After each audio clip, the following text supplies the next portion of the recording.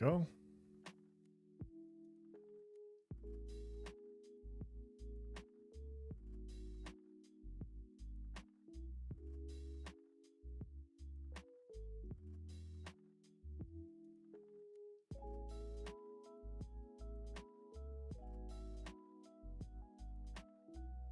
All right, there we go. Make sure everything's working.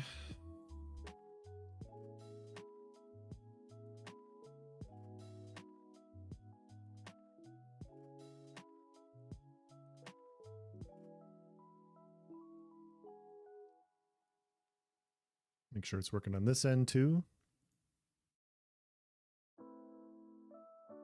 Pockets, what's up, dude? Potato. It's too funny, man. I'm going to keep it just for a little bit longer. Curry, what's up?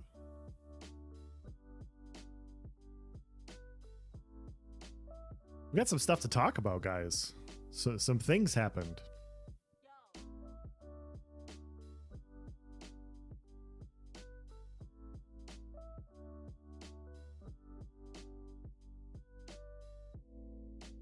There we go. Oh, shoot. Forgot to do this. There we go.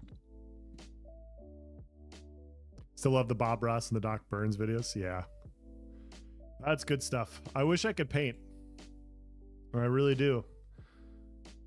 Because that's all a lie. It's all a lie.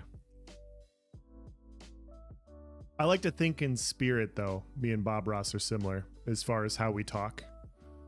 Communicate with people. Just try to be laid back. A little bit less of a rage monster.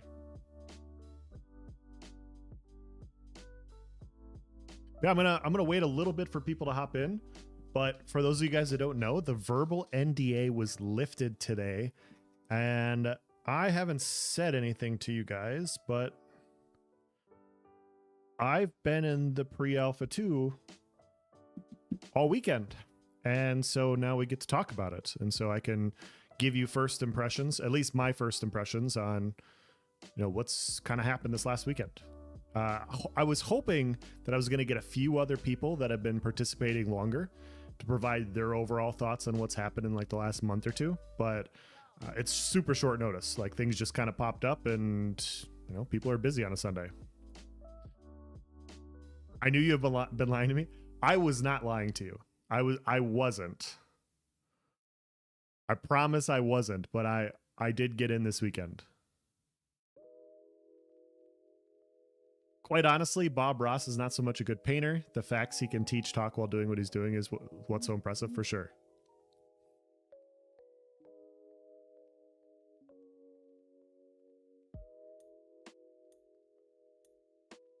Am I an Alpha 1 tester? I am not.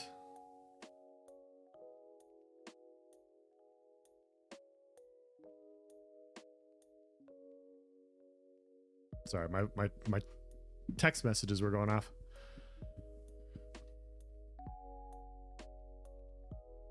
Tomorrow will be better once the server goes down. Are you pre-alpha 2, Curry?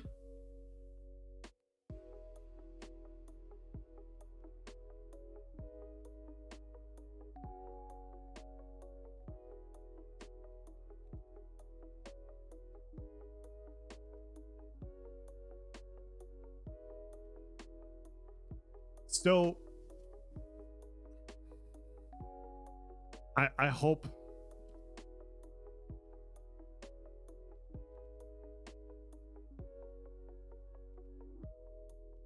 I'll tell you later, Pockets. Shoot me a DM and I'll tell you there. I'm not trying to, I don't know. I don't want to step on toes and upset people or anything, but yeah, I'll tell you. I just, yeah, not here. I don't know what I can and cannot get in trouble for, so I'm just gonna try and not get in trouble. Oh, you're an envious to talk to a lot of people, for sure. For sure. Yeah, I've noticed a huge difference in the last couple days.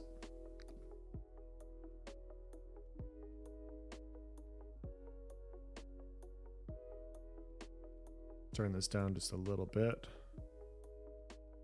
There we go.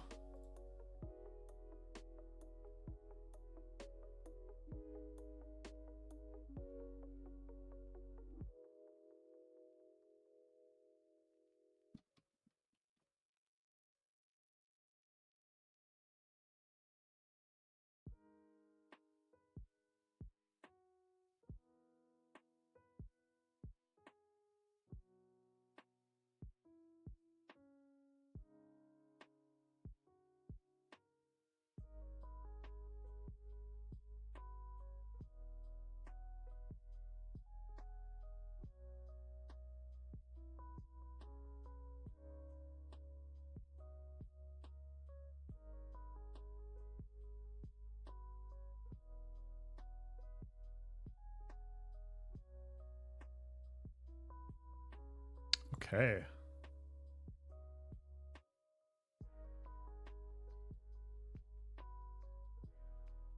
All right, well, let's get started. Let's get started.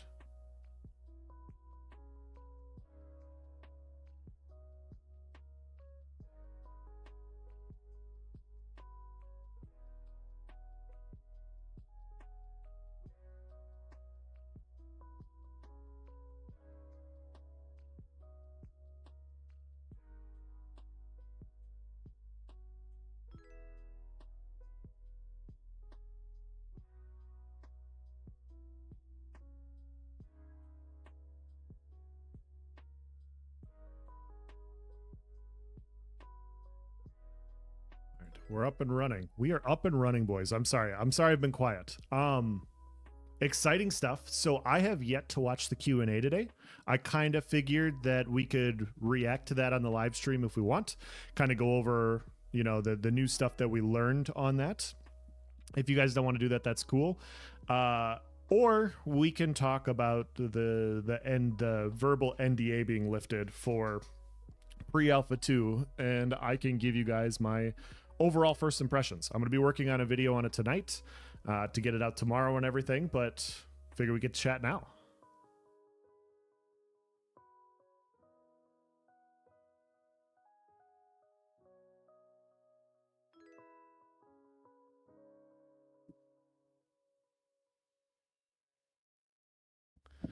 Got some new subscribers. There we go. Welcome in, Thruck. Good to see you. Good to see you. Turn the music down further.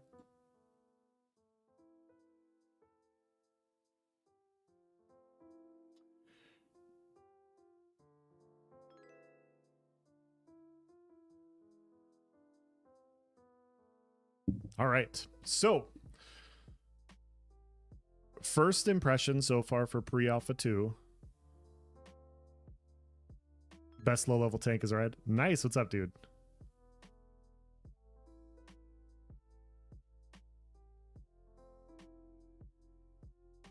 So I have about 10 to 15 hours in Alpha 2. I'm not one of those people that has played multiple patches. I've only gotten in recently.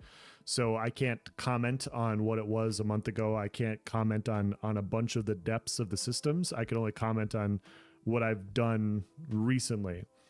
And overall, my perception on what Alpha 2 is so far, it's exactly what I expected. Like it's exactly what I expected. There's some bugs. There's some bugs with NPCs, some targeting issues. Characters glitch out. You know, just random things happen in a certain area that are getting fixed. All that is pretty normal. The combat is going as I expected it to go. The world is honestly as cool as I expected it to be. Performance, you know, if you asked me Friday, I would have said that the performance is kind of worse than I thought it was going to be. And then yesterday it was better. And then today it was even better. And so the last 3 days, they've had 3 separate patches that have incrementally gotten a lot better, like a lot better. And so I'm very curious as to what's going to happen on the Alpha 2 release day, because, you know, that's 5 days. What is it? Yeah, like 5 days from now. And they'll have 5 days to fix more bugs, but then they're incorporating a ton of people. So which issues are going to come through, like the stress testing of the bugs for the servers? What's going to pop up? Like, I'm sure the first day is going to have a bunch of issues, but very promising even in the last 3 days in my experience. My biggest issue with the alpha is that there are currently 6 archetypes to choose from, but only 5 character slots per server. Yeah. I mean, luckily it's like 100 hours. Would they say 100 hours to get to level 25? So I would assume by the time you got close to leveling out your overall character slots, you'll have a server wipe anyways. Goblin, what's going on? Welcome in. How do you think about the rolling to upgrade gear? I haven't really got to that yet, Curry. I've been leveling a little bit. I've been exploring. I've been looking around at things. I've been trying to do a little bit of everything. Like we have Alpha 2 like right here in the next couple of days, so I don't want to sweat grinding and leveling and stuff only to literally have to do it all over again. And so I'm not gonna stress too much about it. I figured out if it works this weekend, I'll hop in and actually get leveling then. But right now I'm just like kind of seeing what there is, you know, because so many people have been, you know, saying it's vaporware and like it's not a real place. And it's like, okay, well, let's explore. Let's see how much is real and how much isn't. And so I'm trying to really take all that in, right? Like try and see what all exists and what all is non-functional. Sugar Swamp, what's going on? Welcome in.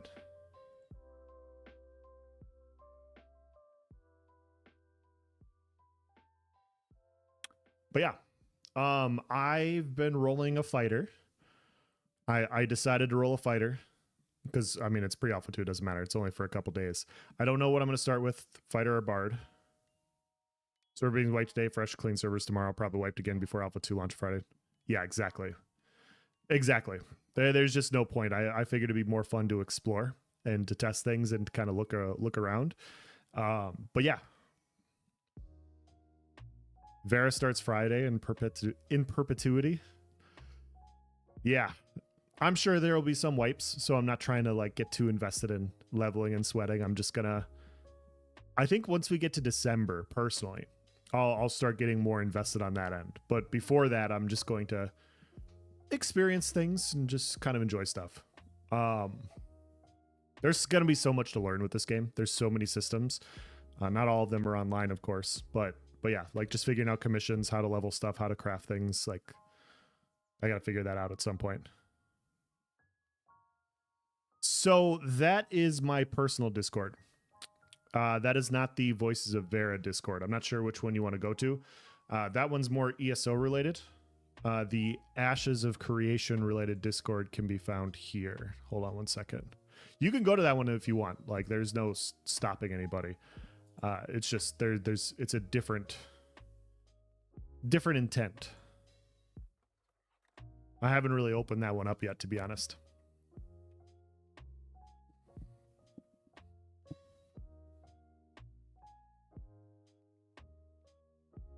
Oh, you're looking for my personal Discord. Okay.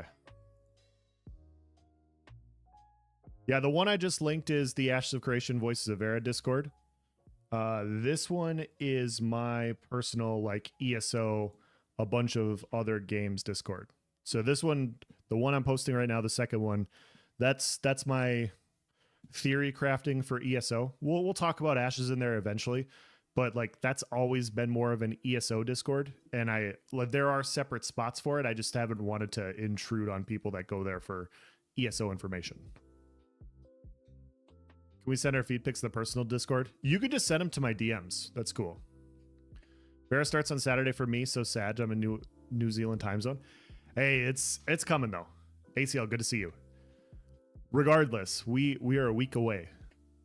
Less than a week away, all of us, even New Zealanders on the coolest island in the world, are less than a week away. That's good stuff.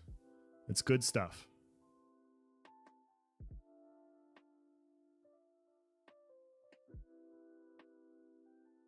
Yeah, I wanted to get a head start on a little bit more info for you guys. I wanted to get some videos out and everything. Obviously, I can't use any footage from Alpha 2, pre-Alpha 2. Nor will I. Like I'm not trying to get banned. But being acquainted with like what's out there and what exists, I think is very important. So for those of you guys that don't know, Nice will also be posting a video tomorrow on his first impressions of Alpha 2. We'll both come out. I haven't asked his opinion. He hasn't asked mine. And so we're doing two separate videos. It'll be kind of fun to see what our opinions are so far after having played in. Because we've been waiting a couple years for this. We've been waiting a couple years to try it out, and yeah, I'm not disappointed. I am absolutely not disappointed. It is exactly what I expected it to be. What class have you been playing, and how do you feel about the general direction it seems to be going so far? I rolled a fighter, and I will say that, you know, before I hopped on to Ashes, I've been playing Throne and Liberty. I've been playing quite a bit of Throne and Liberty, and I've been playing Greatsword Dagger on there. and this could come back to bite me in the ass. This when I say this, currently right now with the amount of people that it's on, it feels very similar to Throne and Liberty's like how Throne and Liberty's melee works is very similar to how Ashes of Creation's melee is working.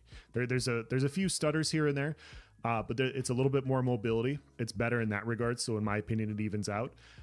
Overall, I think where the combat is, considering that I can compare it to a currently live game, when it's in pre-alpha 2, I think is impressive. Like I haven't been able to get into combat because like I've been experiencing the world. All I'm saying is like melee feels very similar to Throne and Liberty. Throne and Liberty has a little bit more pronunciations on the hits. Like when you hit something, it looks more pronounced, whereas Ashes looks a little bit choppier, which is to be expected. But overall, I think from a melee perspective, they're functioning very similarly right now. So that's probably the best compliment I can give. Obviously there are, like I said, there are bugs. There's times where I go to pull mobs. I go into an area, I wipe a set of mobs, I go back, I wait for them to refresh, I go in and do it again. And sometimes like when I go in a second time, like there's a bug there. Like there's an issue. Some ads I attack don't attack, like I can't attack them, and then they can attack me, and then I die because I'm running across the map, right? Like there's some stuff like that. There's obviously bugs. There's some frame rate issues. There's obviously some performance issues because it's an alpha 2. But if you can kind of see past those issues and realize like, hey, these are bugs, like what's there is cool, in my opinion. What's there has been pretty fun. It's been pretty fun. No one talked to me. How does Ashes feel since NDA is up? I'm enjoying it, man. I am. I've only played this weekend though. So I've only played Friday, Saturday, and today. But I've tried to get as many hours in as possible. I would have loved to get a few people on that have been on for a couple months to talk about the evolution, but it just happened. And so maybe during Voices of Era, we can get a few people in to kind of talk about it more in detail. But my overall perception right now is Friday, kind of laggy, kind of buggy, kind of skipping. Saturday, they came in with some fixes and it was a lot better. Today I played and I was very impressed with like what everything was doing. So happy I can talk about playing Ashes now. Nice. Loved your interview. Thank you. Yeah, we tried really hard on the interview. We tried really hard to get a variety of answers for everybody. And I think it hit pretty well. I think we did a good job of providing answers to people that are new to the content and also providing answers for veteran people that sweat and pore over the Wikipedia every single day. We try to get answers for everybody. And I thought we did that. Is there any corrupted zones or anything corruption related so far? Corruption's very harsh right now. So I've seen some things. I've seen some stuff from a few weeks ago where corruption wasn't as harsh and people were getting PK'd in the starter zone. And with Alpha 2 around the corner, let's be honest about where Alpha 2 is at, guys. There will probably be server wipes, right? Like we can acknowledge that our characters will probably get wiped a few times. And so there's less investment, especially for new players. Like imagine you hop in right away. Getting up to level 5 isn't hard to do. And being a level 5, slaughtering level 1s is going to be easy, good fun for people on day one. Like it's going to happen a lot, right? Like just, it makes sense that it's going to happen. And so because of that, because of no like real risk right away, like of penalties for PKing, because people aren't on a real account, they just upped the penalties severely, like severely upped the penalties. And so it makes a lot of sense from an Alpha 2 perspective. You can get corruption, but once you kill one person and go corrupted, you can lose like up to 3 pieces and your combat efficacy goes to shit like really quickly, which I think is good for Alpha 2. I hope that's not the case long term, but for trying to test stuff out, I think that's the smart thing to do. I like what Steven's message was on this today. The system as it is not finished. Yeah. I have not watched that Q&A yet. I was saving it for this, and I wanted to watch that also. So yeah, we can shift to that whenever. But yeah, exciting stuff, guys. Super exciting. I consider building a good bad reputation as the investment in Alpha 2. Sure. No, and that's true, Ninja. But like when you think about it from this perspective, there's like 100 to 150,000 people invested in Alpha 2. There's going to be what? I mean, there's going to be a larger amount playing Beta 1 and Beta 2, right? Like we don't know what that number is. We don't know exactly whatever Alpha 2 is. I'd assume Beta 1 is going to be double or triple at least, because it's just so much cheaper. And then the live release is going to be even more. And so the reputation you build in Alpha 2, yeah, you can save it. You can build it up with people that are also in Alpha 2. But once you go live, Beta 1, Beta 2, it just doesn't matter. Like you could change your name and nobody knows who you are. And so that reputation doesn't really have to carry, if that makes sense. But yeah, no, I totally understand that, because yeah, we'll be in this for a while. If you keep the same name, people will remember that, and yeah, bad things can happen. But yeah, Alpha 2 being like over a year long, look, you're going to definitely build some enemies if you do it right away. I totally get that too. If they're going to have server wipes, why not make leveling faster then? That's a good question, Sarah V. Did I say that right? What I would say, this is just stuff that I've seen Intrepid say, like they want to go in there and test the systems.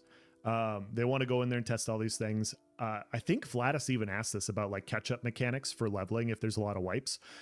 Steven said they're not against it. So I think it's going to come down to how many server wipes exist, right? So at some point, you need to test the overall leveling system. If you're going to have 200 to 250 hours of leveling for the entire game to get to end game, you want to make sure that that leveling experience is good. I'm doing a video discussing this week as well, so this is good practice. But you want to make sure the leveling experience is a good time. There's nothing worse than hopping into a game and you're sent on pointless tasks, right? Like, hey, we get 200 hours of leveling and all of it is doing quest board stuff, right? Like that's just awful, terrible mechanics. It's not good. And so having tests to make sure the initial leveling experience is good, I do think is important. But yeah, if you're wiping 2, 3, 4, 5 times, maybe creating a situation where you can save characters and then reload those characters after they wipe the entire server. I think that would be something that I would be pro for as well. So I would approach the bridge when we come to it, because yeah, I'm not going to want to level to 15 multiple times if we're wiping 5, 10 times in a row. I completely agree with that. Still heard of people gaming corruption, getting corrupted, and then just handing their gear to a friend, then getting killed until corruption is gone. Okay. They answered that in the interview today? Okay, Pockets. Good. For example, people already don't like certain guilds. Yeah, I bet.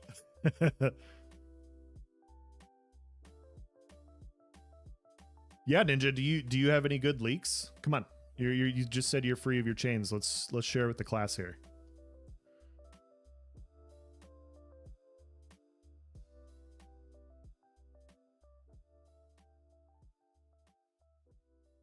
There we go.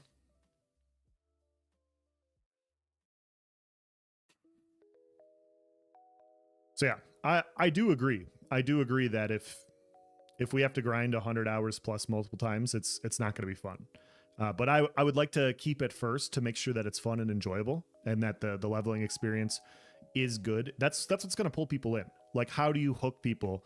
I was just watching a video doing research on this, like trying to get outside opinions of other games, and I stumbled across a Nixium video from like a year or so ago, and he was talking about classic WoW's experience with their leveling relative to everything else. And what he was talking about is, and I don't play World of Warcraft, you guys can stone me if you want, but his entire point was classic WoW's leveling experience is actually a lot of fun, and that's why like hardcore WoW has took off so well for a while, was because people, when they did lose their character, they were okay with the leveling. The leveling was still a good time, so if they re-rolled their 10th character, it wasn't a big deal.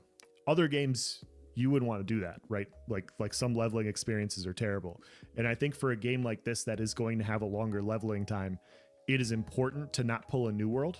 It is very important to not pull a new world to where you're just doing town board quests all day and people are so bored out of their minds that they don't even want, they lose the interest in getting to the next level before they get there.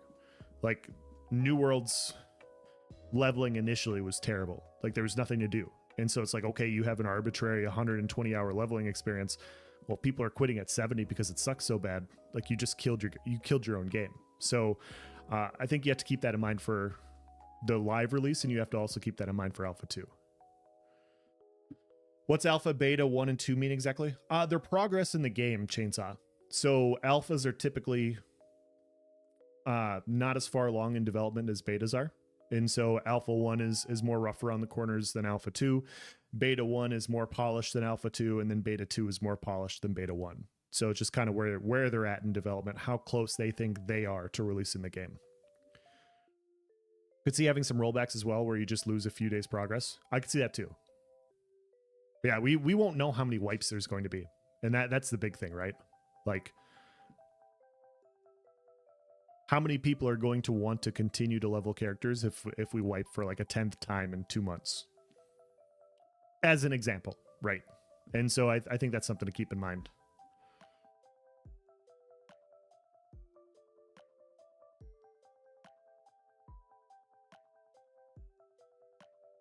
Yeah, thank you for the follow, Thruck. Appreciate it.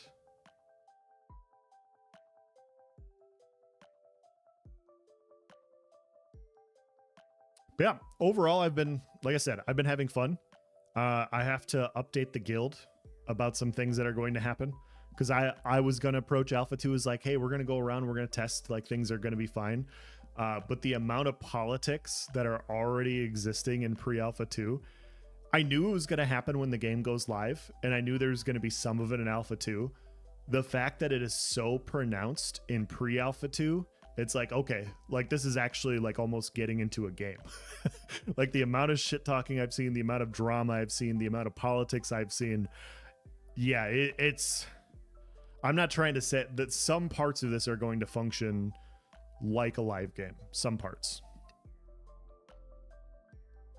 Is there an Alpha 3? No. So Ashes of Creation, they had their Alpha 1 about 3-4 years ago. They're going into their Alpha 2 on Friday, Texas Chainsaw.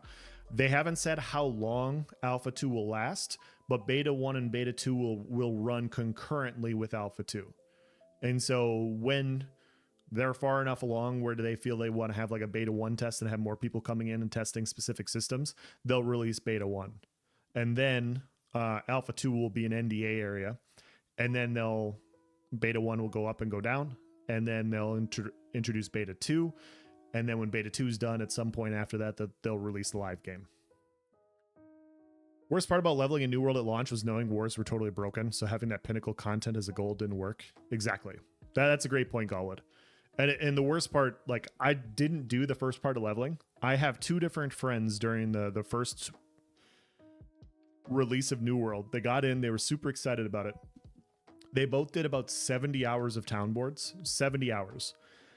And they got so bored out of their minds. They got so tired of leveling. At that point, it was to level 50 was endgame, right? Level 50. And they got to like level 35 or level 40.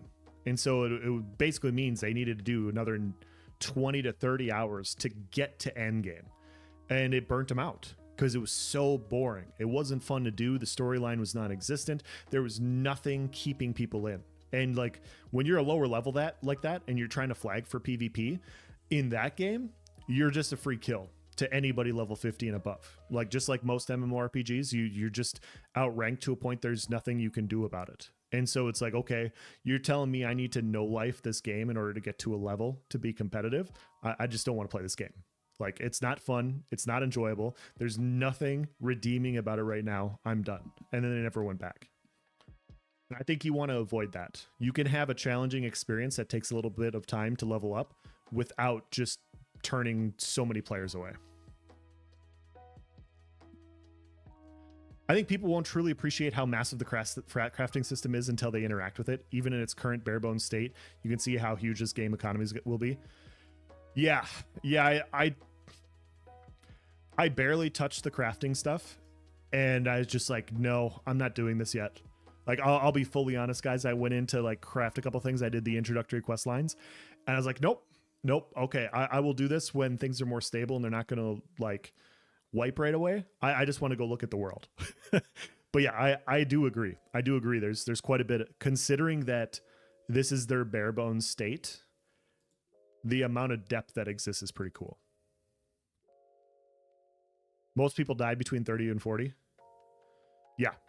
Good point, Viral. Yeah, I had 2 friends that did the same thing. Yep. It was just a no good, no fun time.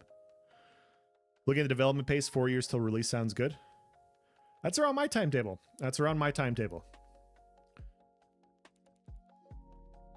Exact same thing happened to me. See? New player experience is very important. Like, it's not the end all be all, but it is very important to not just dull your player base to no end to where they just want to quit your game. You still keep up with ESO? Did you see Skinny's video on item sets? If so, what did you think? So I still do keep up with ESO a little bit. Like, I like to see where they're at, you know, what they're doing. I have not seen that video specifically. No. I've heard that there's been some stuff talking about item sets. I saw a tweet from Ness talking about it, and apparently Nephis did a video about it also. So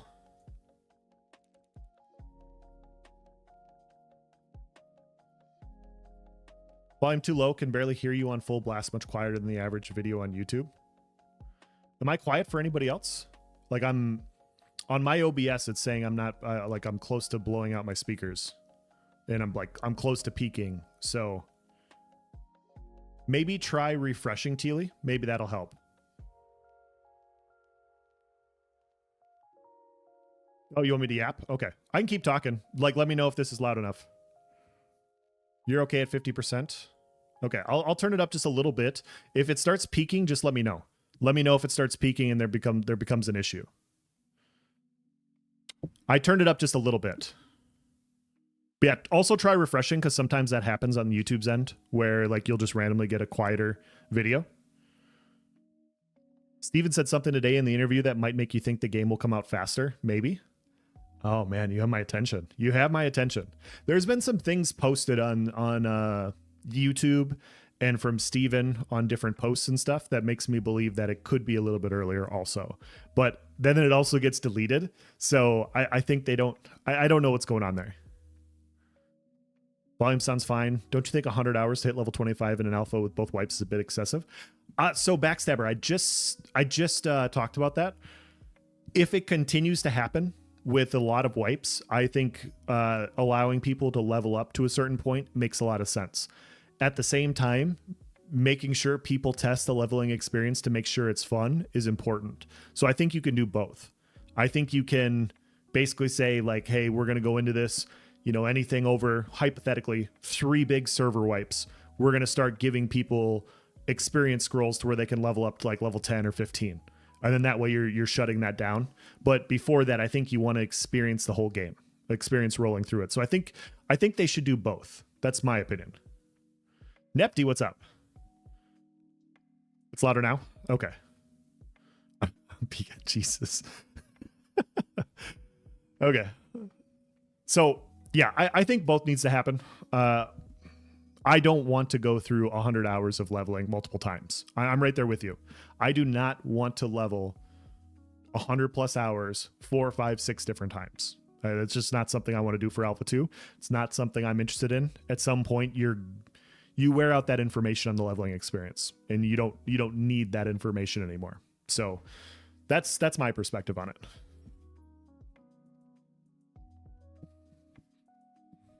But I'm open to hearing other people's opinions as well, of course. Like, if you disagree with that, let me know. 100 hours is a lot.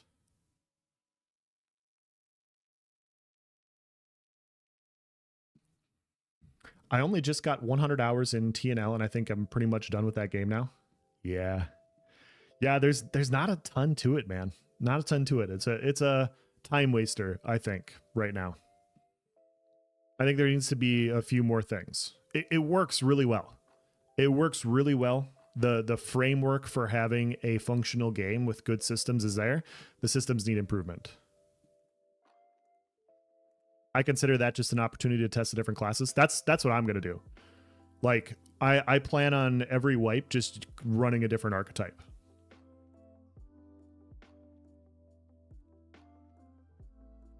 Plan on swapping archetypes, professions, maybe other stuff in order to keep it fresh. The big thing too is, you know, they're going to come out with their weekly or bi-weekly cadence. Is it bi-weekly for content that they're coming out with, or is it every 3 weeks? regardless, the amount of stuff they come out with 3 weeks is also important as far as like replayability for an alpha goes. 6? Okay, so I'm way off.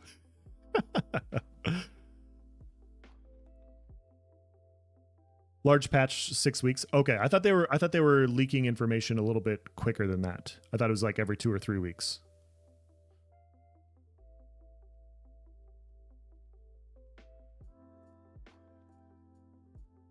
I believe viral over myself. I thought Steven said it a few times in like posts and stuff that it's going to be every couple weeks, but I could be wrong. Heard Jova's pretty isolated compared to Winstead. Is that true? I haven't gotten that far. I wandered around the nodes. I didn't get to level 10, and so Wolves kind of held me back. Wolves in Alpha 2 just absolutely destroy you, especially when they out-level you. First area line hold is basically a friendly NPC point of interest. Pretty much, yeah.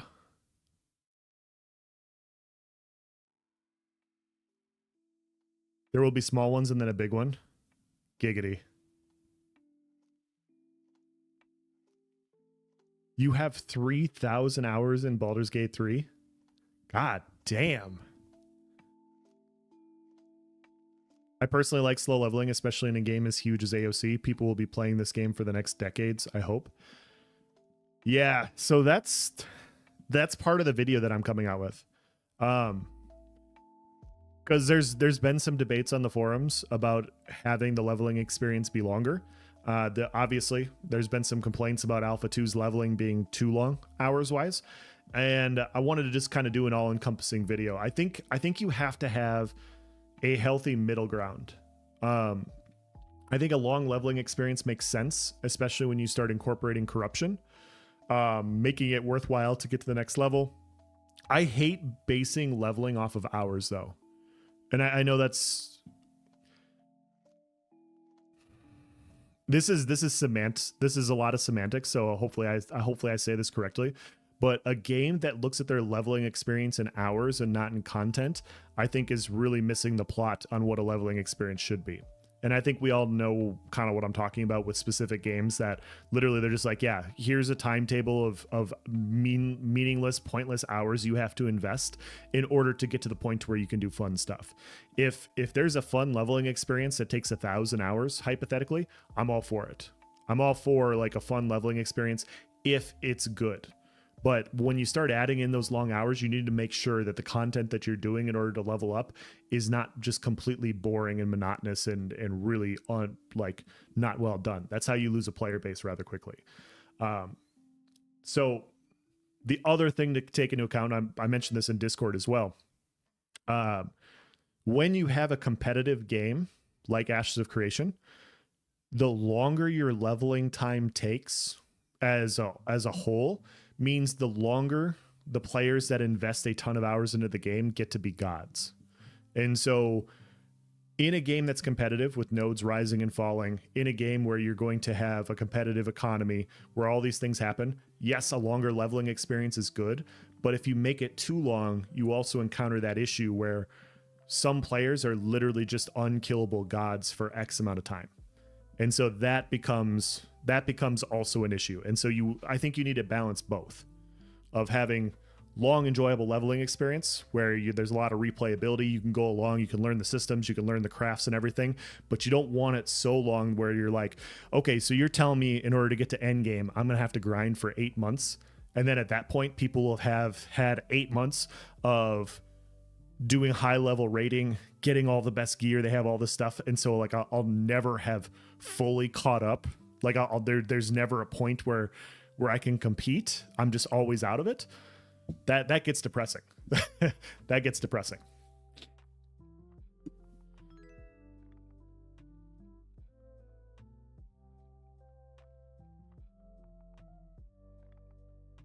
Oh, wow. There's a few people typing here.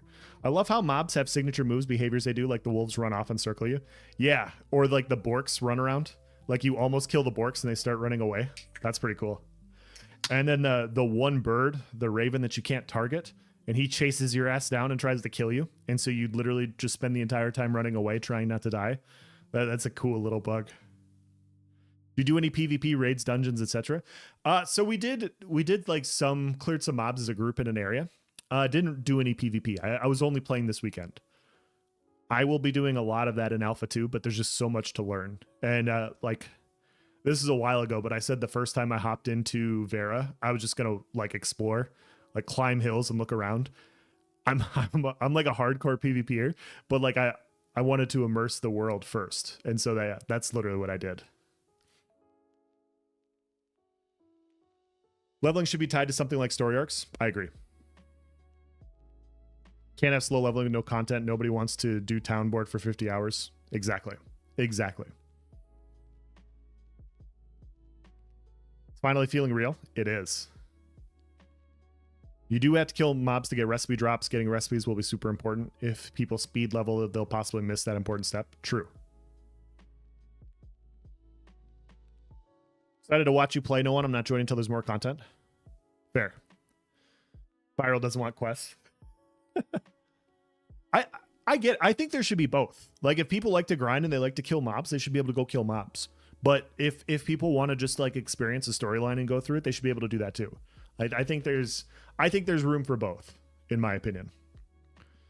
It just has to, I'm not a game developer, but it's just so important to make that leveling experience fun.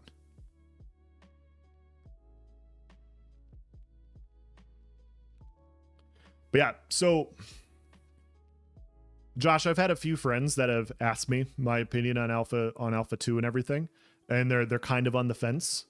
Like I don't know if I want to get in it or not. What do you recommend? And my recommendation has always been to like, you can always wait and see. If you're on the fence, like I'm not convincing anybody. If you're not sure, just wait until you're sure. Like that's been my perspective. And so they haven't closed the keys yet. You can watch Alpha 2, you can watch the release date. The more likely that you're not going to deal with lag and stuttering and performance is later on down. So phase 2 and phase 3. So if you feel like if you were to purchase Alpha 2 and you'd feel cheated if you were getting server wiped and stuttering and disconnecting, don't buy in for Alpha 1. Right? Like that's just, don't buy in for Alpha 1. Don't buy, like if you don't want to spend that kind of money on an alpha because you know like, hey, this isn't a complete game, this isn't where I want my money to go, don't buy anything. Like it's all NDA free. You can just watch. I'll be streaming. Nice will be streaming. Like so many people will be streaming this, and you'll be able to make a way more informed decision then. And so you don't have to listen to my opinion on it today. You'll be able to actually form your own opinion here in about 5 days, 6 days. And so that's what I would say. Like, see what you want to do and then go from there. Any ocean shore content during alpha? I did go to the ocean. I didn't see any water content, but I did go around the ocean, went for a little swim. Wanted to see if I was going to get eaten by animals. I didn't find anything. Have you been to either of the lawless zones yet? No, I was just a lobby. Just a lobby. Yeah. So I would wait and see. And like when you feel like, hey, this is what I want to do, then I would make that choice. But I'm not going to sell people either way. Like my perspective on it is completely different than others. So, but yeah, like I believe that the best chance for performance and everything obviously is phase 3, which is next May. Still won't be a complete product. Still won't even be close, but you'll be less likely to be mad about disconnecting. If you're on the fence about getting in, then it is probably the best to wait until you are so excited that you can't hold back, because then you will be more resilient to the server wipes, etc. Exactly what Galwood said. I completely agree. I don't want to burn anybody on this. And they're like, hey, you convinced me to buy this and it's dog shit. Like, nah, I haven't convinced anybody. That's just my perspective on it. I'm not trying to convince anybody.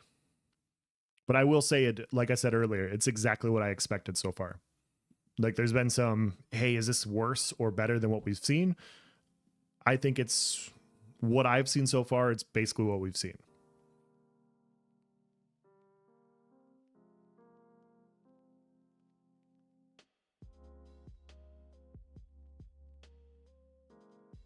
Cleric is my main, but I'd like to help the rest, test the rest. Oh yeah. Yeah, I'll be testing everything. So I'll play one character until it wipes. and then when the server wipes, I'll re-roll a new character. If you guys that are tuning in, you want to pick my character for me, we could do that because I'll be trying everything. So if you guys want to see something, maybe we'll do that, because I can't decide between fighter and bard. I can't decide between fighter and bard right now. So maybe I'll do a poll in chat on Friday, and then you guys can pick for me. Any criticism?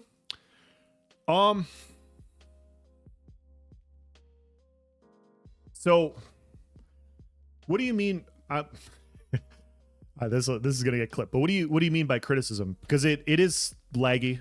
There are bugs. There are issues. There are issues with ads. There are issues with different mobs, like pulling the same mobs multiple times. Sometimes they don't pull. Sometimes they don't aggro. Sometimes they don't de-aggro. There's a lot of bugs that exist in the game, but it's not anything I didn't expect, I guess. So I don't know if that counts as criticism. I mean, it's definitely not a perfect state. It's an alpha. It's what you'd expect for an alpha. But like some of the belief has been, what if they're rugging us? What if they're lying to us about what we've seen, and we show an alpha and it's like some doodle bob sketch and it's barely pixelated. Like you go in expecting Ashes, what you've seen from the live streams, and it's PAX Day, right? It's PAX Day's alpha. Next you must play a lolly furry girl. Oh my God. I will not. Foliage is way less dense than some of the streams from like a year ago or more. Yes, that's actually a good point. Yes, what Shira Nico said. Yes, what I've seen so far, I haven't seen a wooded forest in the same way of the ranged combat stream was. How's the character creator? Is it as advertised? It is not. It is not. So the character creator from 2 years ago is not online currently. I feel like if you don't start fighter, you'd be lying to yourself. Yeah, I'm playing fighter right now. Sometimes the aggro can't be damaged. Yeah, that raven fucks you up. I was like trying to attack this raven and I couldn't target it, and he was just chewing me apart. And there's such a long pull on the ads. There's such a long pull on them to where like you're trying to run away, you lose half your health bar before they finally de-aggro. And then sometimes when you sit down, they continue to go to you. Like you have to wait for them to get like really far away. Is that what you guys are looking for? Because yeah, it's definitely not perfect. It's definitely not. Like there are quite a few issues. Quite a few issues in different areas that sometimes occur, sometimes don't occur. There were some performance issues on Friday that I experienced that kind of went away on Saturday, and they went away more so today. But I would go into this next weekend expecting performance to be bad.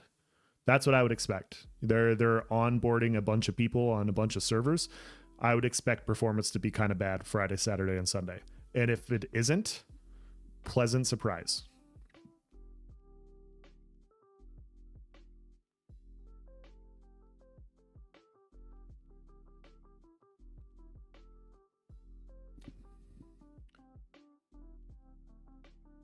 It says Backstabber commented, but it's not showing his comment on my end. That's weird.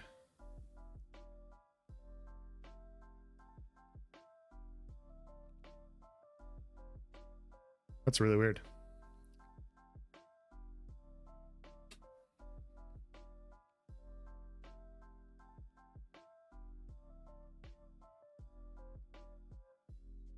I like being in this early as I'm making friends and feel like I'm a part of a community. It's not just about playing the game. Yeah, that's how I feel too. Like that's how I feel as well. Like it's the fact that this game has garnered the community that it has is unlike anything I've experienced in other games that I've played. So that's really cool. And the drama that already exists is something else. You didn't say anything? Weird. It showed you posted. There's nothing there. And I was like, okay, did he send an emoji? Like, I was hoping my answer was good enough.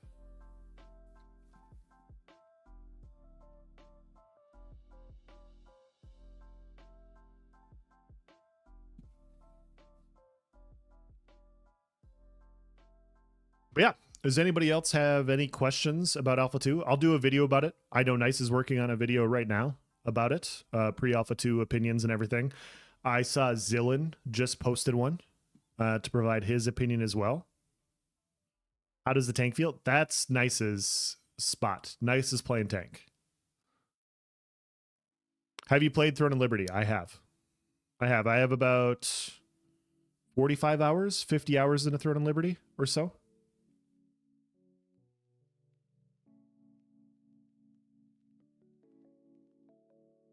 Half the drama won't matter once we're in playing. Well, it's the drama I've seen in pre-alpha too. Like the drama that's exists with players killing each other, which is highly amusing. Like highly amusing to me.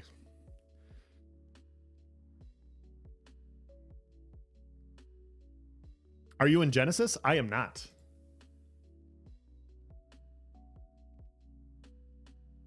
Arrive is cool. Richie's cool. Yes, I have about 15 hours in so far. Also calling it now when 100,000 people go to make an apprentice pick for mining and realize it's complex, people will realize how awesome this game is.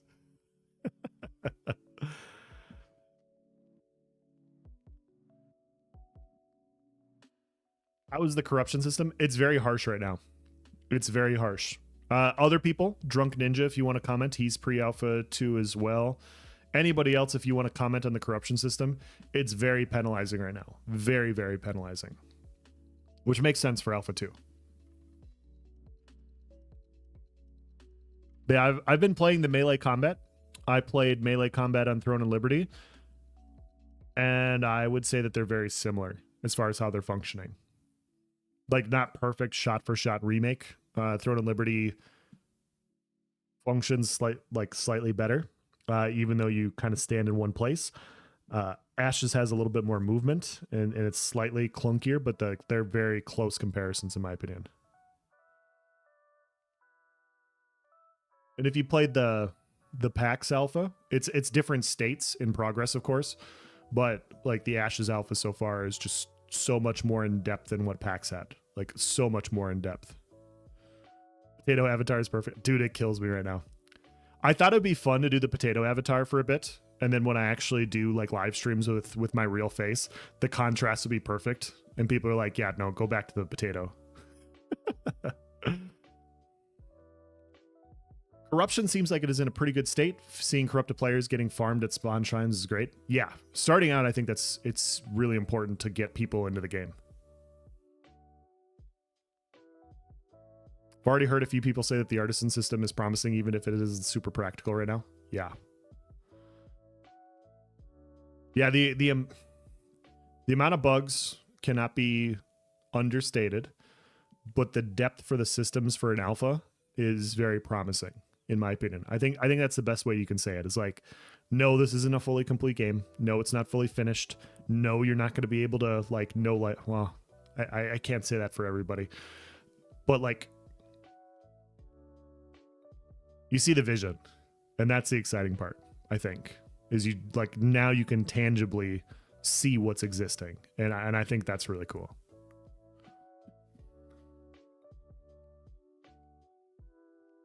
PAX Day felt like acid packs with UE5 build combat. Yeah. Yeah, and it was way earlier in their process and everything. No, definitely not insulting them. I just wanted to like give a benchmark for people that have tried it. So they have an idea of what it is. I can no life alpha 2 for weekends as it stands. Same. Same. I don't want to speak for anybody else, but I absolutely can. And I feel like once we get into phase 2 with more stuff to test, and we're getting a you know, big releases of content every 6 weeks, I could see it. I could see it is what I'm trying to say.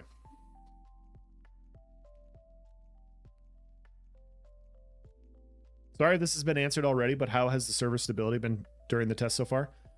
So I've just started playing Friday. Friday, the performance was not great. I felt like I was operating on like 25 FPS.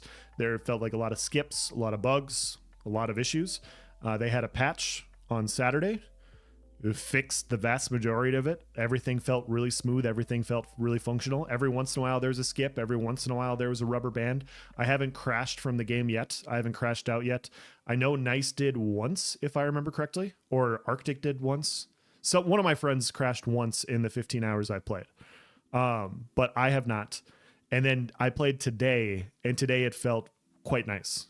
And I don't know if it's due to population. I don't know how many people were on there. They had another fix today, but I think it's a combination of the amount of people on plus the fixes that they've made. It's gotten better and better the last 3 days. And so it'll be interesting to see what happens when they onboard 100,000 people. I would assume it's going to be not so good. That I would just go into it with the expectations that, hey, they're doing something that they've never attempted before. It could go poorly this first time, but I have optimism that they're going to get it fixed rather quickly because of what I've seen the last 3 days. They've done a lot of good fixes. How many classes can you build for in an alpha? There are 6 archetypes so far available for you to test. You can play tank, you can play fighter, you can play bard, you can play mage, you can play, which one am I missing? Cleric, and you can play ranger.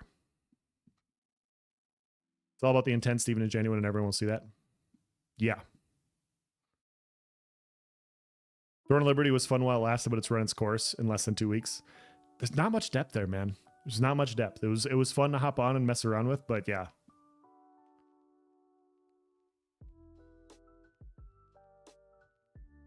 Team works fast. Yeah. That's what I would say. What is my specs? Oh, are we comparing sizes right now, Viral? Is that what we're doing? So I have a Ryzen 7. I want to say it's a Ryzen 7. Oh, let me look it up real quick. I can't remember the exact numbers. I don't want to lie to you and, you know, give you a much better computer than what I have.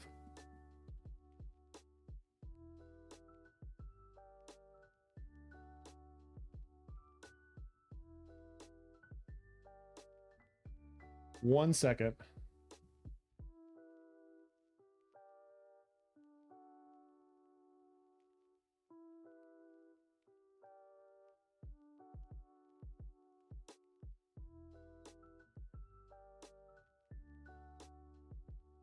Okay, so I have a Ryzen 7 5800X.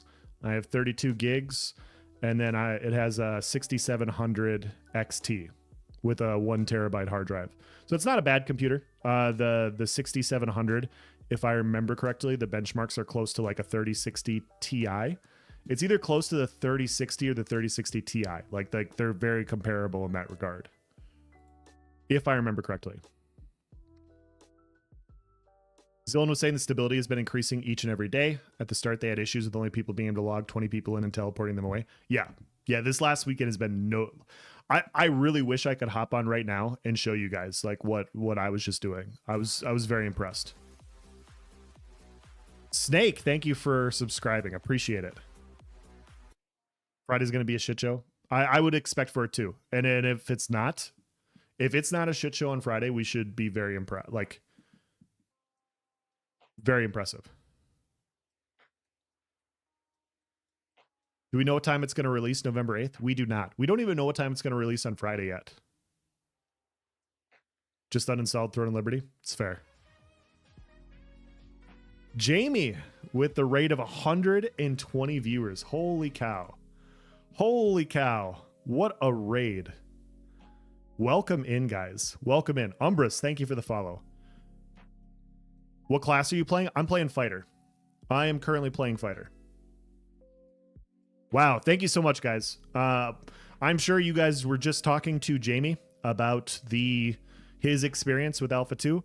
I'm doing the exact same thing over here. I'm just telling people about what I've experienced, my overall perspective. Literally, we're just providing as much misinformation as possible before Alpha 2 goes live. That's what we're here to do. As much propaganda as possible. No, I'm just kidding. I'm just kidding. It's been going really well. I've been having a lot of fun with it, but it is an alpha for sure. Ashes Alpha 1 was 3 years ago. That's crazy to think about. Yeah. Evening. What about Unholy Cows? What about the Unholy Cows? Oodaloo, good to see you. Well-deserved CC for the big raid. Appreciate it, guys. Thank you so much. Thank you so much. Who gets to play on Friday? I'm looking forward to it, man. I have a feeling we might be in a queue waiting and chatting, but I'm looking forward to it. Hey, Potato Man. Daniel, what's going on? Good to see you. We were just talking about feed pics. We were. I don't want any feed pics on my Discord. If you're going to send them through DMs. Okay. Like, let's keep this sensible. How big was the check? It hasn't come in yet. I'll tell you when it doesn't bounce. How does PvP feel as a fighter? I'm curious if there are any horrible matchups. So I haven't PvP'd yet. I've gotten about 15 hours and I've just been leveling and like running around and stuff. I don't want to level super hard with Alpha 2 right around the corner. I'll probably learn it as you guys do. But I just wanted to see functionality. I wanted to see, you know, how much functionality there is in interacting with different people and things and all those other sorts of things. What's up? This isn't ending well. It's where it began. Annie, what's going on? Good to see you. Any class you would recommend to start if it's just your buddy playing with no guild? I heard Cleric is very strong right now. Cleric is very strong. I've heard Mage is very bad right now. There's no guarantee that they're not going to make those adjustments. I would just, like, if you're trying to play with a couple people, I mean, I would go, you can go Cleric Fighter if you want the damage. Or like Cleric Ranger, something like that. I think would be a good combination. No one is a VTuber. Okay, so I have to explain. Yes, I don't have to explain. I don't think anybody wants to hear this inside joke. It's been really funny. The potato is funny to me, so we're just going to keep the potato rolling. Also saying that Friday is full release and a complete game and should be amazing. Yes, that's exactly what I said. I said I can't believe this entire thing is feature complete, and they've been lying to us about it being Alpha 2. I'm just kidding. If that gets posted on Discord and somebody shares that with me, and people take it seriously, it's your guys' fault, okay? I'm just telling you right now, that's your guys' fault, not mine. Need time so I can get in queue on Friday. How is the responsiveness of keyboard input to combat ability skill output? AKA, is there a good feel to using abilities? Yes, it felt really good. My comparison is it's felt very similar to Throne and Liberty's combat. And if I'm comparing Alpha 2's responsiveness to Throne and Liberty, which is a fully released game, I think that's better than what I expected going into it. So there's not the same type of collision, like the impact that your character makes when they're striking something in Throne and Liberty's better, which you should expect for a game that was in development for 13 years. Like, you should expect a fully released game to be better in that regard, but the input sensitivity feels very, very similar, in my opinion. Is this a B-roll? Yes, it is. I can't show content. I mean, I can. I'll get banned. So I'm not trying to get banned. Okay. I'm just here so I don't get banned. How good did two-hander feel? I like it a lot, man. I like it a lot. Poopo, what's going on, man? Good to see you. Heard level 25 will take 100 hours. Yes. I heard that as well. There you go. Heard that Ranger is weak, but it scales with items. Do you know something about that class? Not yet. I will. But I do not know much about the Ranger functionally. I do know that Lineker streams, and Lineker's been playing Ranger off and on. I'm sure there's some people in the chat that can comment specifically about Ranger. If they want to provide feedback, you guys go right ahead. You guys can feel free to release all the pre-Alpha 2 stuff you want in chat. You're not going to make me feel bad. Yeah, verbal NDA is lifted. The actual combat isn't. Want to be a Mage Vanguard? Potato's awesome. I love this feature complete game. Oh my god. We need to... Okay, DM Lord. We need to come up with a way to say this so that the people in this chat knows that it's a lie. Like, it's just our thing, right? So we can... I'm trying to figure out exactly how to say this. It is absolutely not feature complete, but it'd be fun to just joke about this for the next week. Caged Games, good to see you. Riken, thank you for the follow. Kellevander, thank you for the follow. Armored Monkey, thank you for the follow. Pong Pongshi, thank you for the follow. Just Yizong, thank you for the follow. I probably said that wrong. Umbras, thank you for the follow. And Lian Yag, thank you for the follow. Appreciate it, guys. Combat feels amazing. I would say so. I do think it feels quite good. Can you trade with other players? Yes, you can. Lobster, what's going on? I'm going to have to rewatch later, but just found out the NDA is being lifted. Yeah, the verbal NDA is lifted. Isn't Ranger getting reworked? I'm not sure. No one, did you test or have you tested? I have. I have tested. Was I able to find the Holy Sandal? The search continues. I'm still working towards it. Punkle Floofin, thank you for the follow. Freedom Cleaner, thank you for the follow, guys. Appreciate it. You're proposing an inside joke? Yes. I want there to be misinformation on Discord that we know is misinformation.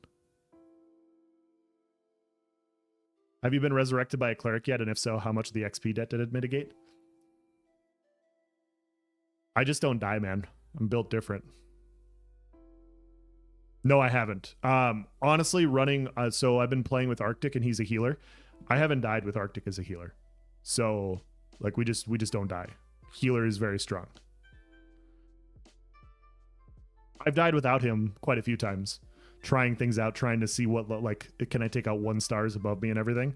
But yeah, with a healer, it's completely different. Just going to say one thing. Wolves and bears are not your friends. Remember that. Dude, wolves, fuck those things. I watched that DA interview last week and I was like, and they were talking about the wolves. And I was like, oh, these guys have some PTSD from the wolves. It is justified. It is justified. This Korean alpha release is so awesome. I have a theory that a plate mage will trump a fighter, and mages in general are the paper to a vanguard's rock. Oh. Be fun to see that figured out. Have they given you guys a checklist for the priorities yet? So I did see that message, Tana. I'm gonna message you privately about that. I think they mostly just want us in there to report any bugs, like stepping over every part of the map and providing feedback.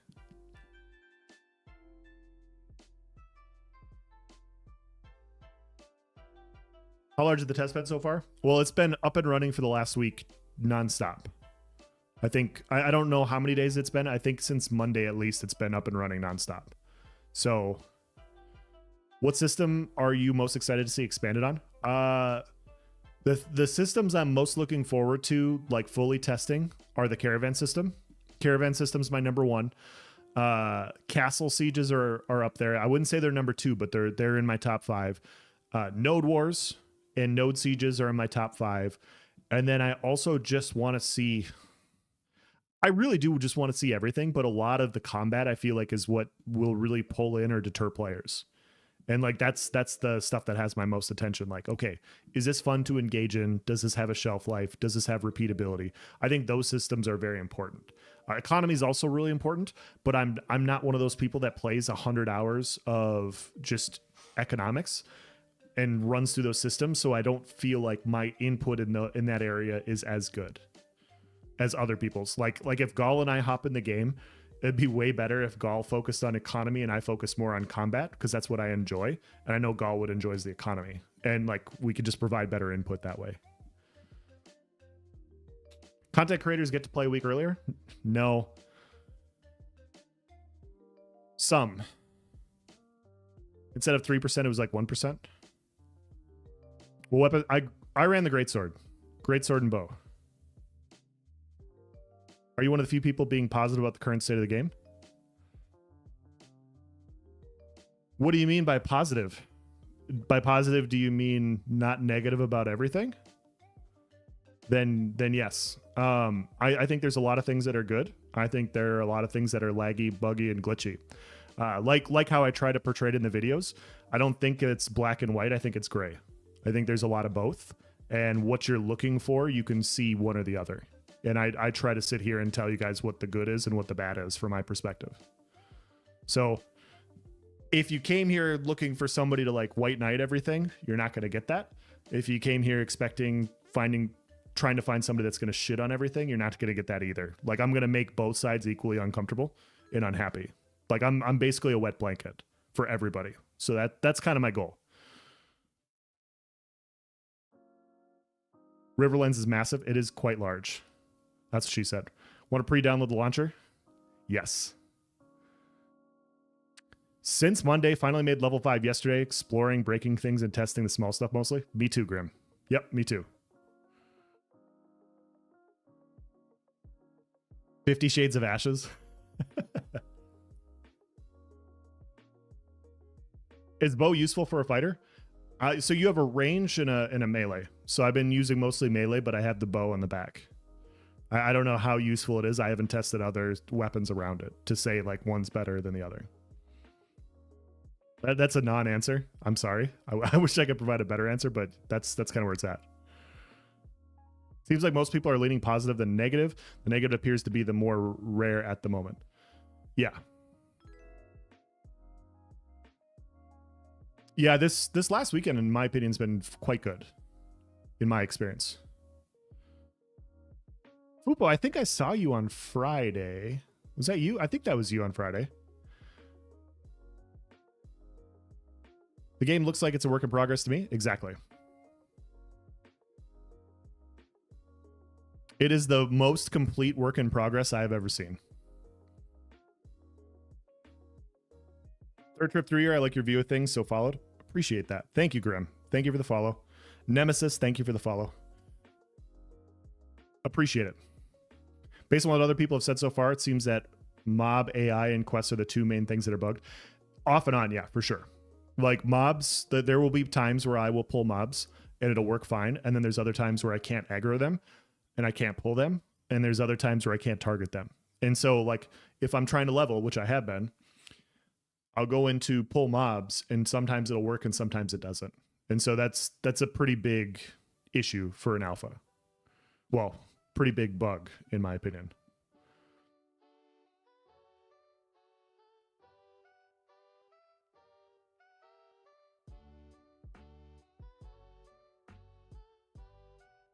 What class felt the best to you? I've only been playing fighter. So fighters felt the best. Maro, thank you for the follow. I was referring to social media, not creators. Fair. There's quite a bit of negativity around. There is. And I think some of it's warranted for where the game is. Like knowing it's not a complete game. I think negativity and criticism are two different things, right? And I think a lot of the negativity comes from not knowing. I think a lot of the negativity will disappear in one way or another this weekend. So people that had high expectations that aren't being met, they're going to leave. People that had really low expectations that were exceeded are going to be happy. And I don't know where you guys stand. I don't know where you guys are on the scale, but I feel like where it is right now is exactly what I expected. You mean this is only an alpha? I can't believe no one has told me. I know. It is a fully feature complete alpha 2. And by fully feature complete, meaning like nothing's feature complete. For an alpha, it's very good. Anyone who thinks differently is fooling themselves.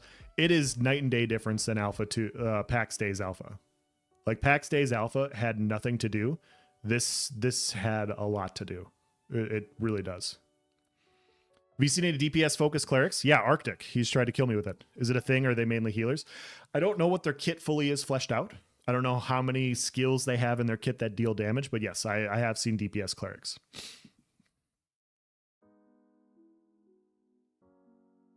I just wish that the dev team would emphasize that it's an alpha and that things are subject to change. Me too, man. Me too. I mean, they've been doing live streams for years now, and they have not once said that this is an alpha and things are subject to change. I just don't understand why they don't do this. Like, why do they gaslight their community into believing this is a feature complete alpha 2? I don't understand.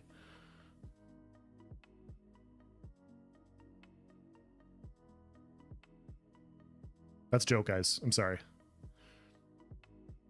Criticism is important, but also doesn't warrant being a dick. Yes. Yes, there's a difference between constructive criticism and being just negative.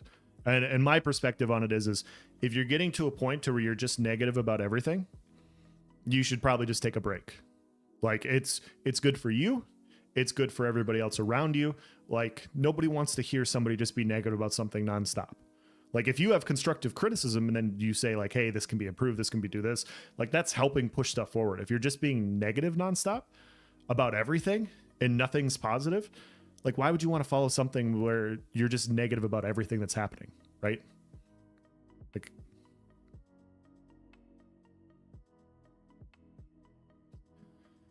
has the testing I've been in actually been fun? Yes. Yes.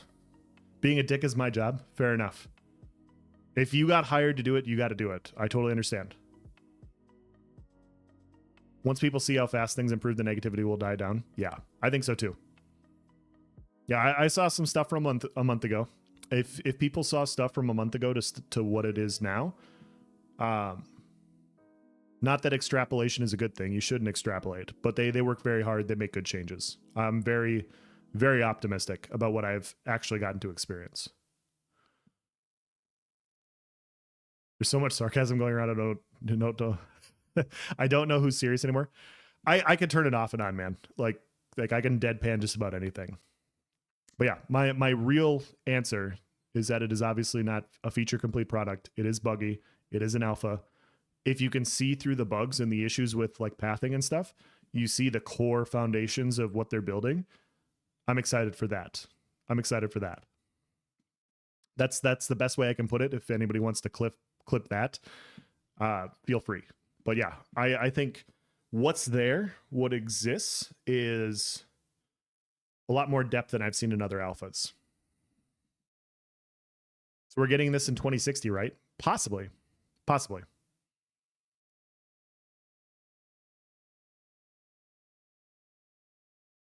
Doom and gloomers are a fun crowd. They show things that weren't real. It's definitely on them. I mean, real and not ready for Alpha 2 are two different things, but yeah, I get that. Can't wait for the PvP. It'll be fun to make people mad at a game. Again, last time that happened was with Classic. Yeah, I was saying this earlier. I was going in Alpha 2 looking to just like casual it up and test all the systems, you know, casually figure stuff out, figure out how to optimize things well, figure out how everything's going to function. And then the amount of drama that I've seen occur from people killing each other and stuff on and off the game, I feel like I have to warn my guild in advance, like, hey, this is not a feature complete game, but that doesn't mean people aren't going to treat it that way. And the amount of drama you're going to incur from just trying to test stuff is going to be very funny.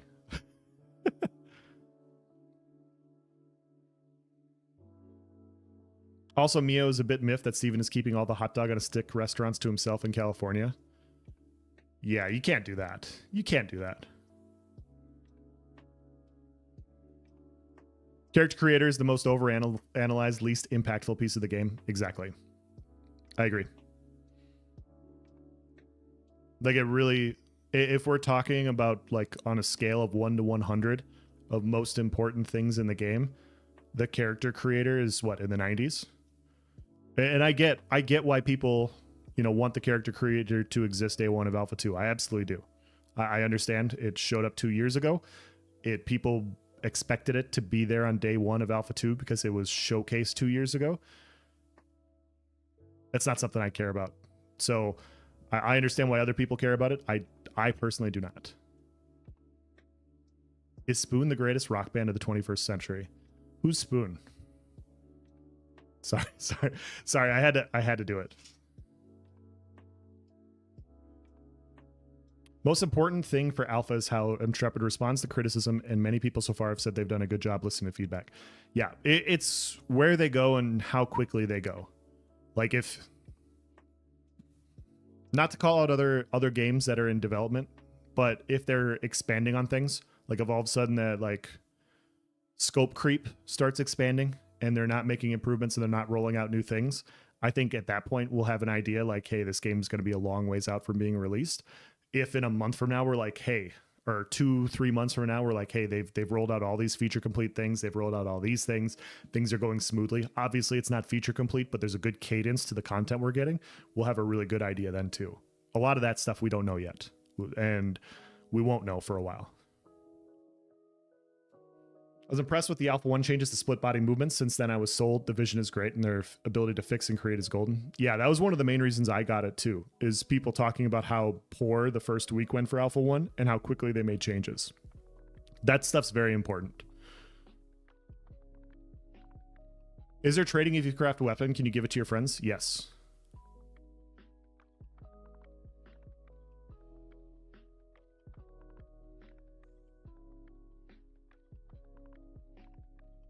How do you feel the artisan gathering leveling up is currently? Personally, I felt to be incredibly slow. I haven't done a ton of it. I would say probably, yeah. Especially with like new characters. There's probably speed up processes as you level up in the different artisan systems. I can't really comment on that, but I can see your point of view. Getting it on Friday, I'm going to have fun with what is available and then continue to have fun with whatever they add in the future. Sure. Else popping off. What's up, Arctic? Good. Go on. What's going on? Okay, Else, can you get stuck on a pebble like in ESO? I haven't gotten stuck yet. So I haven't gotten stuck. I've had add leash pulls go really poorly for me. I have had my weapons bug out to where they disappear. I have had ads not pull, ads not being able to be targeted. All these sorts of things I've had happen. I've had rubber banding back and forth. I have not gotten stuck on a pebble yet. Zillin, what's up, man? Fun. Yeah, very fun day. I haven't checked out your video yet. I'm going to do that here in a little bit. I'm looking forward to it. Functions of the character creator exist. The content variety is all that's missing. Yeah. Am I the only one who's going to comment that the potato is left-handed? I am left-handed. So, yeah. That's the hell out of it. All functions work. Okay, there you go. So Grim Liberty, the functions of the character creator exist. The content variety is all that's missing. And this is a person that cannot be verified. But with that said, I trust them fully. Tested the hell out of it. All functions work. Yeah, I think a lot of it comes down to all the different racial passives, like adjusting all that and making sure people's, arms aren't poking through armor and those sorts of things, making sure everything meshes well. When you start incorporating so many race design, racials changes with different armor changes, it becomes a potential issue to where it's not going to look good. And yeah, I don't think that impacts like how people are going to approach the game. But I do understand that criticism also.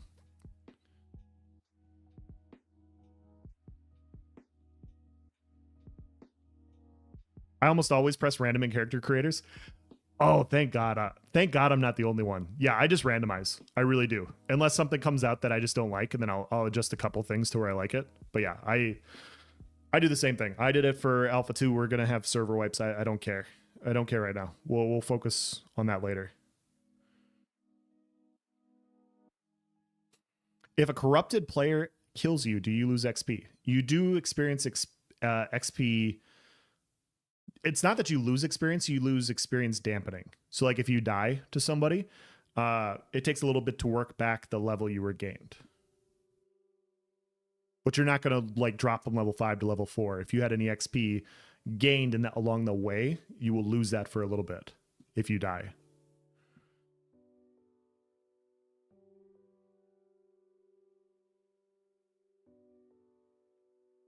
Just from the first bot test to now, they've done so much.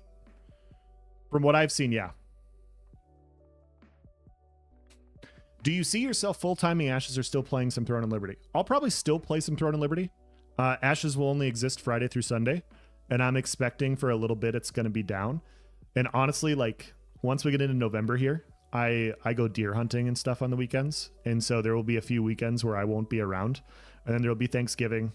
And I don't know if I can tell my wife and my family that, yeah, I want to spend time with you guys and not them on Thanksgiving. So I don't know how much of like the weekend stuff I'll really be able to do, but I'll be streaming quite a bit. And then come December, I'll be able to stream a lot more often and I'll be able to go into that. So in the meantime, like during the week, if I'm playing a game, I'll have to play something else. So yeah, I'll play some Throne of Liberty. I'll probably give some New World a shot as well, because the new free-for-all zone is right up my alley. I haven't hopped on that yet, though.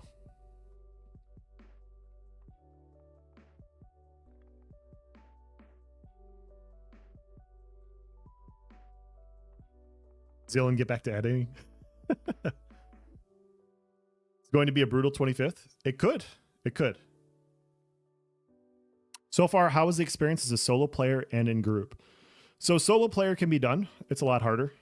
It's a lot harder to not have cross heals, because if you don't have cross heals and if you don't have like a cleric that can keep you up and running, you need to take time to rest and recoup. And so they're like, I'll do 2 to 3 pulls. I'll be out of resources, or my health bar will be low, and I have to go sit down and wait to recoup it. Whereas if I'm running with Arctic, as an example, I can run and grind stuff a lot further. Like, he's supplementing my health bar, and so then we're waiting for my mana bar and my stamina bar to go down, and then I have to recoup after that. And so in a group, 2 to 3 people is way better than solo starting out, like way better, as far as like continually pulling mobs.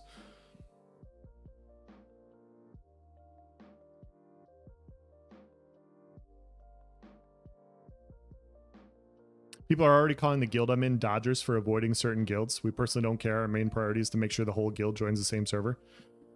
There's going to be PvP on every server. Like, that's the weird part, right? Like, there are vocal, announced guilds that are out there right now that exist. But just because they exist doesn't mean that there aren't also other guilds that exist that aren't on the official forums and that aren't on Discord. You can hop into another server that doesn't have as pronounced of guilds, and some of them will be a lot better than what we know about. And so that entire thought that you're going to avoid people is silly. Like it really is. Like, I think there's going to be so many guilds coming from all over the place, and a lot of them don't talk much. A lot of them do not talk much, and they're waiting for Alpha 2. Can you swim? You can swim.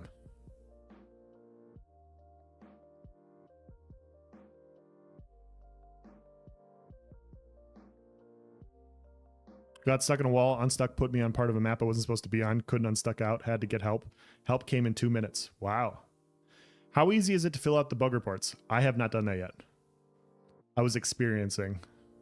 I talked to somebody about the Raven, the Raven issue, and they were like, oh yeah, that's a known bug. So I didn't report it because they already knew about that. And like some of the NPCs bugging, that was already known as well. If a corrupted player kills you, do you lose XP? Yes.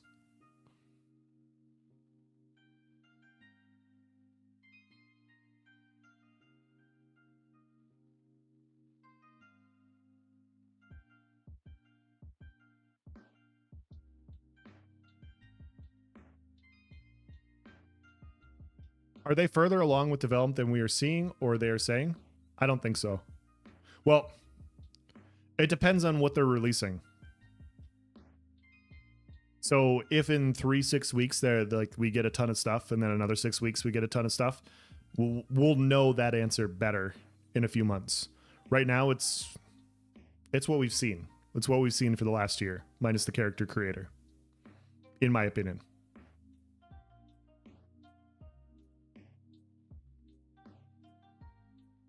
How'd you feel with the death penalty so far? Too harsh or just right or not enough? I'm a lower level, so it doesn't feel harsh. It doesn't feel harsh to work it off at all. I haven't gotten to the higher levels to know how punishing the higher level death penalties are. It worked off rather quickly. I barely even noticed it, to be honest.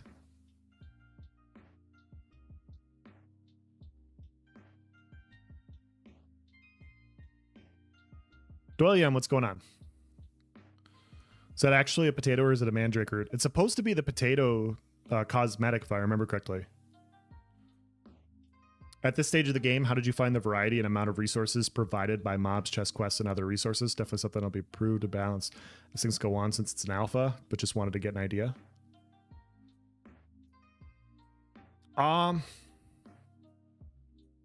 It's tough to know how those fit in the grand scheme of things since I'm so new. So I wish I could give you an answer, but because we're up to 25 levels and I'm like level 6, I can't tell you how impactful it is to have these things coming to me at level 5 and level 6 relative to my leveling process, because I haven't gotten there yet. If other people in chat want to answer this croissant question, feel free. I don't know. I don't know.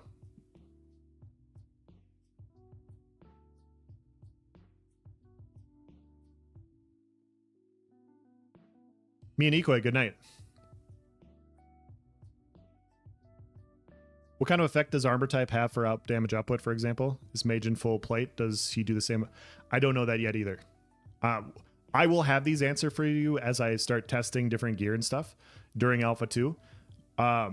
With when I got to get into test pre-Alpha 2, I was never going to grind that many hours in a day to get to a level to where I could test those consistently. So I don't have that answer yet. Maybe Zillin could answer you. DA, some of the other people that have been around since day one. Swimming already better than New World? Correct. It's more silly that people care and put so much trash talk into the PvP aspect of a game. Yeah, I mean, it's part of the game. Like, some people get heated and stuff, but just knowing that that exists and how to prepare for it, I think is important too.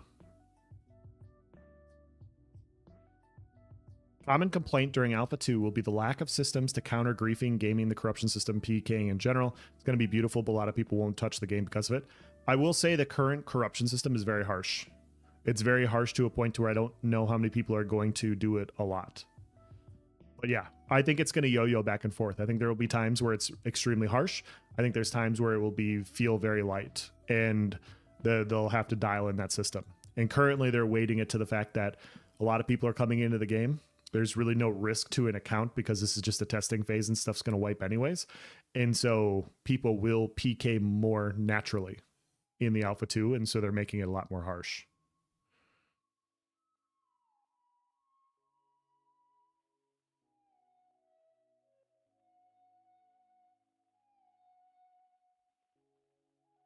Oh my god, you can swim. Already better than the New World release. Yeah, so I did a video a couple weeks ago talking about the rollout for Phase 1, and I made fun of New World a lot because we can all agree, whether you like New World or not, it had arguably the worst release of all time, right? Like I think this is pretty understandable. Like, even if you die hard sweat the game, we can acknowledge that the first year didn't go well. I was sitting here and I was like, yeah, the content that we're getting is more than New World's, like making fun of New World. And people interpreted that as me glazing Ashes of Creation. And I couldn't believe it. Like, I'm sitting there and I'm like, guys, like, imagine you're sitting down and never do this because I'm not trying to get you guys killed, but like your girlfriend or your wife comes up and like with like a really nice cake, a homemade cake, and she lets you try a piece, and she says, hey, what do you think of this? What do you think of this piece of cake? And you say, well, at least it's better than that 3-day-old shit from the grocery store. Is that a compliment? Does that sound like it's a compliment? Because I don't think it does. It's like, hey, this is at least slightly better than the worst thing of all time.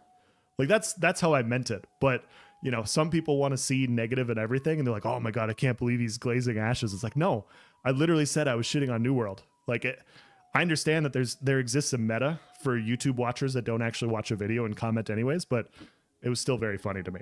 It was very, very funny to me. Have you played the UE5 version of Ashes? Yes. What has been the main camera setting action tab that you've been playing on? Action.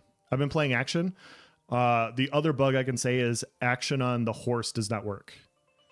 It doesn't work at all. Action camera with riding a mount does not work properly. So yeah, that's another bug. I forgot about that until now.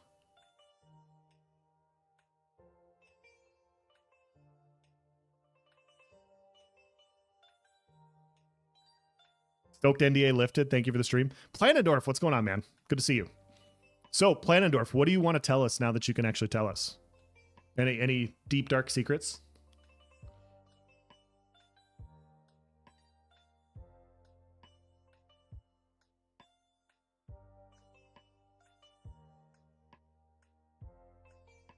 Is it comfortable to level up Artisan Profession by yourself at first, or you need some help from the start? Grinding mobs, it's better to have a group of people. As far as leveling up at Artisan Profession, I don't know. I wasn't doing that. I was just kind of like roaming the world. Like, I wanted to see if I was going to roam over a cliff and like it was randomly going to disappear. And like I was going to hit a wall and it like the world doesn't exist in the size that they said it was. I was literally just kind of seeing like, okay, what exists, what doesn't exist. I didn't really dive into the systems too much.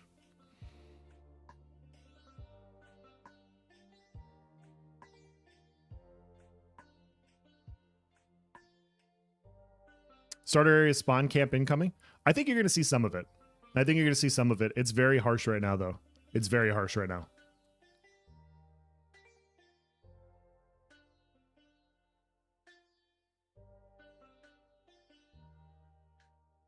Going red will make you hate life at the moment. Yeah, that's what I've seen. I've been playing with Arctic, and he's been unhappy about going red. So that's where it's at right now.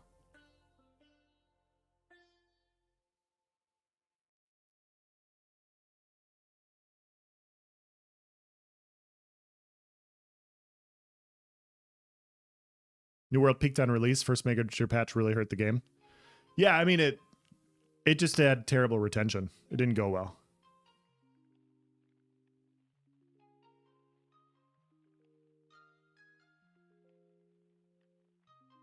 Does the action combat feel like Throne and Liberty action combat? Yes.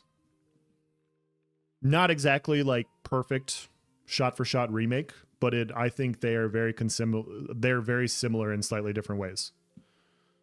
The biggest difference I've been saying, Surgeon, is in Throne and Liberty when you make contact with the NPCs, it's a lot more pronounced. Like the feel of impact feels a little bit better, which makes sense because it's a fully released game. The movement and responsiveness feel the same. The responsiveness feels the same, and Ash's movement, in my opinion, is better. That's a subjective thing, though. Like, movement is subjective, but I think it moves better. I think the responsiveness is the same, and I think the impact is slightly different. It's the best way I can judge it. If there's another criteria to judge, like, comparing Throne and Liberty to Ashes, I will attempt to do so. But yeah, I think they're similar in quite a few ways.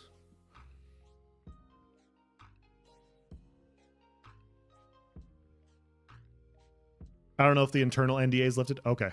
Well, if you want to just log on to another account, Planendorf, like maybe sign in under Lanendorf, and then just talk to us then, like none of us will say anything. I'm just kidding. Don't do that. I'm Quaternion Slurp. What's going on, man? Holy cow. Good to see you guys. 2 developers in chat. Well, there you go. If I'm lying, they can tell me I'm lying. But that's been my perspective so far.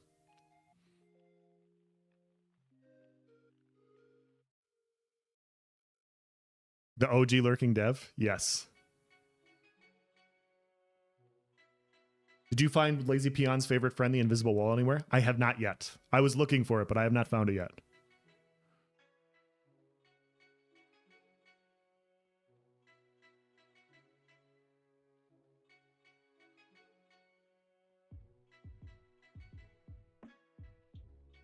Is there a best node in Alpha 2? I think we'll find out as we get into servers. I think each node will be different. Is this Alpha? Yeah, it's currently we're talking about pre-Alpha 2. Alpha 2 happens on Friday.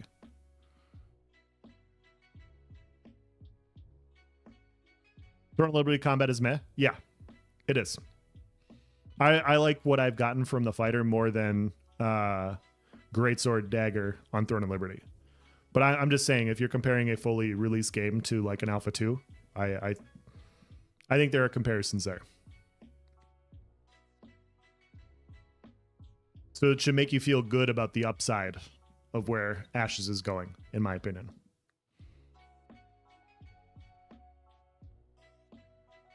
I was thinking if TNL is the point of comparison, game is DOA. Not at all. Not at all. One is releasing feature complete, and the other one is clearly not feature complete. They're 2 completely different things. Like if I were to make you like a meal and you went to a 5-star restaurant, they're 2 completely different levels of depth to the flavors you're going to get. And I like to consider myself a good cook. I do. But there's 2 completely different things. It's 2 completely different things. One has a few more years of development to go. And so, yeah, there's a lot more cooking to be had. All the devs here, right?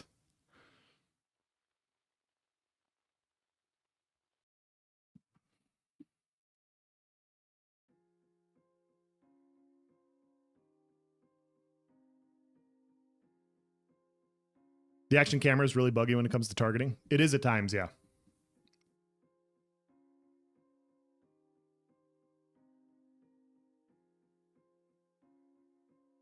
I'm trying to catch up with chat, guys. Sorry.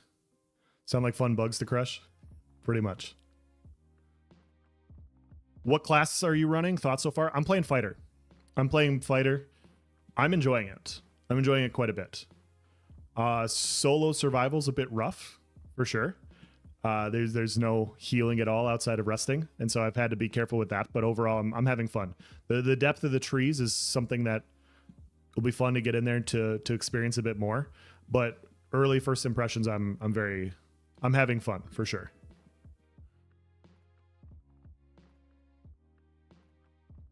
It's been fun exploring the different weapon trees. I need to do that too. I've only been playing Greatsword. How do you find navigating using the maps? Do you get lost easily? Player pin seems offset. No, the map seems pretty good. I know they say it's a work in progress and everything, but the map that they have is better than some other MMORPGs that I've played. Like, it's way better than the ESO map. It just overlays pretty easily. I don't know if I'm not going to say it's the best overlay of all time because I have not played other MMOs with like really good overlays, but it's not the worst. I wouldn't complain about it, I guess, is my personal opinion.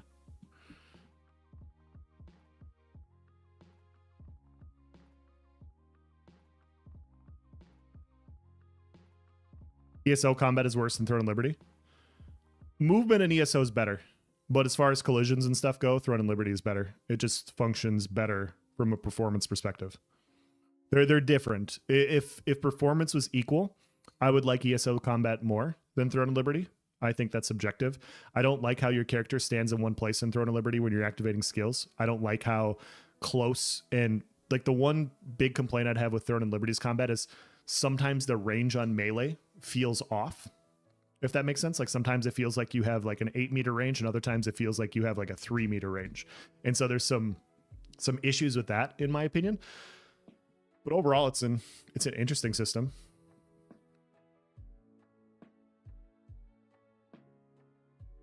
Difference is cooked, iced, and complete cake, and the batter is still in the bowl, which might taste good, but a cake is not. It is not exactly. Just play cleric. I'm playing fighter. I will not play cleric. I'm not going to be a Healy boy. I refuse. For now.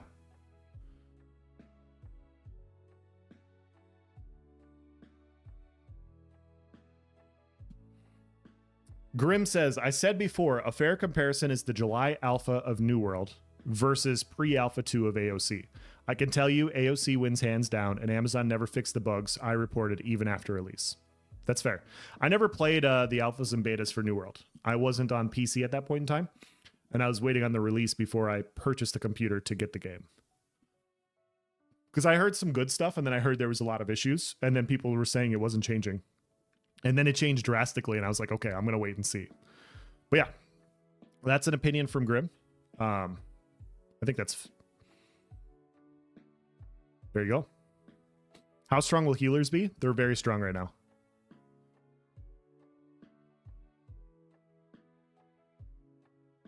Is there a TTK expectation? They said they want the TTK to be lower. But it's tough to know where the TTK is at when you're different levels of gear, like those sorts of things. It's tough to know exactly where it's at right now.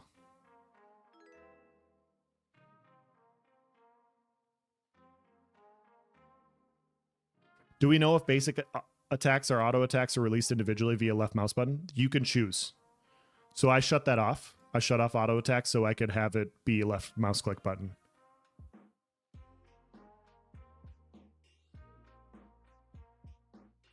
Everything performs better than ESO? Correct.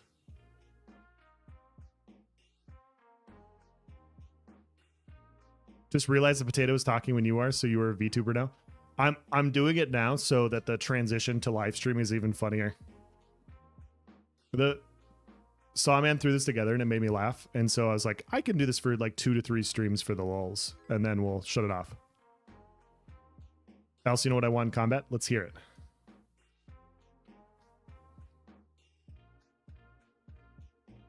Depends on weapons too. My movement is great in Throne and Liberty as crossbow dagger. Yeah. And my movement feels fine as Greatsword, Dagger, and Throne of Liberty.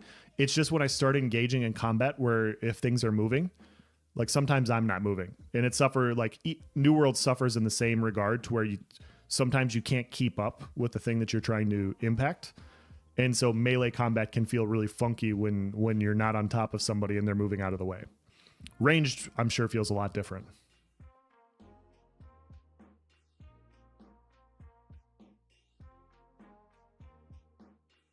What I think? I think Fighter's fun. I'm enjoying it. Fighter is one of the best kits. Yeah, it's been fun. Solo Cleric is the opposite of fun.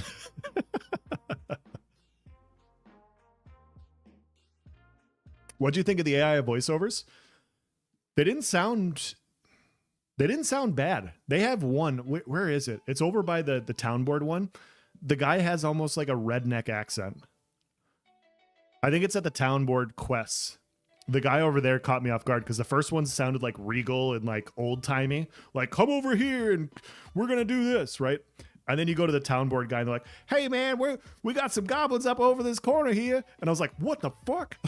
that caught me off guard a little bit, but it makes sense that, you know, they're pulling in voices from different parts of the office and they obviously have somebody from the South. So it was a surprising change that was very funny to me.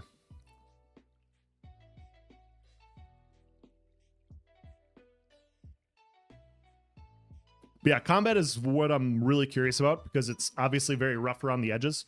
Obviously, a lot of the things they haven't incorporated yet, and seeing how that develops is going to be something I want to follow. I hate auto attacks. Me too. Me too. I want a system to where I can incorporate my basic attacks with other skills to create burst. And having auto attacks is not as much fun.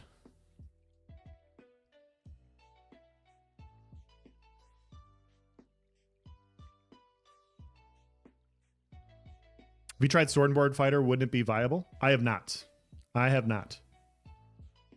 Ramblings say the Bowbard is OP. Imagine the movement with a Bowbard. I could see it. I could see it.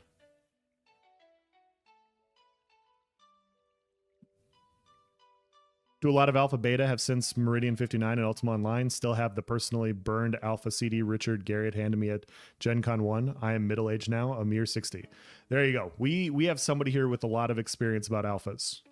And what they're saying is it's better than New World. New World's alpha.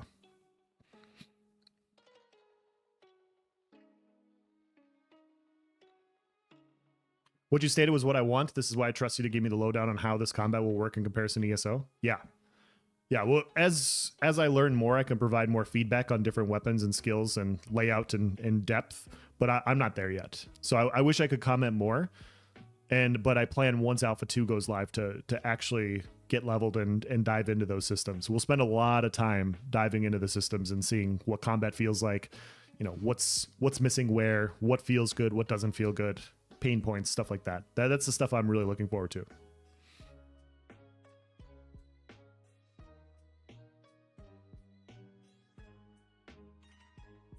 Seeing the New World quest board in the last showcase is depressing. Yeah. Yeah, it was funny when they were talking about the town board, or they were talking about the quest system, node quests or whatever, that live stream. I was like, it better not be, it just can't be New World town boards, right? Like you just can't have New World town boards. And when that first image popped up and it looked like New World town boards, I was like, oh no. Oh no. It obviously had a lot more depth to it. Their town boards had a lot more depth during the live stream, but yeah, I thought the same thing.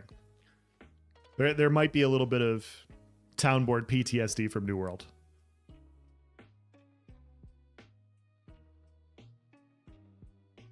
The Last Rabbit, thank you for the follow. Totamo, thank you for the follow. Who is Roxas? Thank you for the follow. Johnny DL, thank you for the follow. Doylium, thank you for the follow. Saravi, thank you. Landshark, Wokufu, thank you guys.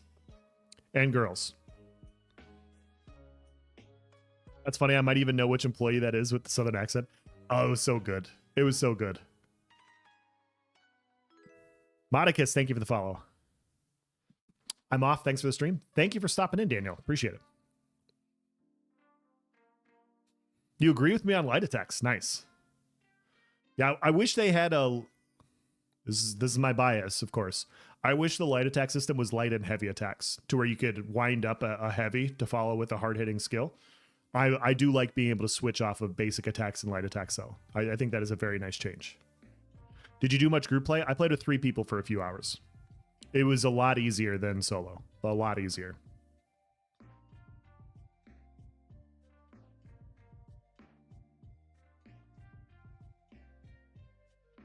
New World Combat was pretty legit, Rip the Game Mill. It had a lot of good things going for it. I really do think that. I think the combat was very good. There was a few things that I would adjust. Range to melee-based interactions I didn't think were very good.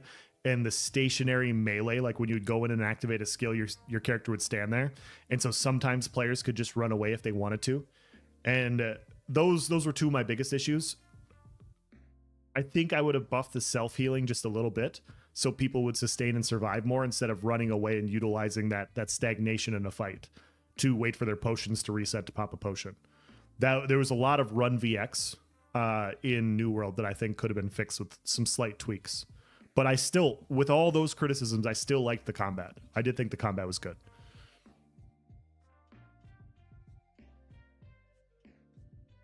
PTSD with beta launch town boards? Yes.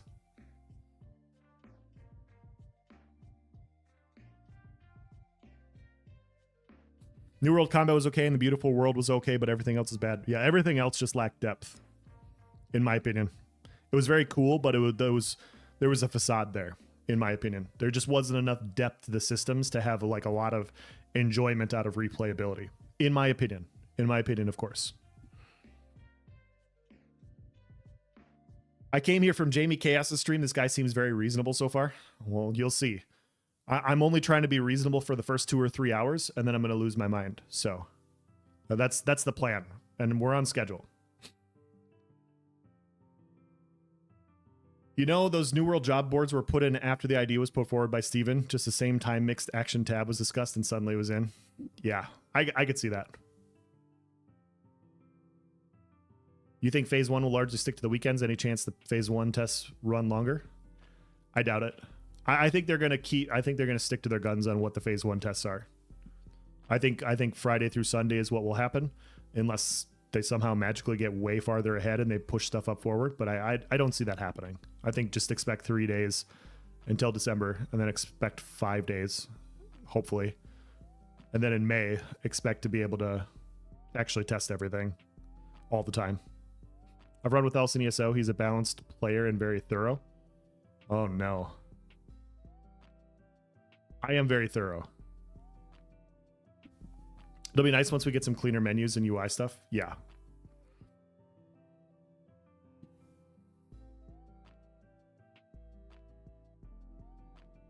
New World Outdoor Elite Zones were cool on launch. The massive buff in the first patch created chest run meta and killed the game. Yeah. It was cool that it worked, but the fact that you could run 80 to 100 people just kind of ruined the enjoyment, right? Like those zones not being... Those zones being shut off to a point to where you go in with 5 or 10 people could have been really, really cool. But you just go in there with 80 to 100 people and you'd steamroll everything. There's nothing fun about it.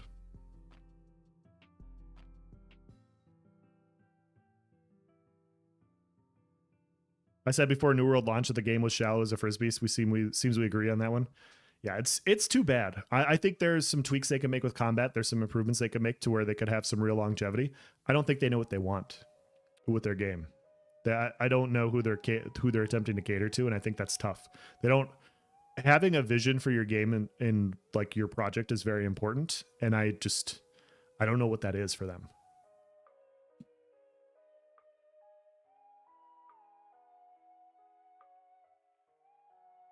I did those zones with my wife early on and we loved it. Had to play well, have the right to combo to 2-man, but it was so fun and challenging. Okay, cool.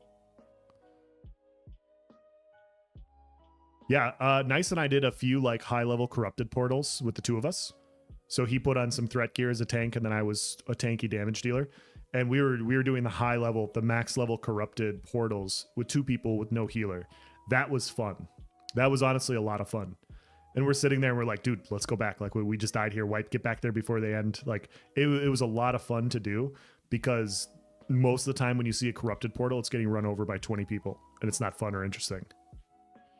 But like having that difficulty built in just made it completely different. Completely different.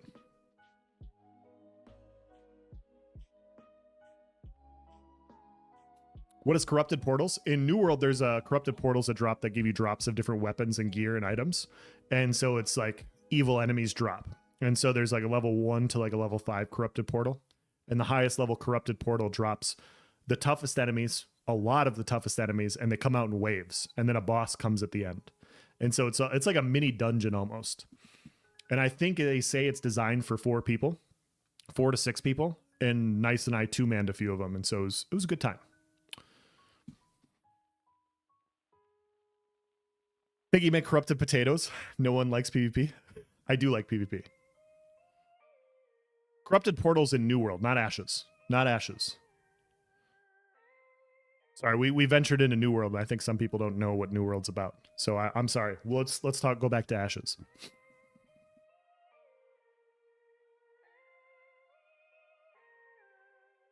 Thought it was an AFC thing. No, that's a New World thing.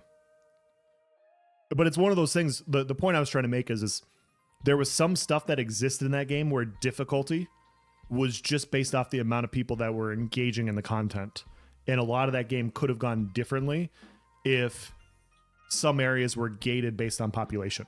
Like what Ashes is talking about doing with like dungeon levels, where a certain amount of people can go into an area. Instead of having that area dominated by 70 people, you can only have so many. And that's going to increase the difficulty of that area quite a bit, which I think is cool. I got some caravans to set up for Noah. Yes. Yes. I am looking forward to the caravan runs. I am. Very much looking forward to the caravan runs.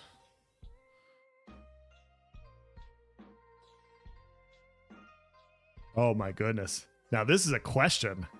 Alexandra says, how high do you feel the skill gap can be for the fighter? This is such a good question. I think it can be quite high.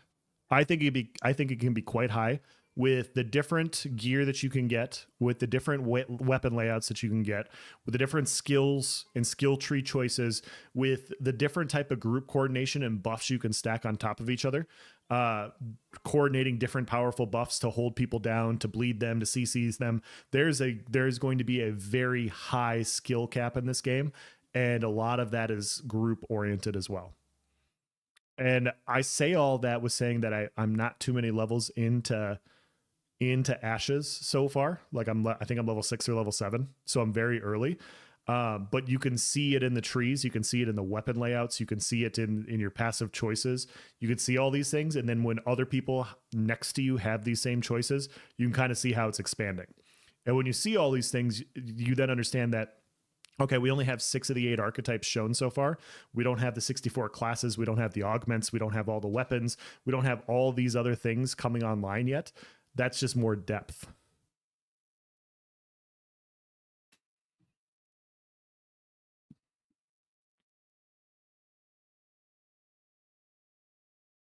How about as a CC spam? Did you experience any in PvP? I have not PvP'd yet.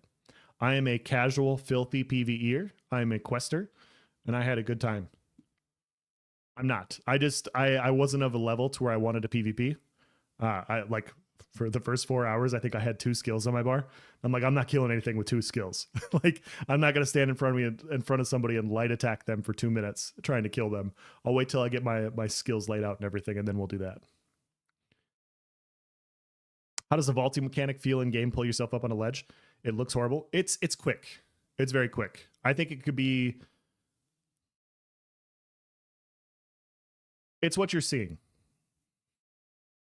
There's not a lot of like struggle to pull up. It's just like you immediately pull yourself up rather quickly. Lunging assault. It's nice.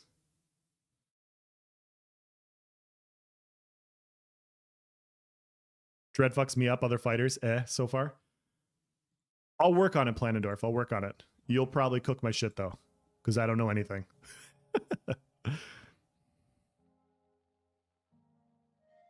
I'm of the opinion, seeing the change wiki pages, all classes will have a high skill cap to figure everything out. They're all looking like the bard now. Yeah, I saw some skills on the new website, and I was like, whoa, I don't think they've shown that yet. So yeah, I'm looking forward to it. You can see where it's going. It's not there yet. It's not there yet, but I think there's enough around the edges to where people will enjoy the combat.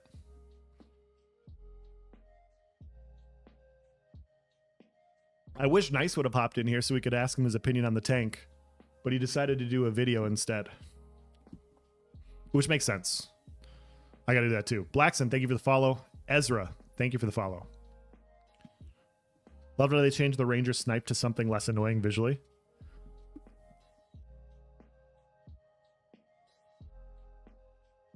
Snipes always bugged me.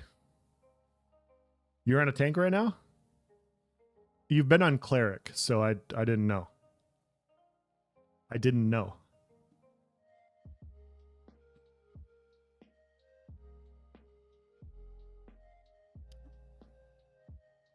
Okay, so I'm gonna quick go get a drink. Do you guys want to watch the Q&A that happened today? Because I have not seen it yet. The one with Diggs and Phantom X and everything.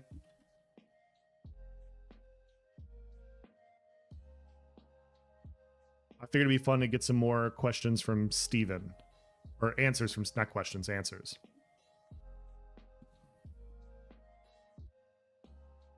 Arctic the Terror of Lionhold. You only caught the last bit? Okay. All right, let me go refill my drink, and then we'll watch some Q&A. And if you guys have any questions, feel free to ask. I feel like I covered everything pretty well in this video. But yeah, if you have any other questions, there's people in chat that can also talk about it.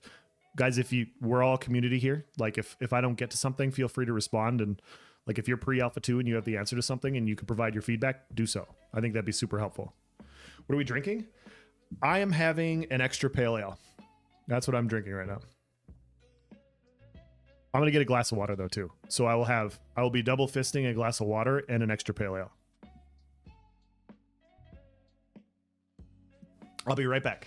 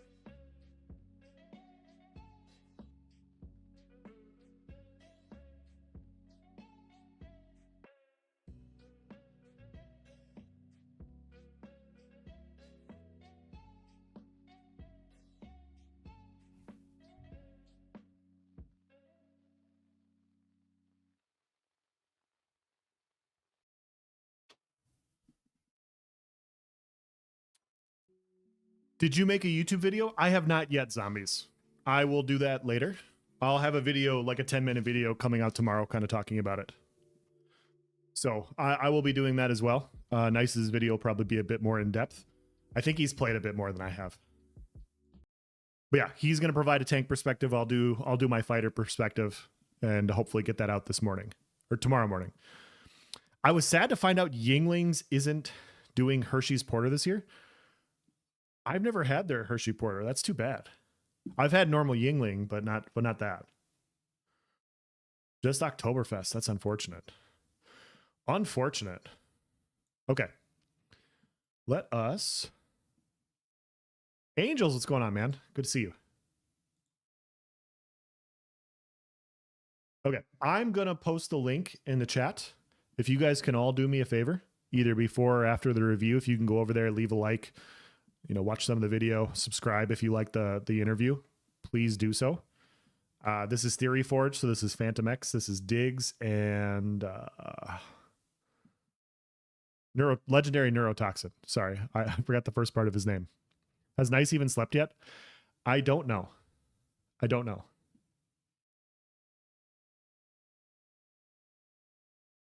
we go. All right, so that's the link.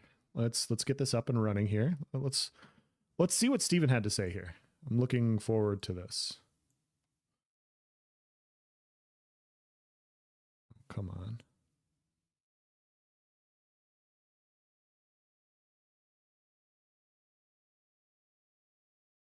There we go.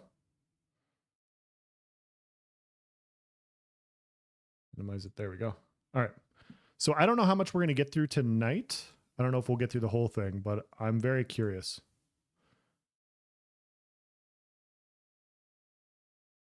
Bring this up just a little bit.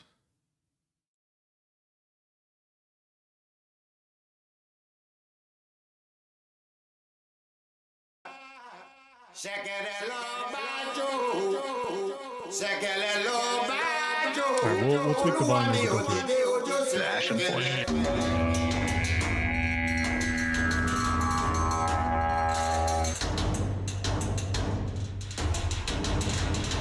Why does Potato look like Boogeyman from Night Before Christmas? I think that's part of the appeal to it. I really do. And Boogeyman's kind of goated.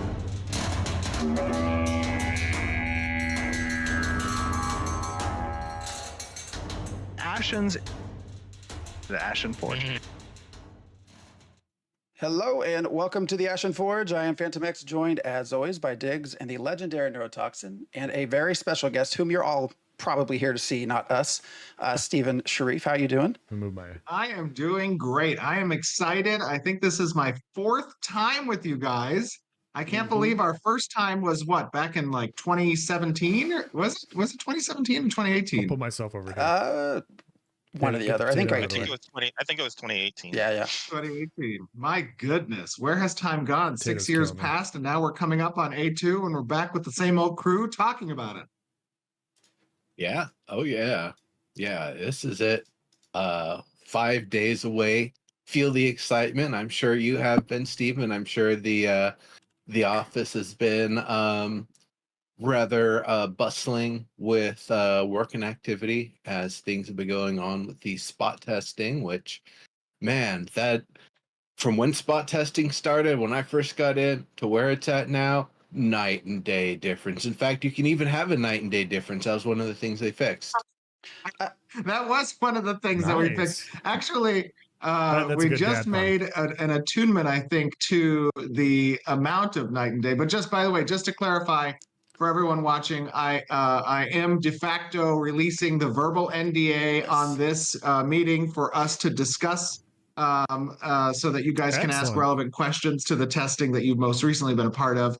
And yeah, night and day is something that we're tuning a little bit. As you know, when testing began, it was just permanently night, like at all times. And then we had some issues with the transition, but we got that fixed. Gabe did a great amount of work on that, as did Mitch, on the time scaler for In World. And now the lighting is looking much better.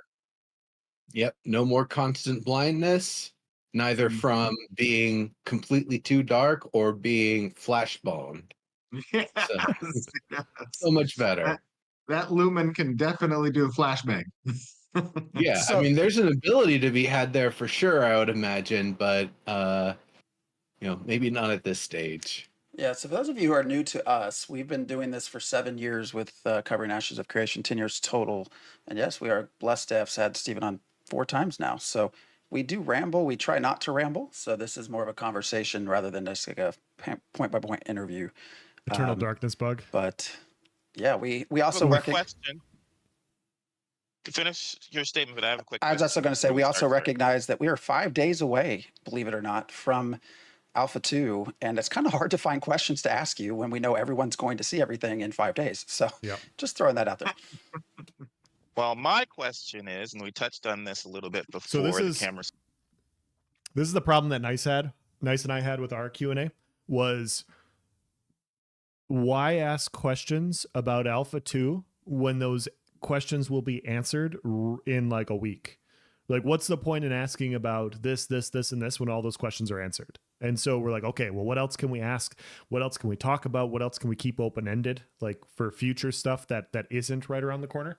And I think everybody else that's been doing Q&As has thought the exact same thing. Like, man, what do I do? And each Q&A that happens after, you have to pour through all the previous ones to see what's been asked, so you don't ask the same thing. You like this interview? Good.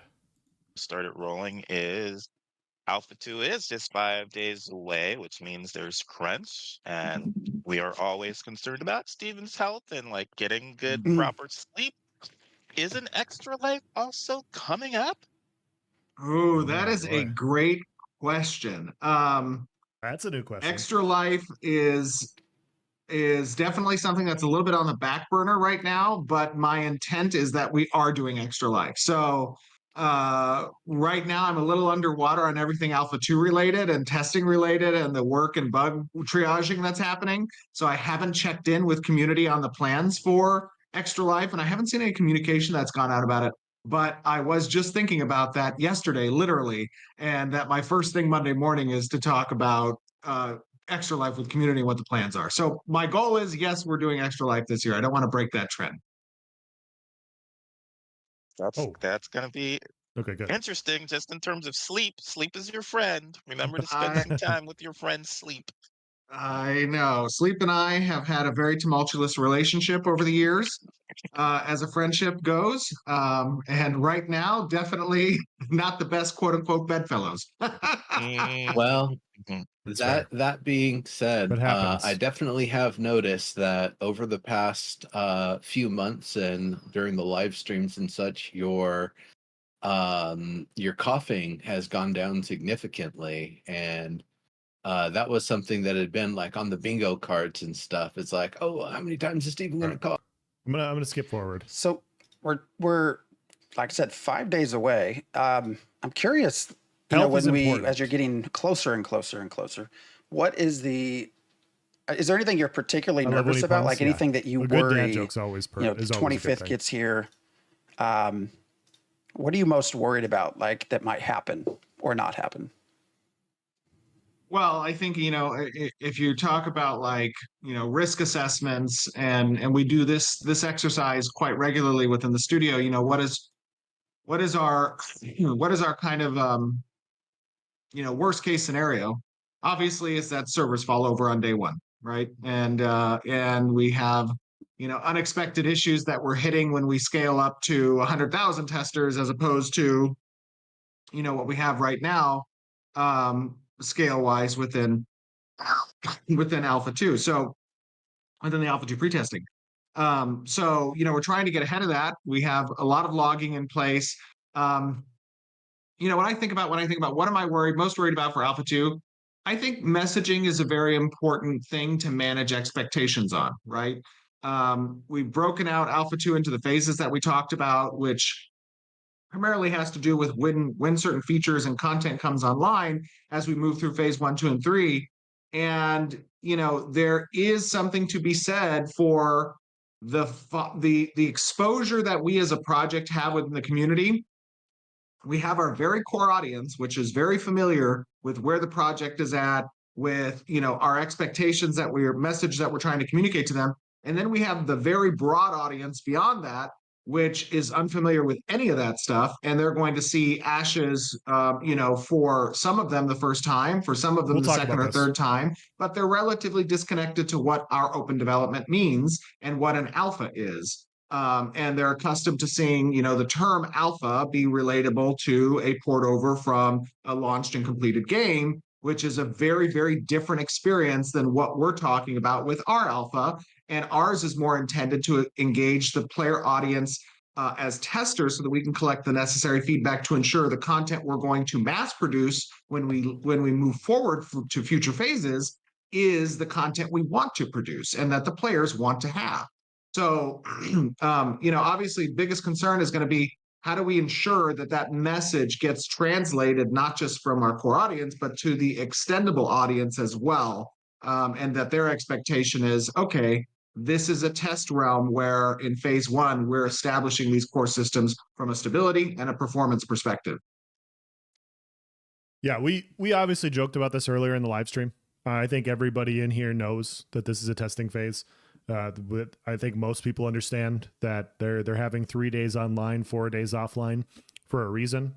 I think we're at the point where most people understand, but there's a lot of people that don't fully know. Like they purchased a key and they haven't been paying attention. They're like, well, I'll figure it out when I get an alpha 2. And making sure those expectations are understood, I think, is important. I did a video on this a few months ago talking about Ashes of Creation defining their alpha 2, and this is shortly after quite a few hate watchers were just watching alpha 2 and, you know, going on just binge hate watching sprees and posting negative comments I don't understand it. I'm just telling you that it exists. There's people that don't like a product and they will watch every single video on said product and then comment on every single one. And it's like, if you don't like something, why are you watching it so much? Like, I don't get it. But I was getting a lot of that. And people are like, you know, it doesn't matter how many times you say it's early access and it's a test, or like it's an alpha and it's a testing phase. It's still early access and people will judge it based off that. And it's like, you shouldn't, because I mean, they're literally telling you what it is. Like, you should take them at their word, not at what your perception of what an early access game is. Attention, plain and simple. Yeah. Yep. I agree. Yeah. I think in general, I mean, guys, the space currently is small. It just is small. There's not as many people tuned in every single day. It seems like that's not the case, but when Alpha 2 comes, people are going to go, hey, how do I activate skills and abilities? How do I do this? How do I do this? And there's going to be so many people that just don't know. And you're going to see it a lot. And so managing those expectations and explaining that as a community that's been paying attention, I think, is important. Yeah, you know, since we don't have NDA, I mentioned this a lot during Node Wars. You know, your team's ability to sort of take back feedback, take back all the information they got from us testing and kind of iterate quickly week to week was really impressive.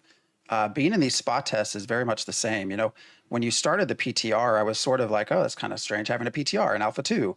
I 100% see the value of it at this point, the builds that kind of come across. And just that ability to sort of iterate over feedback and server stability. You know, I'm sure there will be a lot of crashes and things like that happen from time to time, but you know, I have still felt very assured by your team. So that's. If I need to tone it down a bit, I can. I generally don't unless I'm warned. You're good. You're good. Don't feel free. You have to tone yourself back. That's okay. As long as we're not attacking each other in chat, that's fine. I come from a military background, and I also like to say stuff like that. I just personally am constantly trying to censor myself because I have 2 5-year-olds and they repeat things. And so I find myself, I'm attempting to censor myself everywhere so that I don't slip up when I'm around them. So that's a me thing, because I have a very bad background with bad words. It's been a great experience, if that makes sense. You know, so funny enough, we actually had a PTR in Alpha 1 as well. We didn't call it a PTR then. I kind of coined a term called Prod B. So if you're in any kind of software development or software release trains, you know that, you know, generally it's not acceptable to test things on production environments, right? Like when something goes to production, it should have been tested down on QA first and dev smoke testing, and then it goes to staging, and then. I got to go. Thank you so much for the stream. Thanks for coming in, Planendorf. You and Slurp, if Slurp's still around. Appreciate it, guys. Always. You have a good night. The weekend's only part of phase 1 should help get the message. This is an actual test. Exactly. Like, if you don't realize that the days are down, like the servers are offline for 4 days for a good reason at this point. Like when you get into test, they're down for a reason. Eventually it makes its way to a production environment. And that's, you know, generally the release train for software development to ensure quality assurance. But there are specific systems that need to get tested quickly by scale, and the scale testing that we have that's automated or bot focused internally doesn't always accurately reflect the types of things that players will do in certain environments. And so thank you for following, instead guys. of inviting players down on our internal environments lower in the train, what we wanted to do was say, let's stand up a second production environment where we are more willing to test things live than we would be on the production branch. And so that's where the PTR became relevant, because obviously it has a separate database. It's not going to mess with the production persistence and characters that you might have on production if things go haywire and a rollback or reset is necessary. And so we decided to stand up PTR a little bit earlier than we would have normally expected to do so, because it provided us a benefit to live test. Is the curious? I don't know if you can answer this. Is the current PTR what might get released Friday? So generally the train's always moving, and what that means is when something makes it to the PTR, the next step from there is production. Now we will hotfix straight to the PTR environment, which is called staging for us, as we identify things during the player testing, and then those hotfixes will get captured when we promote that build off of the PTR branch up to the production environment. So yes, what you see on PTR will eventually make its way to production, albeit with some likely hotfixes that comes along the way. Okay. Sorry, guys. Not trying to take up all the time. Y'all go ahead and jump in. And I apologize. Sometimes when, I don't generally get this technical and conversation about development stuff. I'm happy to do it. I know that for a lot of people, it's just not interesting because, they're not software developers. But I'm happy to answer the questions if you talk about them. Generally, this isn't what I do on stream, but, it's your show. So you tell me what you want to talk about. We've got content developers here, so that's... Yeah. Why no face cam? I just never have. Okay. I don't think anybody wants to hear this mid review. So I have a good reason. I was going to do it last year. I changed my mind because of some things that happened. I'll probably do it in the future. But yeah, I'll leave it at that, and we'll continue watching the video. But yeah, there were some things that happened that made me reconsider it.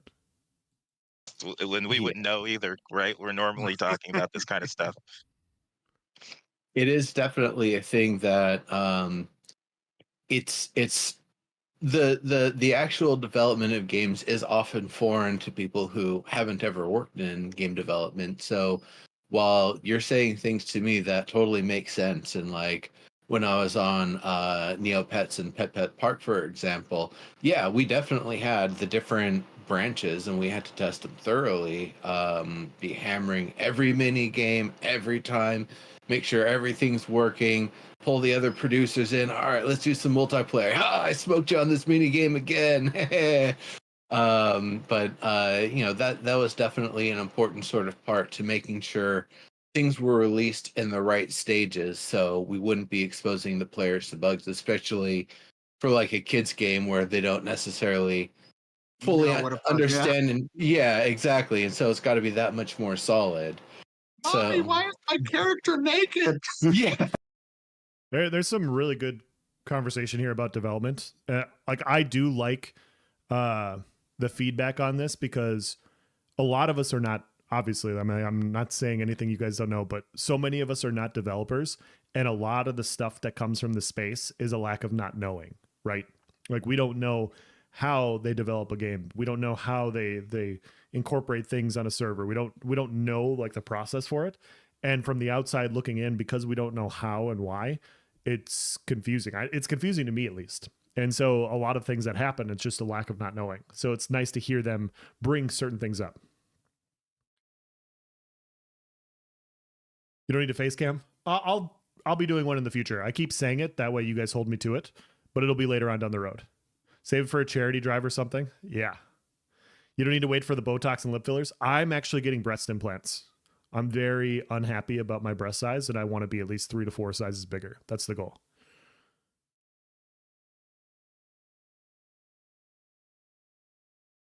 As a developer, I'm glossing over stuff that makes me nervous. Sure. And I don't know if it's glossing over things because Well, they don't want speaking people to of hear the technical naked, side, or if it's them glossing that over it because character they creator are with glossing the over it. the naked KOR ladies, that one was hilarious because the version that I had found was that you could get the like a double loincloth thing going on the Vec where they'd have their normal loincloth, but then you just tweak the settings in the right way and they'd have like this extra crotch flap that had like a hole in it because that's where the two interpenetrated. So it's like, that's a really weird aesthetic going on there. I know it's a bug. I think we also had some NPCs about 3 or 4 weeks ago that somehow had lost their clothing. Oh no. And on the clothing NPCs that was clothing. on the some of the NPCs that had lost their clothing, for some reason they had nipples and they were Arctic was telling me about this. NPCs, they were completely buck naked, and we're like, oh my god, what is happening? First, back to the character model, remove the nipples so that if they ever get naked again in the future, it's like a mannequin look instead of something a little bit more R-rated. Who's the guy in the design team drawing nipples? Who is it? Yeah, because I know there had been some of that going on in the character creator, but I guess those versions and the NPC models had been different in some way. No, that's hilarious. I like some people. I like some people in chat are saying, "We want nipples, free the nipples." Well, I know you don't like modding in the game, but like that was one of the first things for any first-person shooter or story game out there. The first mod you could always download was the nudie patch. So, okay. I am not going to dive too much into it, but those of you guys that played Baldur's Gate, you can censor it and turn it on and off, right? And I thought that was funny that it was an option. Like I was like, dude, what kind of game like just doesn't censor these things, right? And so I was like, I'll turn this on. Like I'm not going to be streaming it. I'm going to be playing it privately in my own home. Like nobody's going to think. And now you guys know I'm a pervert. But I was just one of those artistic things. I was like, okay, let's see what this is about. And so I did turn them on, and I was playing with a few friends. And one of my friends we were doing a quest with, what he liked to do, and I didn't know about this until afterwards. What he liked to do is when he would log off of his character, he would take off all of his character's armor. So I was talking to somebody else. We were gearing up for like this, killing this specific boss. And he was talking me through like what I should respect my skills to, what gear I should be running, what I should improve to, these sorts of things, right? And so we're focused on like our inventory and stuff that we can hand to different party members. Meanwhile, he's in the background stripping buck naked on his character. And I didn't realize it. And so when I minimized and we got back into the game, all I see is like, well, what character was he? Was he a naked elf? I can't remember, but it was just fully naked. And like, it really caught me off guard because I forgot that I did that. Because it's not like I take my character's armor off and adjust it. So yeah, he did that because he always thought it was pretty funny. Oh no. Like I'm talking about like in the 90s now, not maybe still these days, but definitely back then. It was like looking for mods for like Wolfenstein. I think they have a whole section on Steam for those types of games. Oh yeah, I'm sure they do at this point. I miss that game. Even had a game that didn't actually have anything that was too inappropriate. We had gotten flagged because if you read everything on the ESRB stuff and you fill it out as it is, the game got rated as mature content. No, Death with Enforcers does not have mature content. Those are pixelated boobies on one level. It's just for the boss battle. Ain't no biggie. Very important to have the pixelated boobies in the boss battle. It's a key mechanic. Yeah. Correct. Speaking of character creator, there was a question about character creator being released. Didn't we used to think maybe it was going to happen before A2? We did. We used to hope that was going to land, and then as things change and develop, and as they often do, predicated on obviously the most emergent priority issues and bugs that the team needs to work on, that got pushed down the road in order to solve our more Sev 0 and Sev 1 bugs that we were seeing as a result of testing in preparation for A2's launch. So yes, that did get pushed. We talked about that in the past. I'm not sure when exactly that's going to come online yet. We are still very much in the test and react phase. We are all Kanban right now, or Kanban, as some people would say, and trying to react to the most prevalent and severity issued bugs. So Sure. a lot of folks have been asking this too. They're curious. So the release time. So on Friday, we just do you all turned on have your a guys' time when interview. you think the game will be ready to go? And then also for the week, go ahead. No, I was just going to say we will be announcing that this week. There will be an announce of the intended initial server realm launch names, so that people can plan a little bit around that. And then we will also have obviously some communication around when Alpha 2 on the 25th will start. Yeah, there's a lot of people asking about server names. Yeah, I think they're all trying to plan their guild launch areas. So. And then the download, I see Grumpy Guy. Wherever's open. Download will be probably sent out, I would imagine, early on Thursday in an email to any Alpha 2 users, and then will be available on the website as well.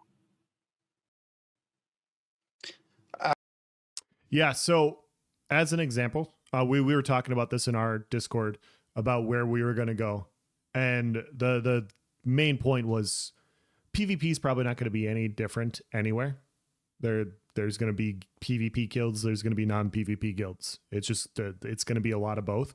We'll just go wherever's open. So wherever we can get everybody in is where we're going to go. We don't care about getting on where Envious and these other well-known PvP guilds are. If that's where we end up, that's where we end up. If that's not where we end up, that's fine. There's a lot of guilds out there. As an example, Nice and I, we did an interview with the Black Sails Guild. It's on our YouTube channel if you guys want to go check it out. They're not as well known. They don't talk as much on the forums. They don't talk as much in Discord. They had an announcement in Discord and that was basically it. But they're like they were a hardcore guild, PvP guild in what's the game? Why am I forgetting Oh man, I'm blanking on it. But regardless, like they said they're like 300 to 400 people deep, as an example. That's not a guild most people in the space really know, probably. And I think there's guilds like that all over the place. And it doesn't matter where you go. You're not going to get away from PvP. Just expect it. Ethereum.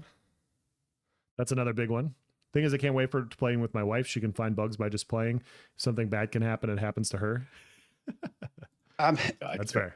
There's been another one that sort of popped up around, and that is the current guild cap being 30, and whether or not that could be increased to 50 at the start, or if that's just something that's not really, I guess, a concern right now.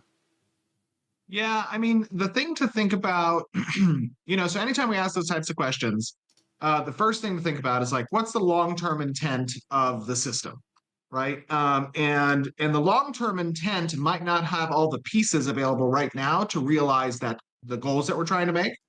So then we have to ask ourselves the question of, should we be tuning or changing systems today to facilitate a better gameplay experience with what we have available in Alpha 2?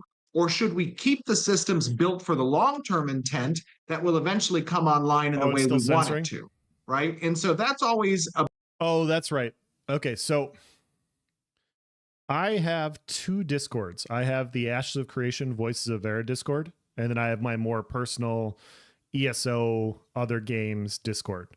And I haven't really opened up the ESO Other Games Discord because I'm not currently playing other games.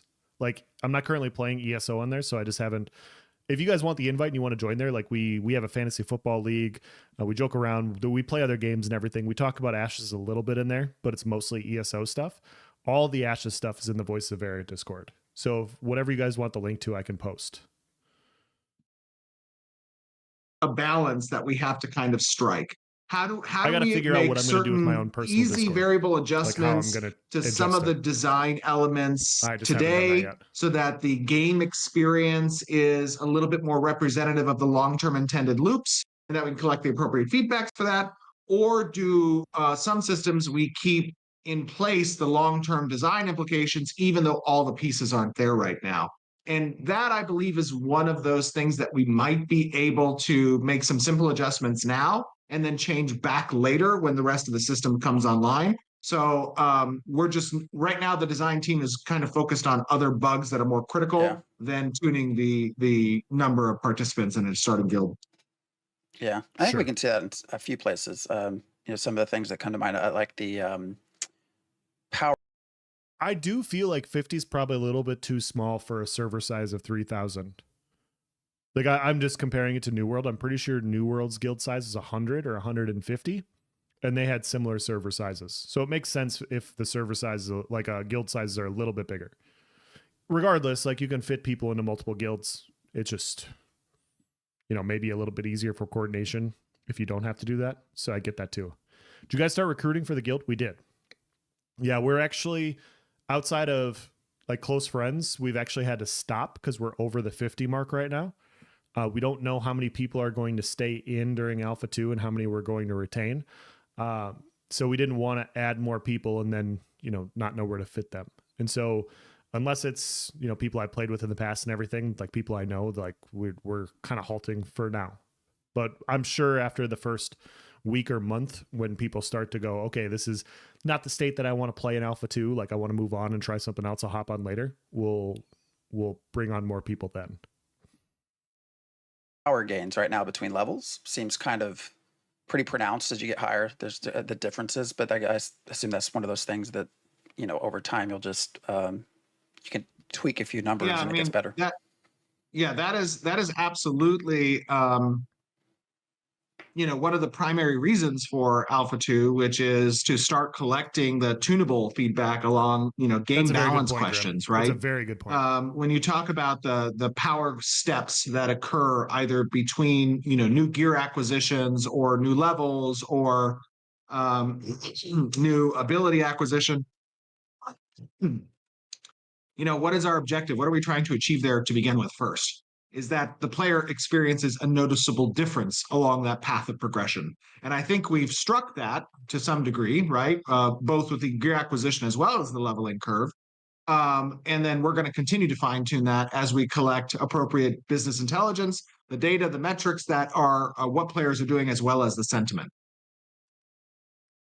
Well, speaking of leveling curve, Haz is throwing out this question about leveling speed. Some people have. There's one specific to leveling speed in Alpha 2, and I think they think it's kind of grindy. And then there's a more general one about, release. And my concern, just throwing it out there about leveling speed, is not end game, time to end game. It's about that interval in between levels. So maybe you could talk a little bit about your philosophy on leveling speed, how it relates to endgame, and maybe also how it relates to spicy in question between levels. I'm doing a video on this week. People who have played Lineage 2 seem to want to have a super long, grindy leveling experience, but I don't know what that was like in Lineage 2. Well, I don't know that it's just delegated to L2. I think that, first and foremost, I think that what we're accustomed to as an MMORPG population today is that everything is a rush to endgame, right? And part of that philosophy or reason we see that is because a lot of the MMOs that people play today are legacy titles that have been around for many, many years. And a lot of the early introductory content is no longer the relevant space where social engagement occurs. And they want to quickly advance the player to the population location, which is at endgame or higher level, and the most recent expansion or whatever. So I would say first to provide context, this isn't a novel idea. A lot of older school games had, much longer leveling curves than what we see today with modern games. First and foremost. Now, whether or not a game, I think, is more grindy, meaning takes longer to level through to level cap than shorter. In my opinion, that is somewhat of a subjective philosophy, right? This is going to be unique to the players. We know this because there's different player groups that prefer one or the other. And my opinion is that we have these core tenets. And one of those core tenets is this concept of risk versus reward. And time in and of itself I've never is heard of risk versus reward intrinsically before. a risk and a reward, right? It's something you pay and it's a benefit you can get depending on your build. So Sure. my opinion is generally that first and foremost, for testing, we want players to play through the experience as is intended for the game, right? And this goes back to harken about, well, we don't have a lot of content to accompany the players right now as we would intend to have later in the game's life, right? Phase 3 of Alpha 2. So should we speed up the leveling process now as a result of that? This is kind of like, what changes do we make to the designs now to facilitate a better gameplay experience versus what is the long-term intended gameplay experience? My opinion is that when we would want to speed up player testing, we do that on the PTR. If we need to test a particular system, we can make adjustments there. We can say log in. We're gonna add a modifier bonus to experience gain so that we level up everybody, or we're gonna put in a vendor that has experience scrolls to get you to a specific level. We've actually done that as part of pre-A2 testing. You'll remember that on many occasions we put in vendors that had experience scrolls and we said, hey, all of you testers, grab this first because we need you to be at this level to test, and then we're going to wipe afterwards. So in that sense, we do have acute testing around things that we want the players to be leveled quickly for. The intended experience for Alpha 2 as a whole, however, is to collect the proper feedback around this concept of grind and how players in our community respond to that grinding experience or that longer than normal leveling process. Wait. Yeah. My question is, what's longer? What is longer? So because 225 hours to level 50 sounds reasonable. It does not sound particularly long. So longer than 220. Diggs is having his debate with Flanker in an interview without Flanker. That's what's happening right now. So Diggs is discussing the Flanker debate without Flanker there. I do have some stuff to say about this because I am working on a video for this. I will get on my soapbox here in a minute because I do have a lot to say about it. 25 hours. This is great. Long to me. This is so funny. Yeah, I think right now our intent is around 225 to level 50. Right, we've expressed that in the past. We're going to validate that intent with some of the leveling experience that we see in Alpha 2. Right, along the way, we're going to validate that. We're going to collect player feedback and sentiment around that. And that is something that's going to tell us what is the threshold of our community's comfortability with that amount of time, right? But it seems to me also that there's other things, even after you get to level 50, there's other progression paths that will take up time. He's still having the debate, guys. Oh my God. Paths, artisan, social org, absolutely. naval, right? So it's not just about this is incredible just content. Getting to level 50 does not get you to end game in and those progression paths that you talked about that are other than the adventuring level, like some of them are uncapped, meaning okay, so I watched the entire debate. I remember a lot of the stuff that they brought up. Diggs has brought up like 2 or 3 of the points of discussion so far. Is he going to go? I haven't seen this yet. Is he going to go in order through all the things that they discussed and about why one thing's good and why one thing's bad? Oh my gosh. Meaning that they're predicated on other player behaviors and activities that could either set back or advance progression in those realms, right? And then players can also switch out of these progression paths because they're exclusive, such as social organizations, religions, and node citizenships. Like those all have progression paths as well. But you can opt out and join someone else and redo that progression path per se because of either other benefits. So when we talk about, time to level, really it's a misnomer because it's time to level your adventuring class. Exactly. And there are other paths of progression that we intend players to engage with. Look how he's so happy. Oh my goodness. Depending on how my goodness. Imagine how that interfaces with their overarching leveling design for their character, what their goals are. Right. So there's extra time. It's not just 225 hours to end game. it's 225 hours to one specific path, but there's To other level progression to paths. level 50 Right. adventuring level. Yeah. Yeah, exactly. Right. That is great. That is fantastic stuff. Okay. So I'm gonna briefly hop on my soapbox about leveling and hours and whatnot. Can't wait for the hardcore time versus hardcore challenge.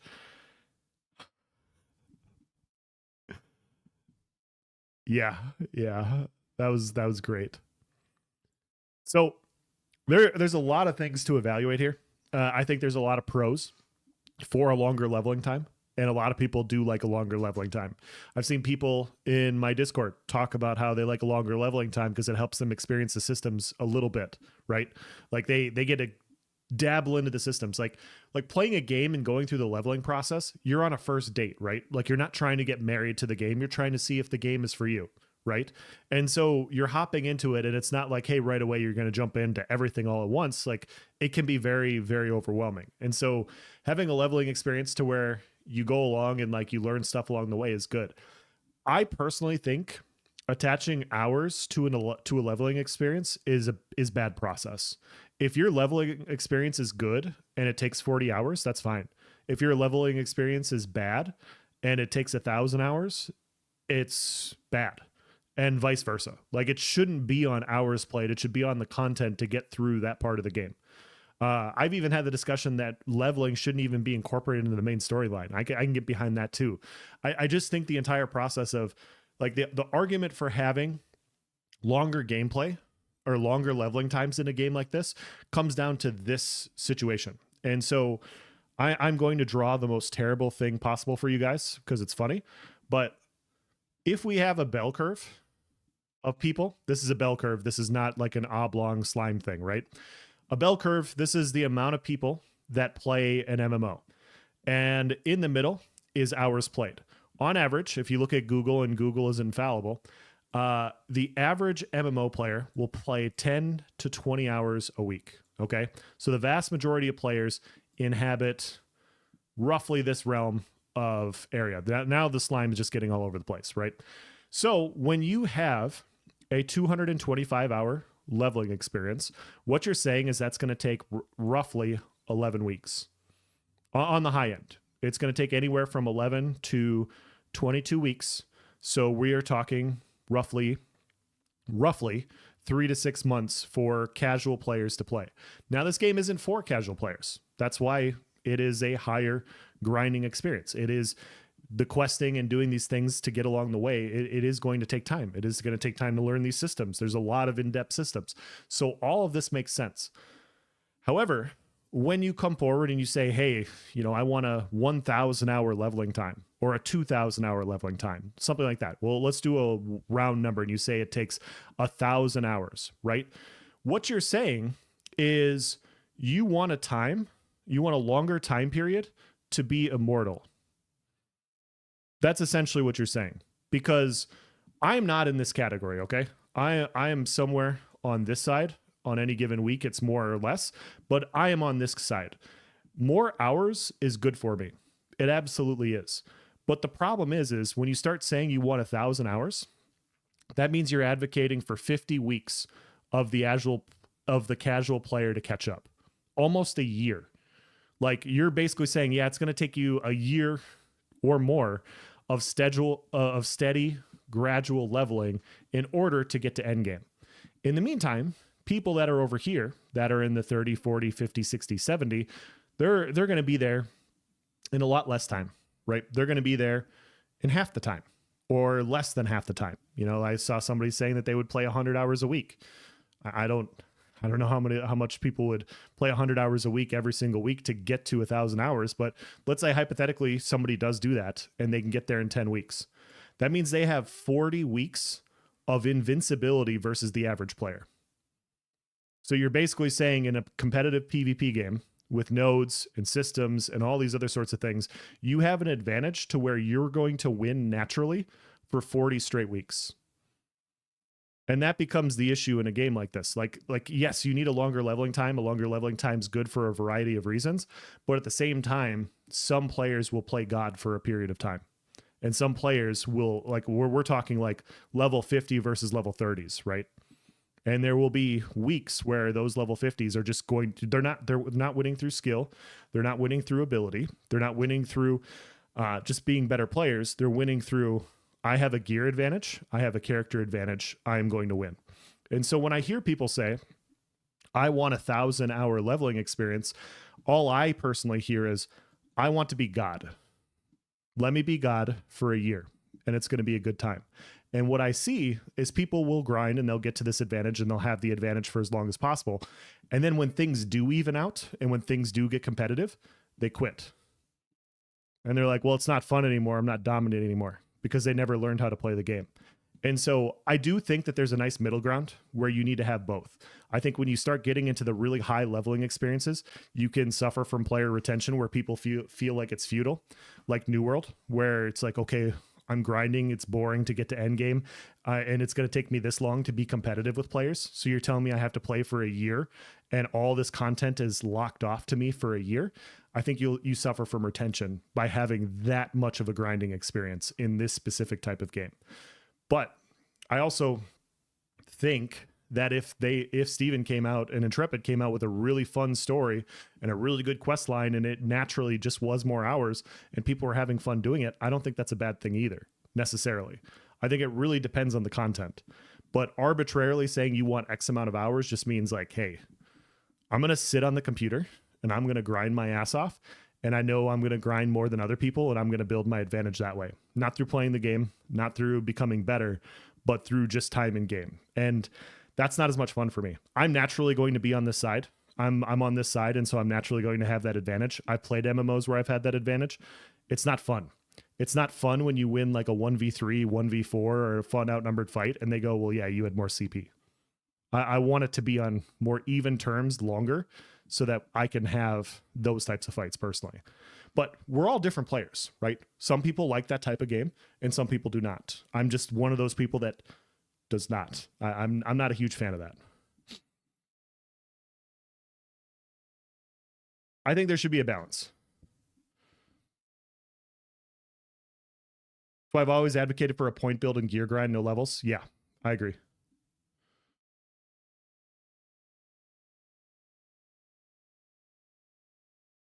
Because most MMO players suck and hide behind gearing and levels. Exactly. I said this on my podcast with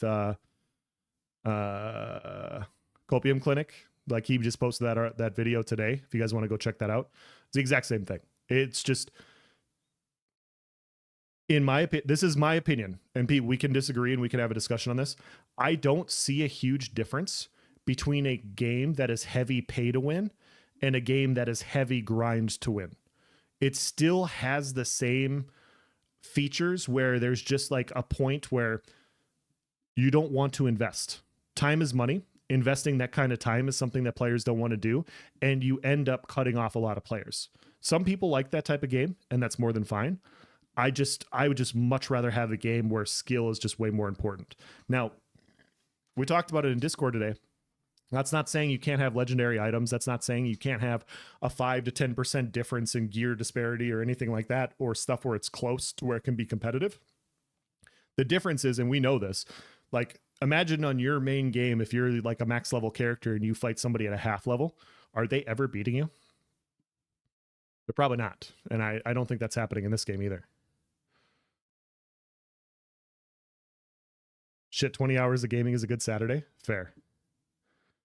20 hours per week is rookie status. That's the average player. Like, the average player you're going to encounter, that's what they are according to Google, which is infallible. But yeah, like most of us in here, we're probably going to be on the higher end. Obviously, it benefits us. I just don't think that's as much fun. I don't think that's as exciting.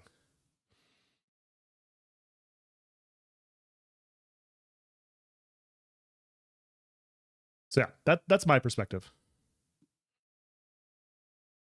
Like, also, when you have time in game, you're already getting rewarded gold.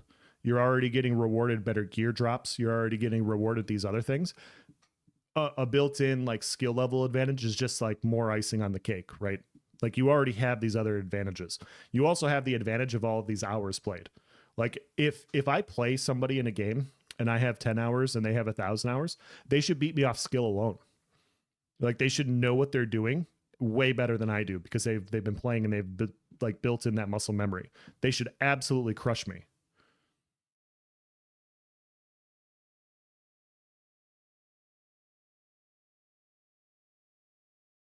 But yeah, that's my opinion.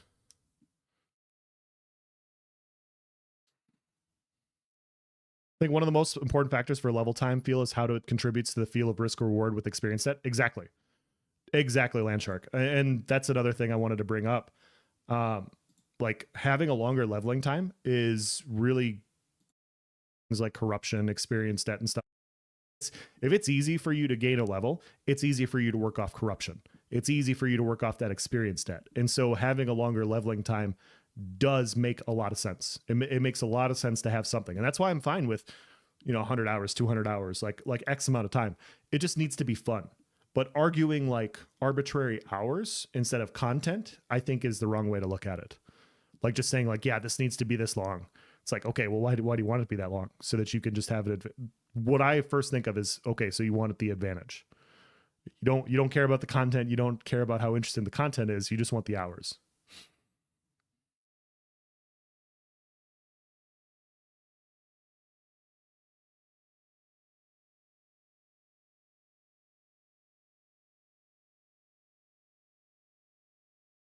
Longer leveling time just makes the game feel like a chore rather than a game. Yes. Yeah, there's a sweet spot in the middle for sure. And I think we all agree on the sweets, like having a sweet spot. It's just, where is that sweet spot? Significant if the player put in is significantly different. What's that number? Don't know. But if a player A of skill level 10 has been in the game investing his effort for 1,000 hours and player B of skill level 10 has been in for 200, the advantage should be significant, not God mode, mind you, but significant.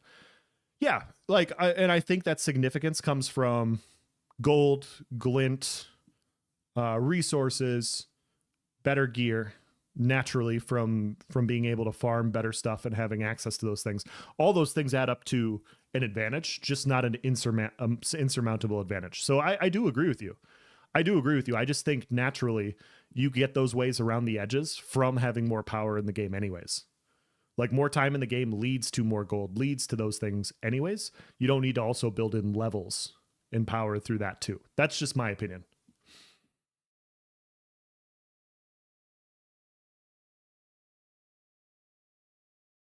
Else is live, he's watching a recording.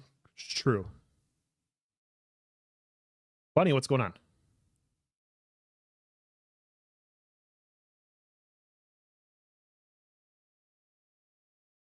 Seal Cub Club at anyone?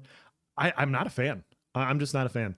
Like I had the same conversation. Nobody wants to see it, but I'm pretty sure I had it on the forums and I'm pretty sure I had it on YouTube. But in ESO, they reduced the CP cap at one point from unlimited cap to 300. And I was around 600 or so. I was somewhere around that. And so it impacted my character greatly. And I wanted the cap. I was tired of hearing people say, oh, you have way more CP than us. It's like, okay, well, let's take away the advantage. I still think I'm better. I don't think that matters. And taking away that excuse, I think is important for competitive games. That's just my experience. I'm not saying anybody's right or wrong. That's just my opinion. I'd much rather prefer losing to somebody because they're way better than me than losing to somebody because they sat at a computer 10 hours a day longer than I do.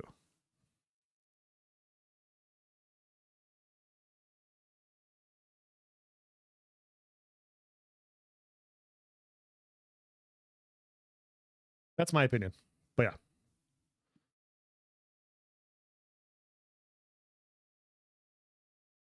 But yeah, we all come from different things. I'm not saying that people that play Lineage 2 shouldn't like Lineage 2 or anything like that. It's just, I think when you're talking about a game where your goal is to take over nodes and dominate a map and reshaping stuff, you're going to have a period to where, a guild of, I hate saying it this way. It's a terrible thing because I've been making fun of the big guild conversation for a while. But if you have that insurmountable advantage versus average people, you're going to be able to basically topple everything but people close to your level. And you should be able to topple everything based off of skill anyways. You shouldn't just have built into where people quit when they feel like there's nothing they can do. And I don't think you want people to quit. There's a middle ground in my opinion.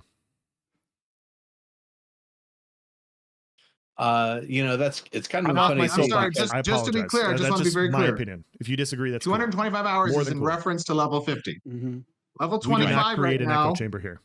Alpha 2, phase 1 will be starting with level 25. And it is roughly 100 hours of gameplay in order to reach level 25. Right. Yeah, there's some folks in chat confused about that. The thing that I kind of think about with the whole journey versus destination sort of thing. I've been in a campaign, a D&D campaign for like 7 years now. Only level 12. We're in the final zone. Doesn't even matter that we're not max level because the challenge is paced for where we're at and what we're doing. And so I kind of think that, there's a lot with narrative that's going to really help. I just disagree. Like 250 is a long grinding time, in my opinion. Sorry. It is a long grinding time. Like just arbitrarily saying we should add 750 more hours. Like, it's like, come on, guys. Like 250 it's a substantial time to level up. I think most people that like a long leveling experience would agree with that. People don't have an issue with point buy-in skill build getting you a mayorship, so why do they care about what level 1 to 50 for their character? Military nodes are predicated on that. Sure. Yeah, I like a competitive environment. That's all. Like the more players that can compete on my level instead of me just waffle crushing everybody lower level, that's more fun for me. Like you have to use your brain, you have to theory craft, you have to come up with builds, you have to come up with strategies. That's so much more fun than just having like, all right, who plays 40 hours a week? Let's all group up. I think there's just more tact. I think it's more interesting. But of course, regardless of any game, that's only the starting point. Once everybody's leveled, then the game completely changes. It's just, when do you want the game to change? Do you want it to change in 3 to 6 months, or do you want it to change in like a year to 2 years? I think that's basically what we're talking about.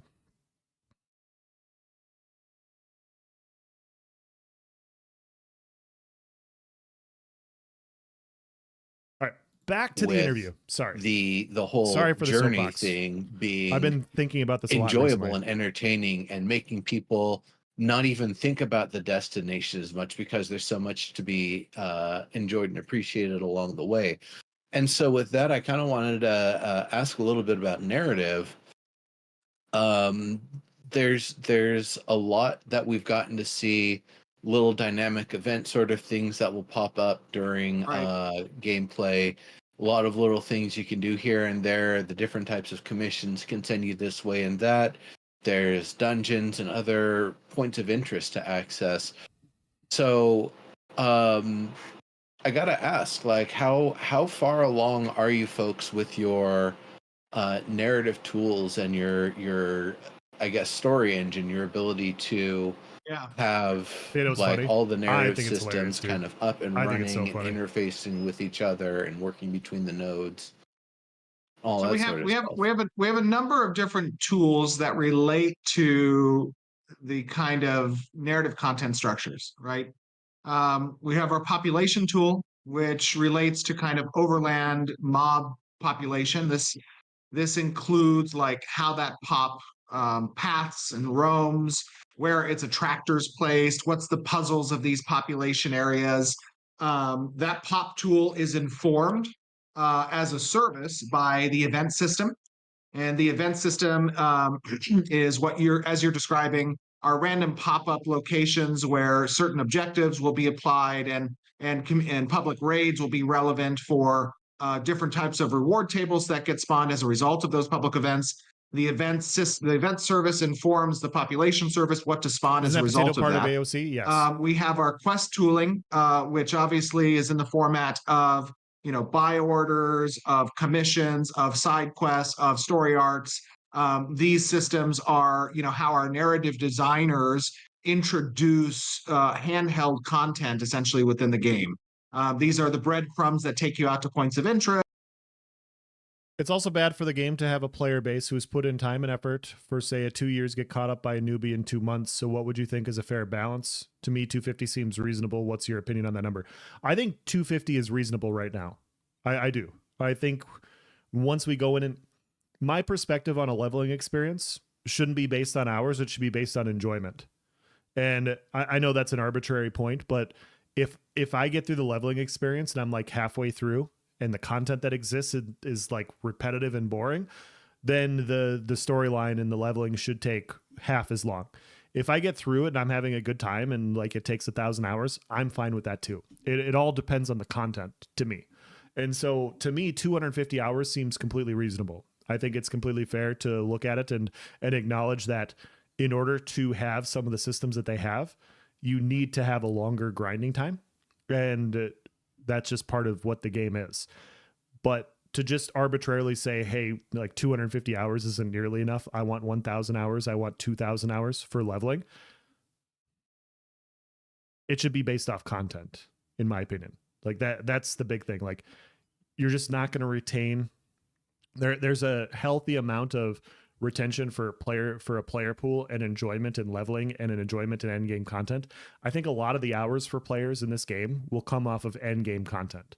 Will come off of repeatable content like caravans, siege war or node wars, node sieges, castle sieges, open world like PvP, guild wars. Like all this stuff is repeatable. I think a lot of this player loop, the in-game economy, like all this stuff is repeatable that has nothing to do with leveling. Or can be like from a high-end perspective. And I think all those hours for that will far surpass a leveling experience. Like think of your favorite MMO and your favorite leveling experience and how long that was. And then think of how many hours you played and what the percentage was relative to leveling. Right. And this is important, but it shouldn't be like everything. So I agree. I do think 250 hours is perfect right now, and we'll know more as we get into the content. But yeah, I wouldn't say I don't want less or more until I see what the content is. Does that make sense?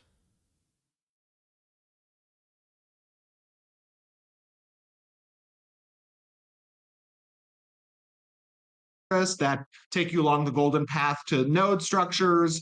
That's going to be around those 250 types years. of things. Yes. The tools are Only in a elves will be able to relatively compete in good endgame. state. There is a lot of kind of more customer focused quality of life changes that need to be applied to the tool sets, PvP. such as certain in-editor visualizers that make it a bit easier to understand, you know, how the implementation is going to be previewed when you do actually either package or cook the build. That is something that our tooling team is currently working on to provide our designers with the better ability for. There's also obviously native tools within Unreal that we like to utilize as much as possible that then interface on the back end with our tool structures that either slurp the data out of that or just allow designers who are familiar with Unreal 5 to use Unreal 5's native tools. That is a great point, Grim. That is a fantastic point. Do you mind if I use that in my video? Wow. That is okay. So Grim says 250 hours seems reasonable to me, but that means a perceived cost of 45 hours to get to endgame for most players. So looking at the bell curve, it's going to take roughly 3 to 6 months. So 45 hours, people are going to say, okay, $45 to get to endgame to try it out.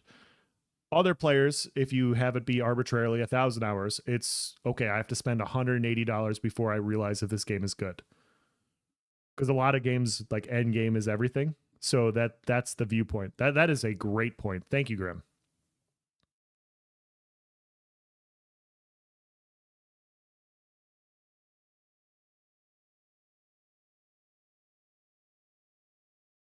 Man, see, I sit on my soapbox sometimes and I explain my point of view on the off chance that somebody brings up a great point like that, and then I can use it in a video and give them credit. That is an amazing point.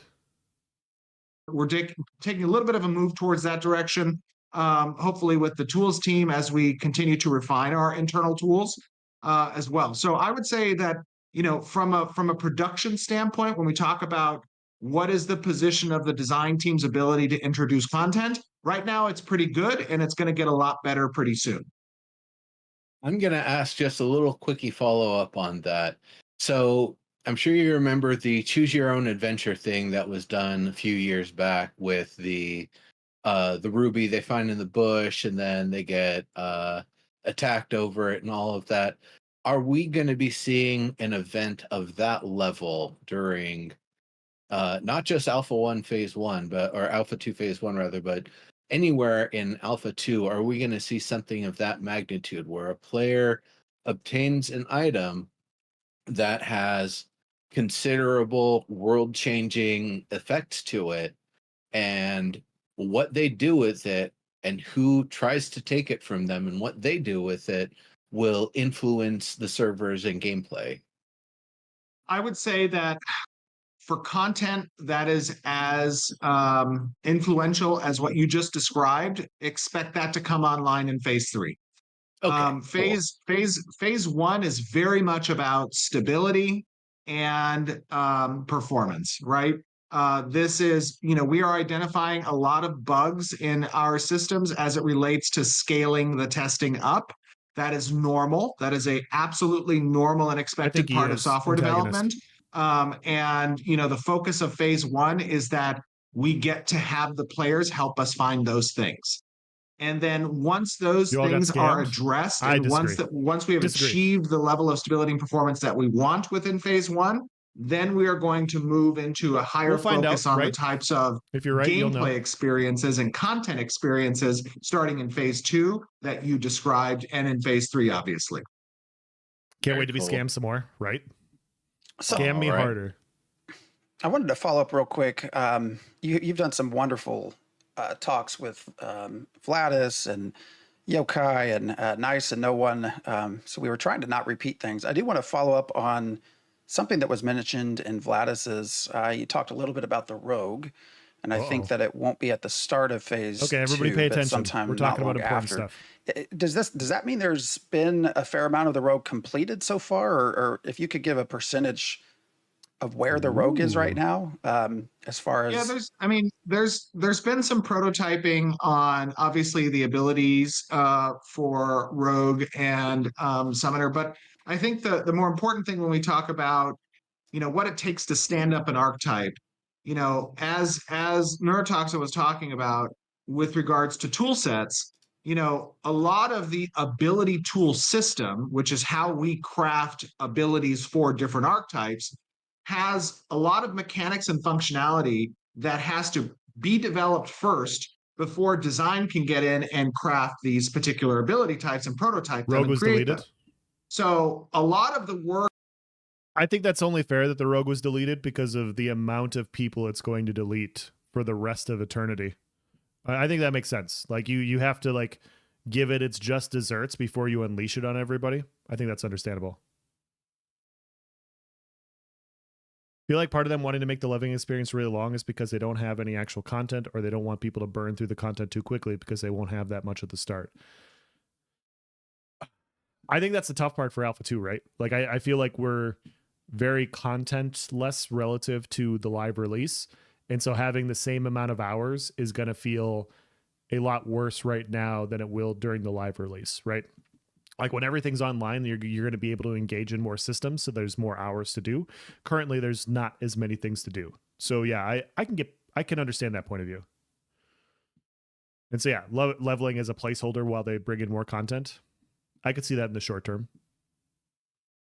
It's not something you could do long term for sure, but yeah, in the short term, I could see that. Players make the content in a sandbox game? Yeah. Work that goes into standing up these archetypes is already completed because of the tool that's used to make these abilities has a very wide arcing and expansive capability set. And so when it comes to prototyping certain abilities, designers can stand that up relatively quickly. What it takes to go from a prototyped ability to a rogue archetype is really all the stuff in between, which is refining animations, refining the visual effects for the abilities, getting in the audio, tuning the damage and stat values, and comprehensively balancing the ability progression. That is what hasn't yet gotten worked on. But all the concepting for the rogue and the summoner, some of the prototypes of the abilities, the tool that makes the abilities themselves has all the components that we need to do so. That's in place and ready to start running. I'm curious about what took Rogue longer than, say, Fighter? Because I thought Rogue was supposed to be in even for Alpha 1, even before we Yeah, heard it was. Fighter was going to be in. So generally, so to give people kind of insight from a design perspective and development perspective, how this works is, the best teams are self-organizing, right? Obviously, this is a very agile principle. And when teams talk about their prioritization of work to do, obviously you want to answer the hardest questions first, right? And because when you answer those questions, it can make the development down the stream a lot easier for the other archetypes and classes. So Rogue didn't really have as many difficult questions to answer as some of the other archetypes. And as a result, it got deprioritized when the team started to plan out their development. On the flip side of that, some archetypes have tech that wasn't stood up yet and serve as a blocker. Summoner was one of those because it required some inheritance of pet management and mount management that was tech being worked on by a separate team called our vehicles and mounts team. So the archetype team had to kind of wait to work on Summoner. Otherwise, we would have prioritized that sooner because it had a lot of hard questions to answer, more so than perhaps some of the other classes. But it was blocked by some of the work that was needing to be done on mounts and vehicles, which now through the caravan system and our mount system, as you can see in A2, we are addressing those issues and addressing those questions so that Summoner can be worked on as well. Sure. Okay. Let me catch up to chat here.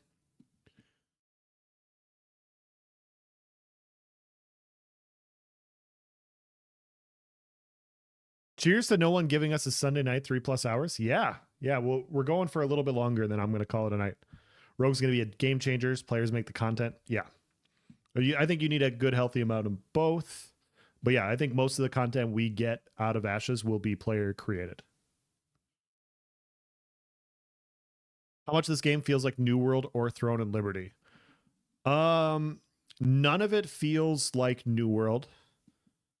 From my perspective, the melee combat in Throne and Liberty's melee combat feels similar.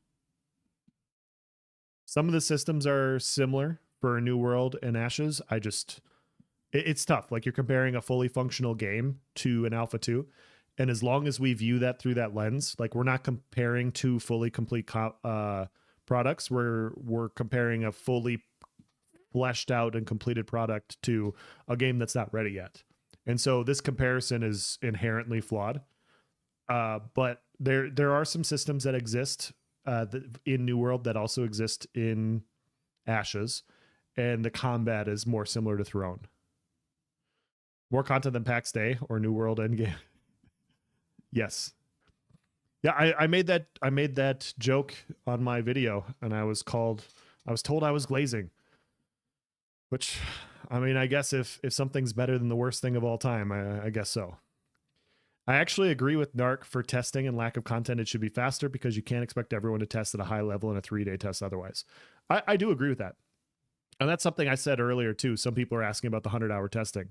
I do think that they need the 100 hours a couple of times to make sure that the testing isn't boring and monotonous.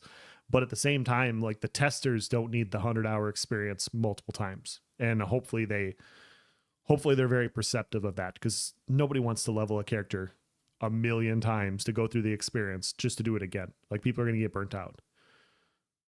So yeah, I do agree with that also.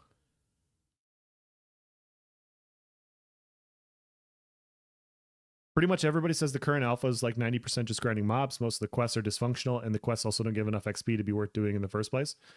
Yeah, a lot of it's mob killing. A lot of it's like area stuff, area completion. The quests are very rough around the corners. Not fully fleshed out. So yeah, like that's a lot of what it is right now. They basically have stuff online to test the servers to make sure the servers are functioning, and then they're slowly gonna onload things as the servers are more stable.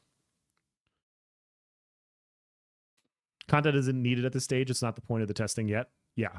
I mean, there's enough testing to have some fun on the weekends, in my opinion. There's enough content to have fun on the weekends, but it's not content that's going to be repeatable to have you coming back for months and months and months. It's content that's fun in the short term until they get more stuff online to test.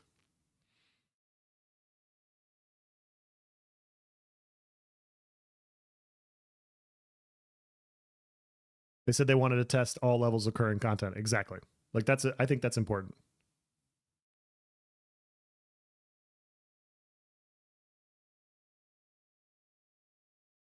Another 12 ability game to grab console players. It's not coming to console, sadly.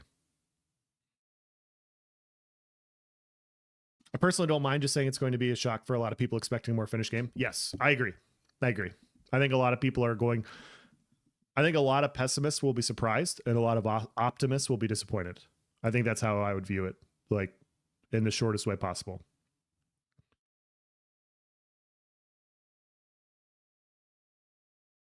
A bit of a stretch to call New World a completed product. Fair. That's fair. Speaking of New World, how is Ashes swimming? It exists. It exists.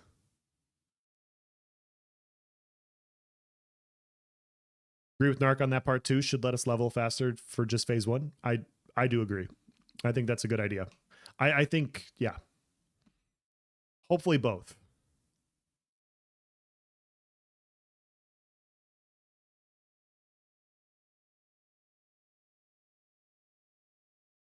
Interesting. Very interesting. Yeah, we had a lot of we had a lot of questions about the summoner. Not to focus on that. After reading the website, obviously I'm way people more are just interested in the curious summoner about the rogue and than the I summoner. was. Actually, I want to follow up. There was one question about the summoner, and that it would have summons, obviously, for healer, tank, and DPS. There was a question about whether you all would think about doing a summons for support as well, now that that's sort of a important part of the party makeup. Yeah, I mean, to be honest with you, I couple healing and support generally within the same tier. So it's DPS, it's tanking, and it's support / healing. Gotcha. Those would be the focuses of the summoner pets. Very cool. Diggs, you're being asked to save us. I'm not sure why, but do you have any questions? I think it's just because my camera's frozen. Oh, I think you can still hear me. It froze on a good spot though. Yes. He hasn't blinked in Yeah, 5 it minutes. wasn't like a weird. It wasn't like a Staring weird contest. face or anything. You look very tranquil and calm right now. There you go.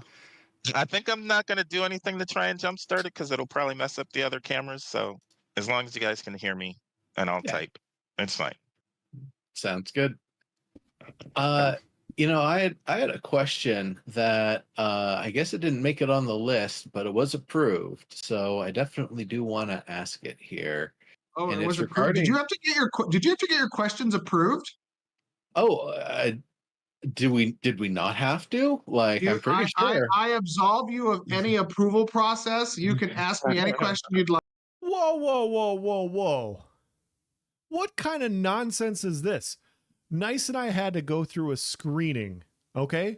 We had to have our questions and answers, our questions filtered, not our answers, because that's Steven's side. And they just get to ask whatever? This is ridiculous. I'm just kidding, guys. I'm just kidding. It makes it a lot easier to answer stuff when you don't have to worry about that. Because there's so many things that haven't been... There's not many things that haven't been asked, is the best way to say it. It's like their 4th interview. I think Steven likes... Yeah, exactly. I was just kidding. Like. Oh, that's well, there you go. So Steven literally waved his hand and now all questions are permitted. The thing He's an for actual me wizard. with the This is crafting crazy. system is, I guess I'm gonna Neurotoxin says we did too, and I got this question approved in chat, but it didn't make the formula. Oh, okay, fair enough. I'm just kidding. I'm just being sarcastic. So I think it's great that you guys get to ask whatever. The more, the better. No one getting jealous? Maybe a little bit. The quick version before the long version. The quick version is, when do you expect the whole crafting system to go online? Ooh, yeah, that is. So you're talking about like up to level 50? Not just up to level 50. Now let me give you the long version for a little more context. Okay. So earlier on, in Alpha 1 and in some of the stuff we've seen before and in between, we saw a very dynamic and modular crafting system. You would build the components and you would put the components together to make the finished product. Even further, you had shown on one of the streams the experimentation system where you can mix and match different metals and materials to get different results. Right now, we have like super primitive, like early WoW style, make 35 copper daggers so you can make a copper short sword. Not exactly like that. You can make all the tier 1 stuff before you can advance your trade skill, but it's all like just the basics. There's not really a lot of variation. There isn't really a lot of room for expression. There certainly isn't any room right now to like choose what metals I'm putting into the components or what wood I'm using. So the question is, when do you expect to see the whole of the crafting system and all of those features come online? If that's even the goal still, or if crafting has gotten it is absolutely still the goal. That tech is actually still online and there. Okay. My expectation is that I would say within phase 2, you're going to see a lot of evolution of the crafting systems coming online. There was probably some Answer to all things is phase 3. I'm not as familiar probably with what the cadence is for development on the econ team, because I know that there was some engineering work that was outstanding to facilitate a lot of what you just described. And I believe that over the next like 2 months, which is basically phase 2 that we're talking about, some of that tech's going to land, so that it is appropriately friendly with the other systems. So I would say look towards phase 2 for what you described. I know that there is still quality that's relevant towards individual processing and the components of the craftable end result that's present, and that system is just going to be expanded upon as development from the econ engineering side continues. Yeah, we've got the if you have a certain tier of reading chat real quick. You could tell that Handwave was DM Steven taking over for a second. Yeah, definitely. People are in for a treat when mob grinding 8 hours for 99% of a level only to get spawn camped by somebody and accumulating 100% XP. Yeah. Oof. Might be the part where I think we get inside and game releasing sooner than later. That's what I was paying attention to. I guess that's probably coming soon. Phase 3 is full of things. Can't wait for phase 3 to start. Yeah. I mean, luckily it's going to be quick, right? Like these next 2 months, we're going to blink. It's going to be over. That's just the natural part of the first part of winter. You have Thanksgiving and then you have Christmas coming up. And it's just like for us, for my family, at least, it goes so fast. It goes so freaking fast. And so phase 2 is going to be just so much different. And yeah, getting stuff online is just the priority. I think they have a lot of things on the verge, but since everything is predicated on the server performance, getting dialed in first and foremost.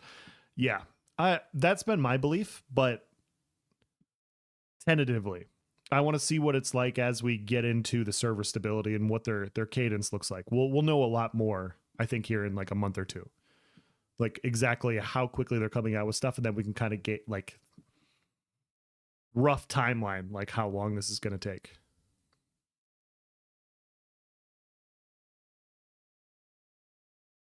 Of material for that recipe. You make the higher quality version. I don't know if they were joking around, if people actually were over enchanting and pushing their pieces to the point of failure. I saw that. I was logged into the test realm last weekend, and somebody PK'd me, and I chased them down and I killed them, and they dropped a +9 necklace. And then they were like, "Oh, can I get my +9 necklace back?" And I was like, "Finders keepers." I saw that, and there was a server message you said saying, "I found a +9 necklace on the ground." Yes, I put out a hey, they PK'd me, and I was pissed. So on the broadcast, I was just like, "Did anybody lose a +9 necklace? I found this on the ground." You owe me a 1v1, by the way. Oh no! You do. It took so much crap about being killed by you. So eventually, one day. Actually, I was kind of curious now that you mentioned playing whether you would have the White Order actually anytime soon. Which one? Say that again. Your guild, your old guild. The White Order. The White Order. Oh, no. resigned from that, and that is now in the very capable hands of a good friend. And yes, I do believe they have plans, I think that was me. I think it was like 7 years ago I resigned from that guild, even though I started it when I was 17 years old and built it to some 20 some odd thousand members. It was not something that I could in good faith continue to be a leader of or part of, while also making this game.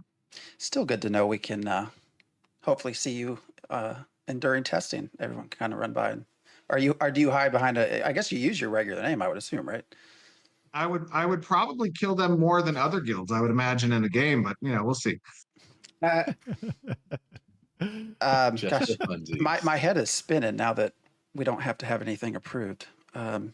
I'm trying to think back to what is chat saying? Steven ganking Reds? Yes. 5 to 6 years? Possibly.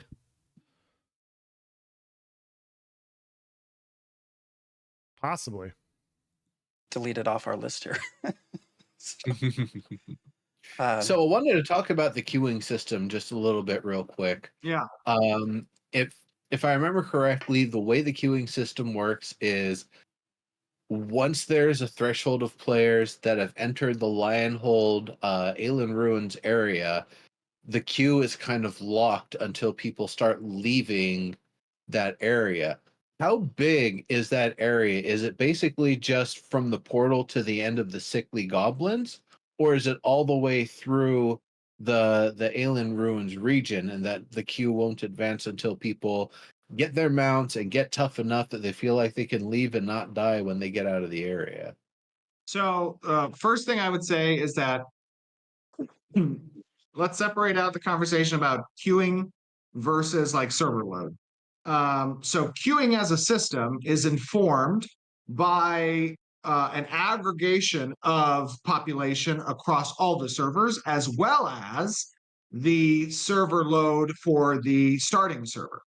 Now, that is intended to be coupled with some performance mitigation optimizations that some have landed and some have yet to land that we are still working on.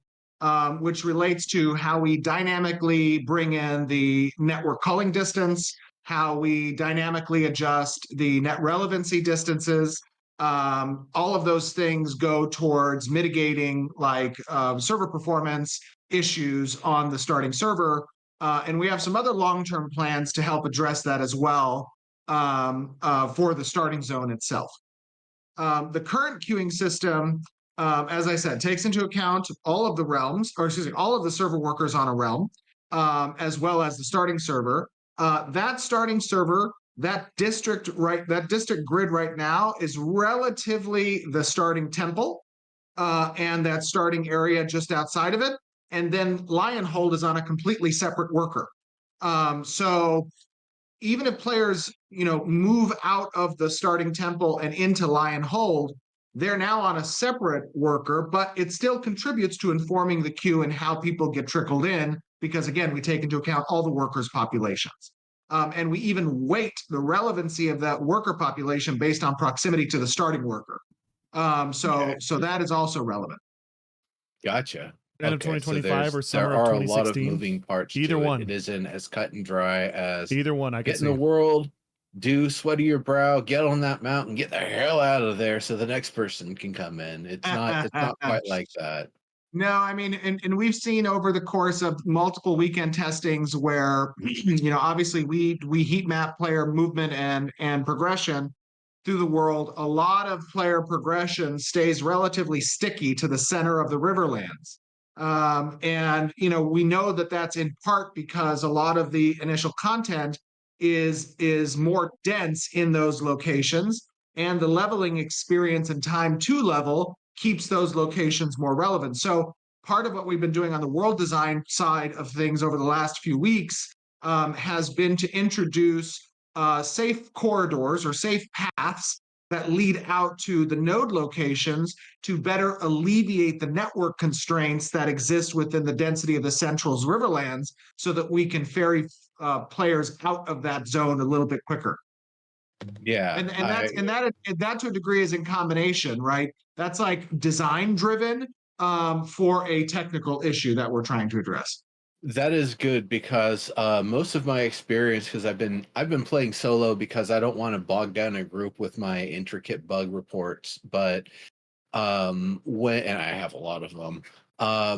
What would happen is I'd start trying to go to a different zone, and it would just be a bad time. I felt like if I'm not level 10 before I leave the Aelan Ruins, I'm just looking for trouble. Especially on the road to Jova, where there's that one respawn point with the 4 1-star mushrooms just literally hanging out right there, waiting to re-gank you after they catch you on the path. That's so great. Yeah, that'll be nice to see at least a little bit of relief, so players who are under level 10 can actually go and spread out throughout the world instead of feeling like, oh, we stay in this little place until we can maybe kind of tough it out a little bit more and kill like a level 11 bear by ourselves or something. And then also the gearing up part that like I've basically given up on the trade stuff because the enemies just drop better stuff than trying to do the trade route. I think the other important thing to keep in mind is that, again, phase 1's focuses on stability and performance. And so what happens is that when we have the design teams that are working on what I just described, which is creating those safe corridors out of Lionhold and out of the center of the Riverlands, that content adjustment takes a back seat to obviously stability and performance issues. So I wouldn't expect that we're going to fully address this issue from a design perspective until probably sometime end of November-ish timeframe. Okay. Sure. Something I've noticed, Steven uses and to pace himself so he doesn't leak something. It's not a normal person's spacer to think of what is next. It's slightly a different process. He blinks when he says, he's looking at a sticky note in his head. Yeah. For years now, I've done a lot of and in my videos. I go through and I edit them out because it's so, to me, you don't realize you're doing it as you're doing it, right? Like just naturally for your speech, you just keep doing it. And I would go back and I would listen to my videos and I'm like, I wouldn't want to listen to this video. This sounds bad. And so through the magic of YouTube and editing, I go through and I remove the uhs and ums. But for the last year, I've been trying really hard to remove them, and it takes so much time because I've had years of it ingrained into my brain to a point to where you have to unlearn it. And it's really hard. It's really hard. And imagine being in a situation where Steven is, where he has to withhold information and he's talking all the time and he's having these conversations with people. It has to be nice to like just briefly pause in that way and just stop and go, okay, what am I going to release to the world? Pause. What am I going to release to the world from a content perspective so that I don't leak any information and set myself up for failure later? I do this a lot, and it's definitely hard to break through. Have no issue with testing for a couple years. Yeah.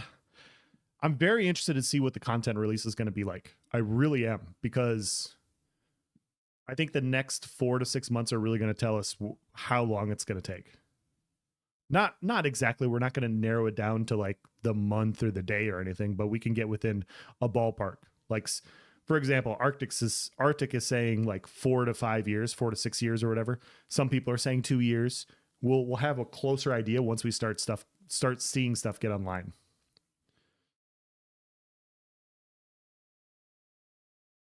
I say I'm as a spacer. It's tough on YouTube. It's really tough on YouTube.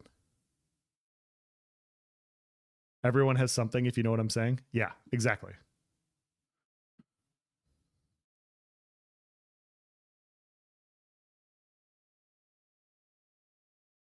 Yeah, that makes sense. Cool. I wanted to ask, so when it comes, something we've not really heard a lot about is the Underrealm. I think that was something that was not, Underrealm, if I'm remembering correct, not on any of the slides, the roadmap slides. Has there been any work done with the Underrealm yet?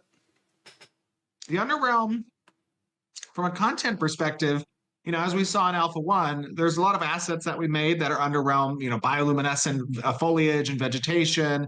We have our post-process effects that we apply towards the underrealm. What we're waiting on from a tech perspective on the underrealm is, we have our server gridding, which exists on a plane across the world. We need to separate that and have separate server grids for the underrealm as well. And there's some tech that's required, additional tech development that's required on the networking side in order to facilitate that. You also notice that in the starting city, that there is a whole undersection of the starting city that you can jump off of. Well, we blocked the ability to jump off of, but the intent there is that would exist on a separate server worker as well, so as not to bog down the introductory locations, and that we can funnel players back to those locations. And we're not doubling down on player density within these, starting areas, so to speak. Underrealm is likely going to be landing near we're probably going to start introducing Underrealm, I would say, at the beginning-ish of phase 3. Okay. And so what that means is on the environment side, essentially, and on the design side, environment's going to go in and start carving out locations. Some of it already is a little bit carved out. They're just not accessible right now. Under the Riverlands world, but they're in the beginning of phase 3. We're likely going to go down there and start opening up the Underrealm caverns and spaces between the connections to the zones like the Sandsquall Desert and the tropics out of the Riverlands. And then design will go in and start populating. Phase 3 is my favorite phase. You and me both. You mentioned the server. So is dynamic gridding going to be in Friday, or if not, will it be in by phase 2? It will absolutely be in by phase 2. My anniversary with my wife is in May, and her and I may need to have an awkward conversation.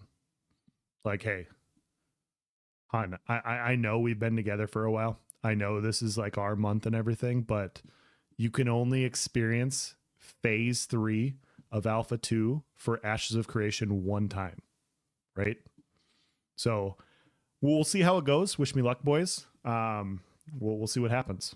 2, but it will likely not be online the first weekend, or probably even the second weekend, and that's because those teams have been very, very focused on the current bugs that we have available to us.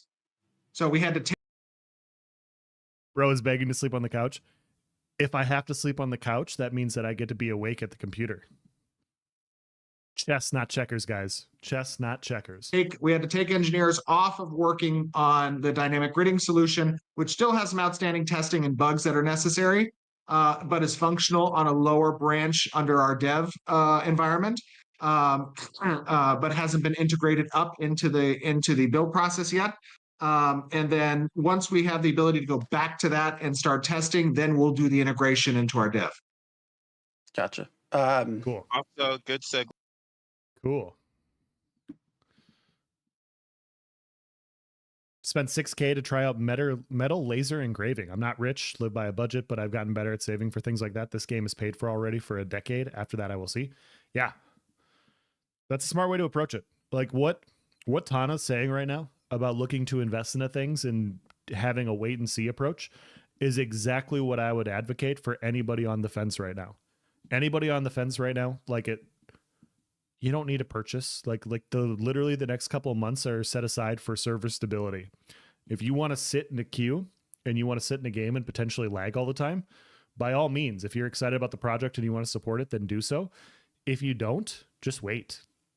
Just wait till it gets better. Just wait till it looks like it's so fun. Like, oh my God, I want to play this. I now want to do this. I want to spend this money. Until you feel that feeling, don't spend $1.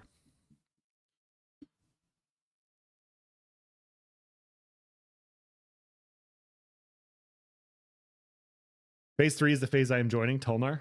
Smart. Tulnar looks so good, man. Tester and Jamie Stream said they found an entrance to the Underrealm today that's just blocked off. Oh, I'll have to go check that out. I'm in deep trouble. I'll have to tell her on stream sometime. We have 2 microphones. She can come chat. Ms. No One should game too. I'm thinking about getting her a computer when the game goes live or as we get closer to it, see if she wants to play. Because I think there's a lot of things that, she's not a big PvPer. I think there's so many things in this game she'd have fun doing that she doesn't have to be a PvPer to enjoy. I said PvPeter. Imagine the fighter rogue duo. Right. I think she'd choose Bard. I really do. I could be wrong. We'll have to ask sometime. Are we actually expecting phase 3 in May, though? Realistically, it'll land around December 2025 or so, knowing Intrepid. Yeah, I have no idea. That's just what's scheduled right now. And so I'll just use it as that point. But yeah, I very well could be wrong. Definitely don't recommend fence sitters paying anything anytime soon. Yes. Yeah. Do not pay anything until all of a sudden you're like, yes, I want to support. I want to do this. I want to hop in. Until you feel that specific thing, you may be disappointed.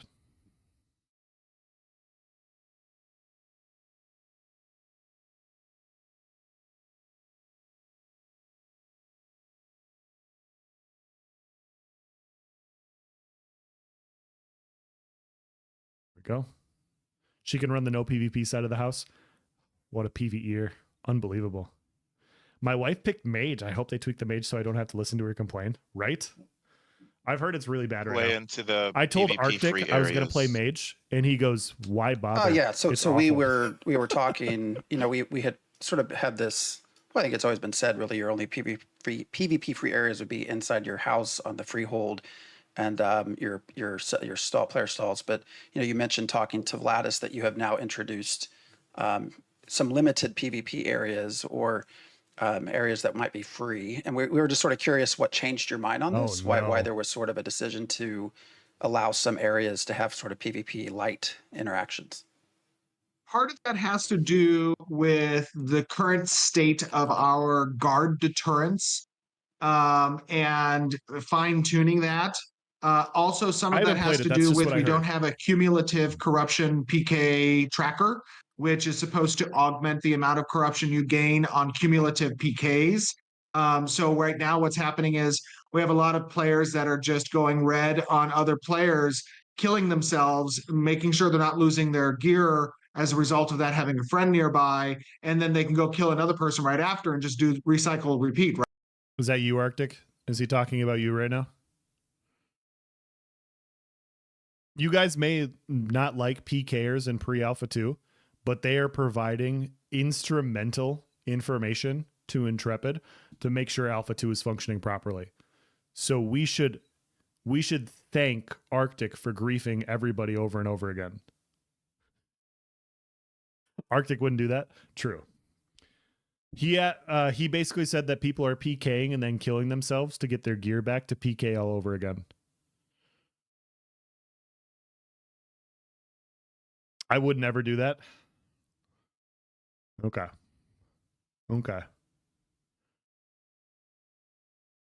Heard corruption is brutal. It's very brutal right now.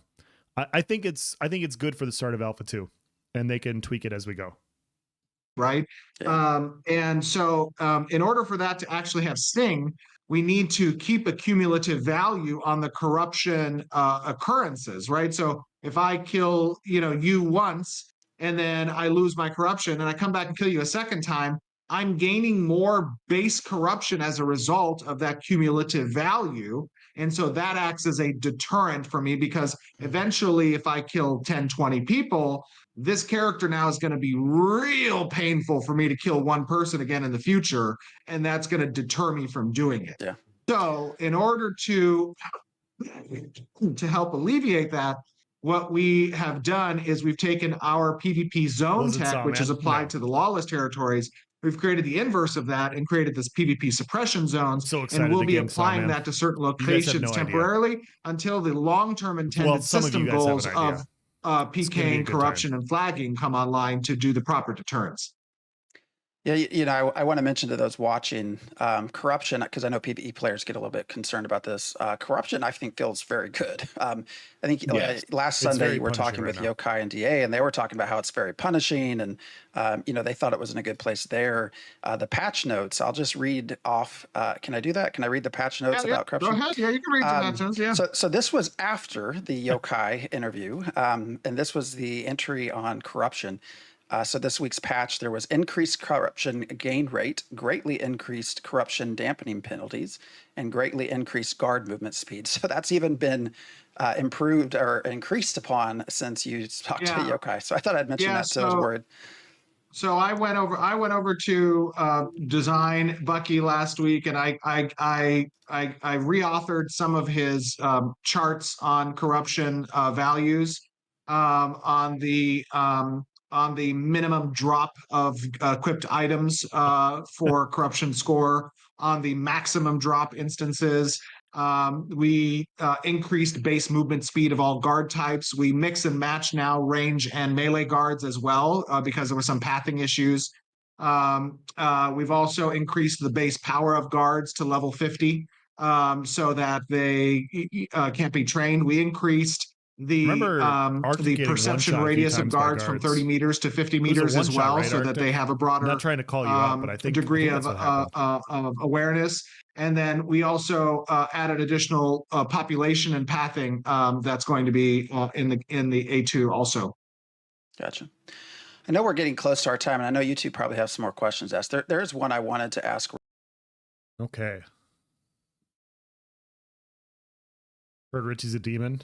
I have not seen it. Not yet. The anti-PvP tech they're putting in the game will not be good for the game.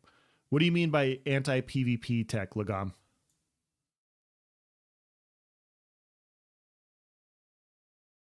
Anyone got an extra key for... Those guards were level 25? Oof.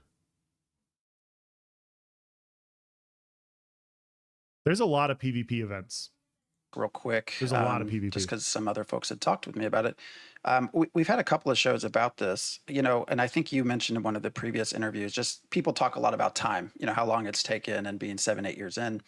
Right. So one of our discussions that we have had is, and I'm not talking from a system standpoint. We obviously would want to see Ashes released with all of its core systems in place. But from a content perspective, when you start looking at years in development, would you ever consider changing sort of your release criteria? So what I mean by that is, would you ever release with one continent, no Underrealm, no Tolnar, and add those things later, or something similar? Or is this sort of an all or nothing? What a question. Release? Well, no, I mean, when you ask the question as, what a question. Would I ever? I think the answer is obviously going to be yes. I think that question is more informed by, as we move through Alpha 2 and we see the state of the game improve and we land the content that players are enjoying and that accompany them as part of this dynamic approach to the world development, like all of those things play into talk about that in a minute. A decision about what content we're waiting on before we have an official release. Now we have our intended content goals.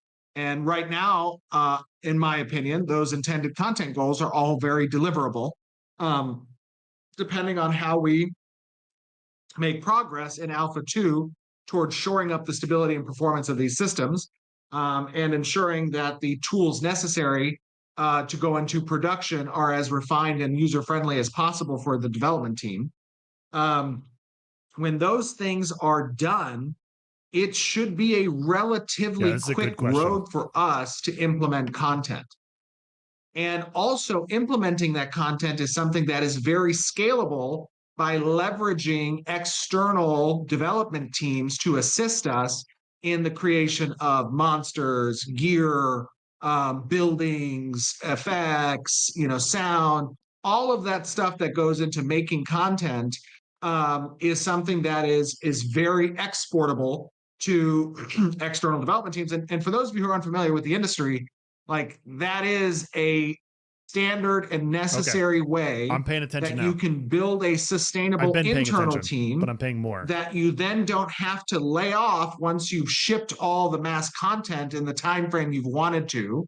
You leverage those external teams to increase your capacity, to flex your ability to develop, because there are a lot of external art houses that are very good at making content. And if the internal team has strong pipelines that are accompanying these development processes, those should be easy things to farm out with the appropriate external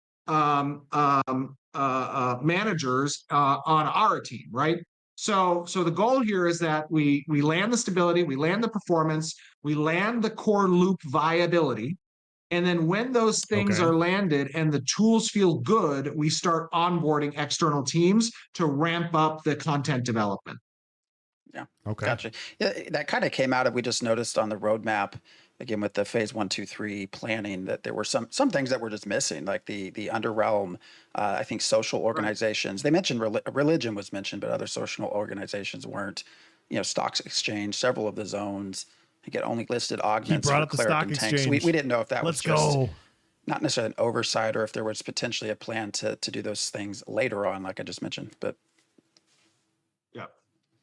Now, I know we've got just to be clear real quick. Cool.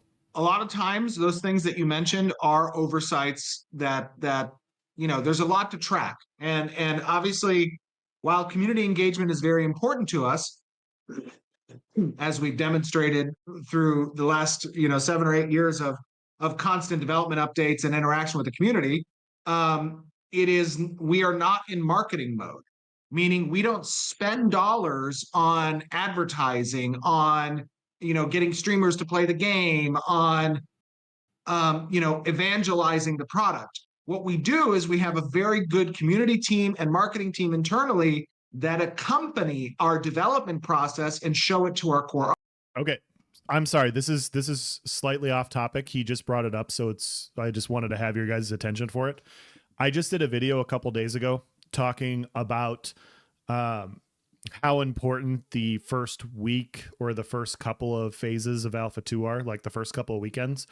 And the point that the TLDR of the entire video is it's important. It's the most important date that Intrepid has had to date.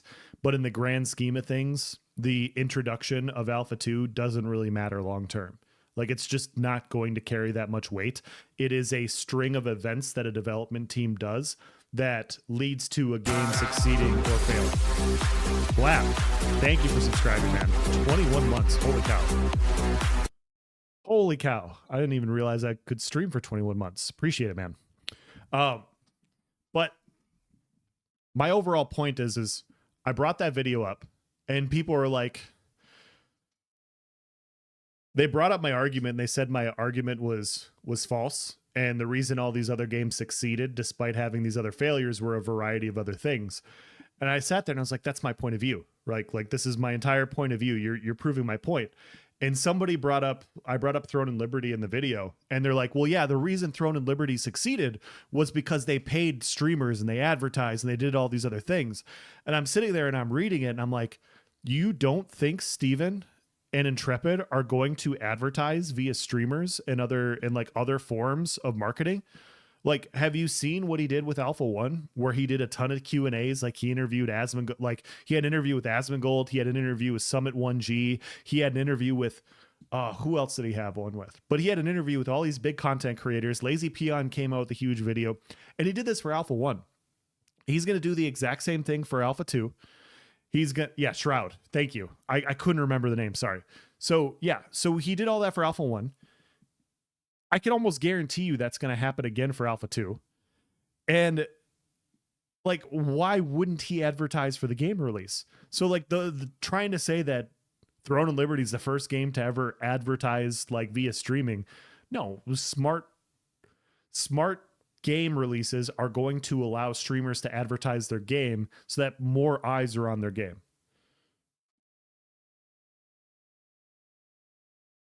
They sponsored a bunch of streamers for APOC, so his statement is incorrect. Exactly. That's why it blew my mind. He's like, well, yeah, Throne and Liberty did this. And it's like, you don't expect Ashes to do the same thing? They're absolutely going to. To say otherwise, like, I really don't know what to tell you. Audience. And if that gets picked up beyond our core audience, then great. We have additional visibility. But it's not a focus of ours right now. So as a result of that, you are going to see some things like spelling errors, like missed content that we didn't talk about that is still planned and is in our JIRA and in our project management and in our backlog on the development team, but perhaps got missed by our community team when creating assets to talk with the audience about. So sure. These venues are perfect for asking questions as follow-ups, right? This is why I do these types of interviews, is because it provides you guys who are You expect closest TV to the ads? community, because you're I in can see the it. community, I can see it right? for The sure. ability to ask those types of questions, but a little bit of understanding on the side of the player base to know that we are not in marketing mode right now. We are in development mode, and marketing accompanies that. It isn't driven by that. Gotcha. Well, we are basically. Do you have another 5 minutes or? Yeah, absolutely. He's got another 15 minutes. I think each of us want to ask one final kind of quick question. Yeah, and obviously you can keep this one as quick as you want. We've been wondering actually about the plan for future Unreal updates. What the sort of pacing for updates and plans? I know 6 has already been announced and is on the horizon. What is it that you folks are planning to do in terms of? 1 second, sorry. His statement isn't correct. I expect TV type ads. Hilariously, I know more about Ashes and Throne and Liberty. I had no idea what that even was until an ESO guildie told me to look at it. Yeah. Well, and that was the point of view that I was trying to argue. Like, I provided a best case scenario, and then I tried to provide like the worst case scenario of a game that went live. A game that had everything go poorly for the last year, and still the eyes that were seen on it due to a variety of different things. And I basically tried to show no one day broke this game. They even had a year of bad things happening, and they still got eyes on the game. And what I got in the response from a few people was, yeah, your argument's invalid because, like, you know, when you talk about Larian Studios, like, they do a bunch of good things and they're a legacy, like Baldur's Gate 3 is a legacy game and they have all this built up goodwill towards them. When you look at Throne and Liberty, it's like, you're exactly proving my point. You're proving my point that no one day makes or breaks a game. Like, that's never been a thing where one day going poorly, all of a sudden everybody just closes up the hatches and they stop playing. It is a string of events that stops people from not playing a game. It is a lot of bad design decisions, poor performance, poor development direction that lead people to leave a game. And they could still turn it around and like have people come back. So so I'm sitting there, I'm like, you guys are explaining exactly my point of view, but you disagree with me somehow. I don't understand. But yeah, it, like, no one day is going to make or break this game. And so the entire idea that this entire first weekend could lag out and it could go poorly. And long term, when beta 1 and beta 2 releases, you're going to have the same people go, this is going to make or break the game, guys. Like, this is what's going to decide it. And it's going to be the exact same conversation all over again because we live Groundhog's Day. Like, this is Groundhog's Day every day. and yeah, like, if content being released is poor, if balance is poor, if performance is poor for a very long time, all these things lead to people not playing. Not one day. Doing updates to the Unreal Engine as you go forward here. Sure. You know, for for your audience who's, you know, perhaps less familiar with development and what updates mean, you know, versioning wise with Unreal Engine, there's a lot that it kind of depends on the update, right? What's in the update. We have our internal teams that evaluate, you know, what upgrading looks like for us, and that's something that can be very intensive for some of our engineering teams to overcome, depending on the version we're talking about. You know, the things that are most intensive sometimes are any times they change, you know, iris code or anything that's network related, you know, that can have a large reverberating effect across the game systems. And when we want to pay that debt, we have to be very careful and specific about the time we choose to pay that, because it can introduce essentially a halt to our release cadence of, you know, the game. Right now is not the time to do an update. Because we are very much in the thick of stabilizing the game right now from an Alpha 2 perspective. Now, once we've achieved that, which is going to be essentially phase 1, it's likely that you will start seeing us do updates internally with Unreal in phase 2. But we have to get through all the Sev 0, Sev 1 bugs first before we can start entertaining that chance. Now, that doesn't mean that we can't grab things off of Unreal's future versions and cherry pick them back to us. We do that quite often, right? If there are specific things that get released with a future version, so long as there aren't, integrated dependencies with that version that we can't pull back, generally we will grab individual things and we'll pull them back for us to use. But that's a relatively atomic process.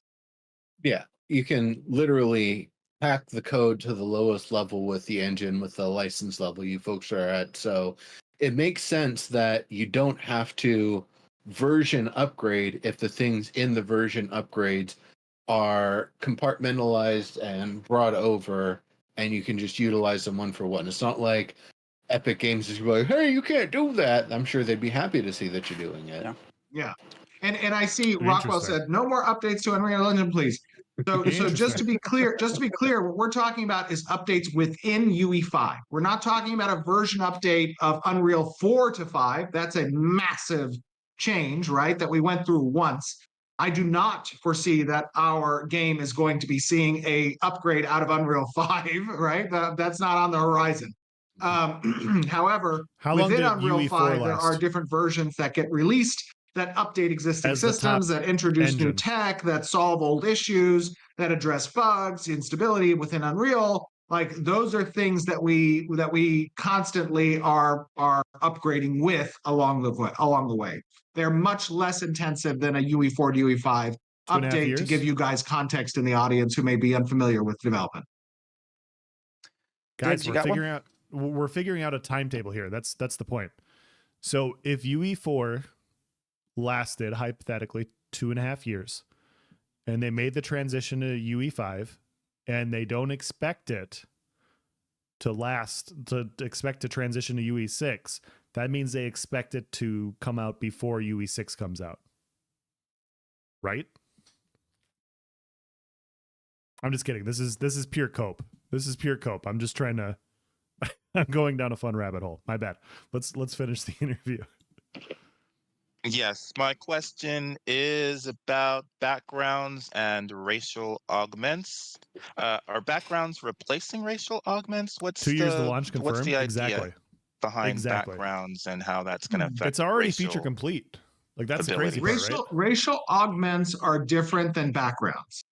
So racial augments, when we get into augmentation, racial augments will be an additional flavor that will influence, the obviously abilities data, which could be, cooldown, mana, damage. It could, in some cases, be even very instrumental in the ability itself and how it interacts.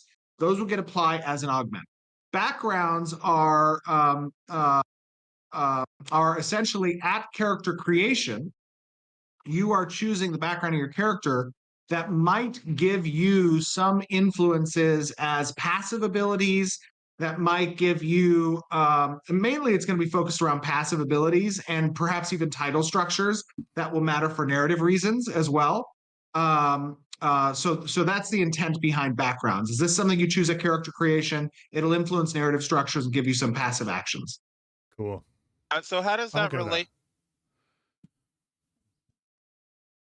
My best guess, I honestly expect it to be spring 2027 for both UE6 and AOC.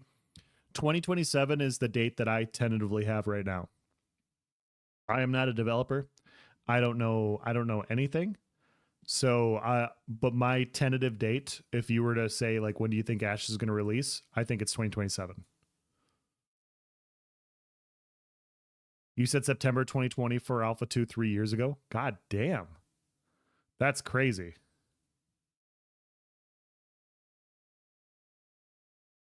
UE4, March 19th, 2014 to April 2022. Okay, so 8 years. So we have until 2030. I can't predict the future. I cannot. If you guys need to leave this stream because I can't predict the future and other content creators say they can, I understand. But I am just a mere mortal attempting to stream to the masses for fun. And if this isn't something you guys appreciate, I totally understand. Move on to the other immortals that can predict these things. To racial progression in general, like as applied to metros. These backgrounds, Yeah, these backgrounds aren't racial. So what we didn't want to do was create a specific race because of its access to one of these backgrounds. It's a skill issue, to be That honest. then is the go-to I suffer mage from a or skill race issue or of the not being able to go-to predict the future. cleric race or whatever, right? What we wanted to do is we wanted to have an agnostic background system that you can choose as part of any race. So if you're a street rat background as a Kalar or as a Valoon, it's the same street rat background across the races. And now you have, Pathetic. you know, Ouch. a 5% That luck hurts. bonus to find additional glint That on a mob. hurts. That's harsh. Or, you know, I you get it, though. have a narrative structure that engages you as a predicate for the street rat arc, that has, you know, a different type of itemization loop. You know, those are things that just add flavor to your character and influence the gameplay to some degree, but doesn't carve out these kind of pigeonholes that players have to do as a meta. Yeah, I guess I'm wondering how racial progression, if that's still a thing, as related to Of course, I also said which spring race 2027 dominates back a then too, and metro got booed or a mightily. city, and you know how that those two things interact, if they do at all. Like The backgrounds. yeah. Go ahead. Go ahead.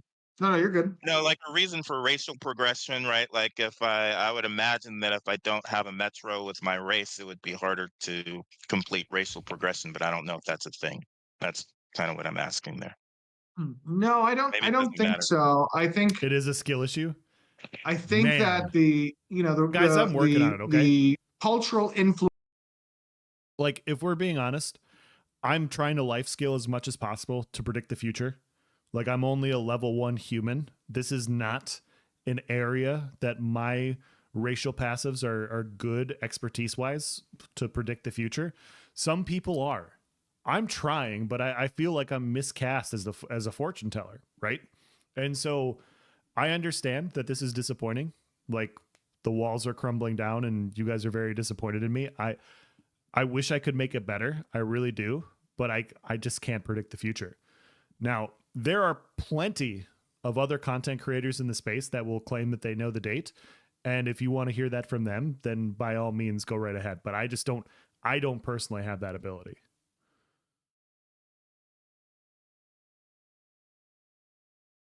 You done to start a race war first thing? You know, let's make sure we're talking about it in game, okay? Like, let's make sure we're talking about it in game. Like, this could be taken out of context really quickly. Humans versus dwarves. Influence over a node. Oh my goodness. Serves as one of our types of predicates. Nice. Right. So when we talk about dynamic content, when we talk about, you know, world spawners changing based off of these things, like narrative structures changing based off of that, story arcs changing based off of that, those all get informed by this predicate of cultural influence. Cultural influence is determined by racial contribution toward node development, you know, which we saw in Alpha 1 and is present in Alpha 2, but doesn't have the associated assets yet fully stood up to visualize that within the node itself. Sure. That will come online later in Alpha 2. But yes, it's still racial progression still serves as a very important piece of the predicate system, which influences our narrative structures. Great, thanks. Sure. All right. One real quick one. Racial progression has never been about nodes. Correct. I thought so too. I just thought it was like the artistic design would be the node, like what the node changed to based off of how many of a specific race inhabited and became citizens of a node. Apparently the PTR was exactly what you expected, so you were probably the best predictor among mortals. That's a good way to look at it. Yeah. Yeah, I feel like my reasonable expectation was met. Some other people will say otherwise, and I think that all depends on like what their expectations were. But yeah, I expected bugs. I expected performance issues in the game, not in the bedroom. I expected these things. And when I encountered them, I was like, okay, well, this is completely expected. What I was hoping to not see was like a caricature, like stick figure city with nothing interactive and nothing to engage in. Like that would have been a very bad look. And I go into the world and it's basically like UE5 assets everywhere with a few people that talk to you and nothing to really do. That's what I was hoping to not see. And like that basic criteria was met, in my opinion.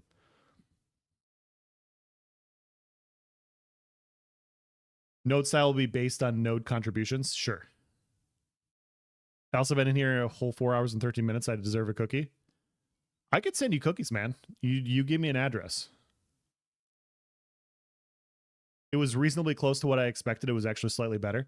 It was tough, man. It was tough. I'm not gonna out sources or anything, but like a month or two ago, when people were posting stuff, there was a definitive doom and gloom in the space on where the content was. And I understood it, but at the same time, it's like we don't know how quickly these things come online, right? We don't know how quickly the servers are going to be functioning. And I don't think they do either. And so that doom and gloom was understandable. It was just a little premature, right? And so it's still going to have issues, but like what people were talking about was like end of the world, end of the game points of view.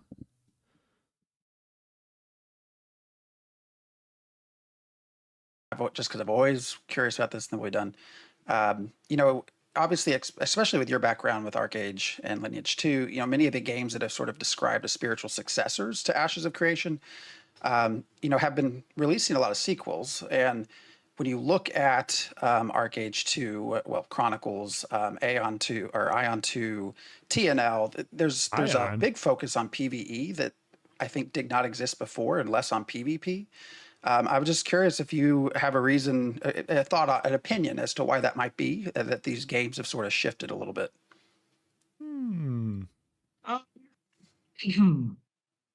I think that there is a wide space of identity within this genre. It's a great question. I think that the MMORPG genre is a large one with a lot of divergent opinions and subjective approaches to what gameplay is compelling. Those games that focus on PvE, the games that focus on PvP, the games that are PvX, the games that are spreadsheet simulator, there's a wide array of interested audiences. I think what's important for a developer is to focus on the identity you want to have and not to try to have every identity possible, right? Correct. Because when you do that, I agree with that completely. You get to service a core audience. And Correct. Servicing a core audience is a strong metric of success. Yes. Meaning that you can't appeal to everyone. Good job. And the games that are choosing to double down on the PvE content, there's a large PvE crowd of players out there that just want to have PvE content. And they're going to succeed with those groups. And I wish them the best. And I hope that they do a great job in delivering the promise of a strong central PvE focused MMORPG, because, that just makes the genre better. But for Ashes, we are a PvX game. We are focused on PvX. And we have been completely unabashed about that approach throughout the development history. We have been upfront and personal about what PvX means, so that when we are speaking to our audience knows who they are and whether or not that's something that interests them. Yeah. I would say you were not upfront about that in the beginning, but... Unbelievable.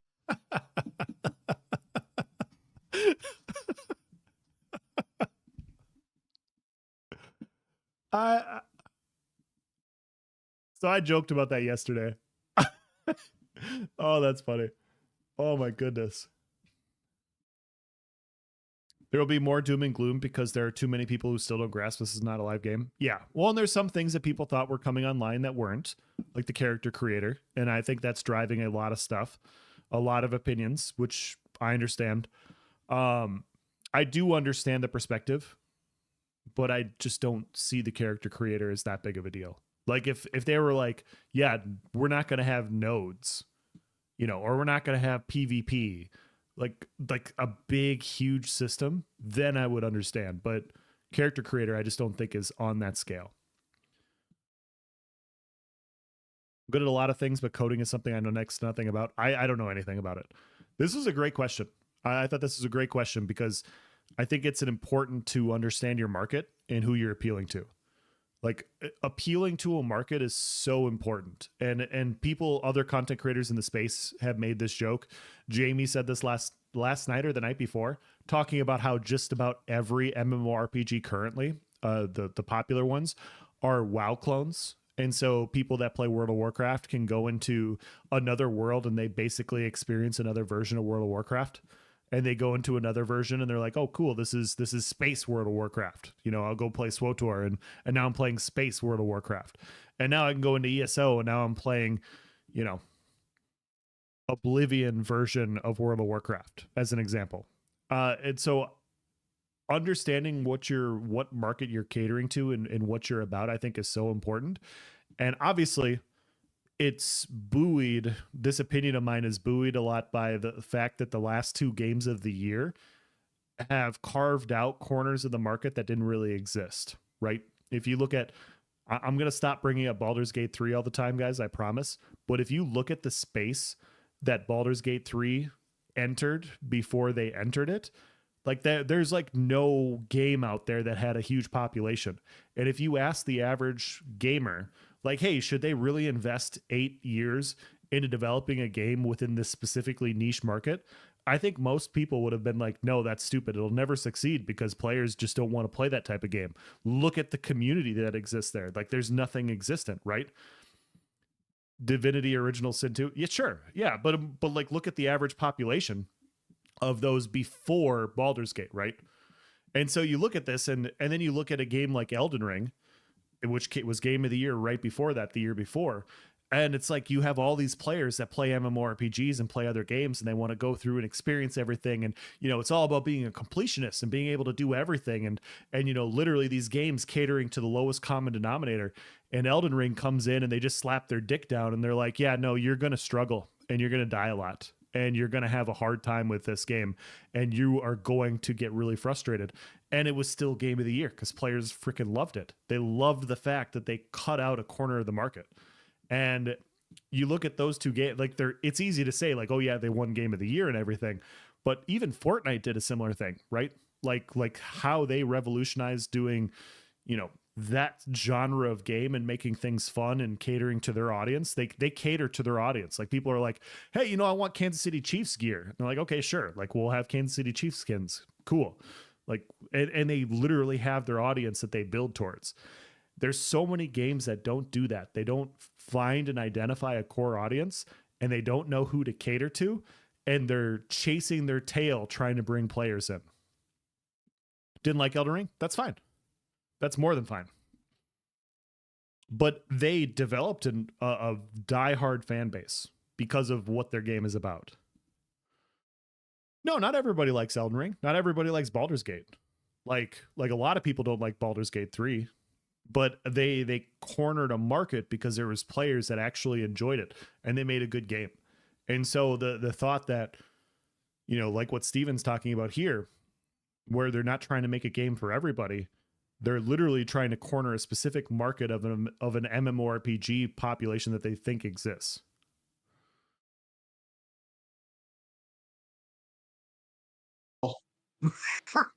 I think it's smart. I would strongly disagree with you. He says that with 1 minute left. You added the open seas after you said that was not going to exist. So in our first interview, open seas adhere to our philosophy of PVX. Like they really do, and it is an opt-in. There is not any progression blocking experience that requires a player who doesn't want to have open sea experiences from having to go into the open sea. They can acquire what comes from the open sea through the economy system, and they can stay completely out of the open sea if they choose to, right? So essentially the open seas are an opt-in content loop, right? So in my opinion, I disagree, but we're not going to argue it now. I know you have a hard stuff you got to go, so we can wrap it up here. I feel bad that we wanted to talk about aliens, but these things go so fast. Oh, right. Wukong was better than Elden Ring. I feel like if I talk about aliens too much, I'm going to be the cuckoo guy. I'm going to be the crazy guy who's talking about aliens. Although I feel like it's shifting a little bit, but we are living in interesting times. Yes. I will tell you that. Yeah, between the wars in the world, the politics in America, the alien shit that's going on, every day I wake up and I think, are we living in a simulation? Yeah, I know, right? is this really the MMO genre to its logical extension 500 years from today? Right But you know, I feel bad because I feel like all of us we get to talk to you and we don't actually talk to you. We talk about the game, and there's much more to you than the game. So I feel bad, but so apologies there. I was wanting to ask you about Magic the Gathering, but perhaps another time. So just to kind of wrap up, nice. I think I want, my feedback to you, the classes feel really good right now. So for everyone listening, we're breaking NDA here. I've played almost unexclusively the fighter, which blows my mind because all I've ever done is cleric and bard. Wow. Everything feels really good. The death penalty also feels really good. Dropping material sucks. The EXP debt you almost don't notice. So, but that's the last thing I will say. So do you have anything to say to the folks? No, just testers. You guys are doing a great job. Can't wait to get more people in on the 25th. Please be understanding as we work through the kinks that, adding on these additional players is going to introduce. Sure. The team is working hard right now. Obviously, we're going to be with the community every step of the way, engaging as much as we can. But fill out those bug reports. We're excited to have you guys. And I do believe that tomorrow, I will ask the community team to provide an announcement to the testers that we will be releasing the verbal NDA on testing thus far. So tomorrow, stand by for that communication, and people can go out and they can chat with others about what they've experienced within our testing apparatus. Sweet. Very awesome to hear. Your bug testing tools are also really great for reporting, by the way. So awesome. Good. Well, all right. You got to run. So we're going to wrap up. It was indeed hopefully we'll get to do this Correct. again a little bit after A2 gets going and check in with you. So we appreciate your time. Absolutely. Once again, it is so awesome that Steven just basically comes forward and is like, yeah, we are going to release verbal NDA early. You guys can talk about whatever you guys want to talk about. Just go right ahead. That transparency is really nice. They don't care what you're going to say. Like, we've had people that are doing pre-alpha 2 testing in here right now, and they said that it's not been very fun for them. And I think that's a perfect perspective to explain their point of view. They don't care. Like, they don't care that it's positive or negative. They just are like, yeah, this is what we're about. This is what we want this to be released as. And I think that's super smart. Had to text Margaret and get the okay.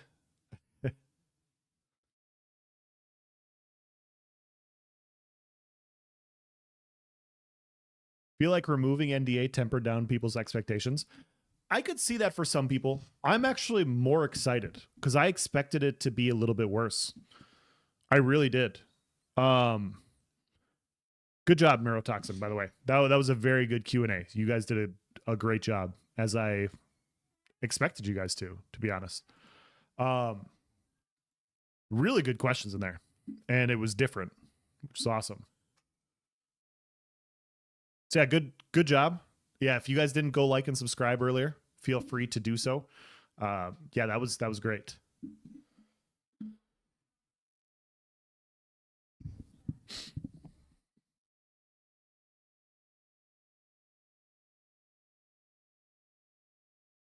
Yeah, like lifting the verbal NDA for me, if I hadn't played this weekend and I got to hear people's feedback, I would have gotten more excited for this weekend. I feel like I'm like, how can I say this? I am really excited to get in there and test everything I've been testing with my friends and to try everything out. And I know there's a good chance that it might not perform well the first weekend. And all I can do is sit here and go, guys, just wait. I promise you it's fun. and I can't even do that either because I don't know what they interpret fun as. But I had a good time. I've had a good time testing. I'm excited to get in tomorrow and mess with things and try stuff out and learn as many things as possible before this weekend for the community and to get videos out and talk about things. But yeah, I'm actually more excited after my testing and after hearing other people talk about the verbal NDA, their opinions. The vast majority of people are like, there's a night and day difference from now to what it was like a month ago. And I think that's huge.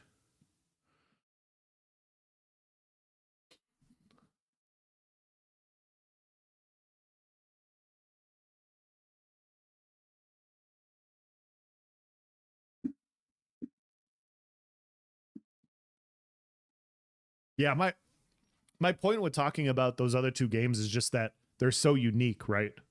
Like, Game of the Year wasn't a Call of Duty clone. It wasn't a Fortnite clone. It was just like, hey, we're going to make this really hard single player game with like tough bosses.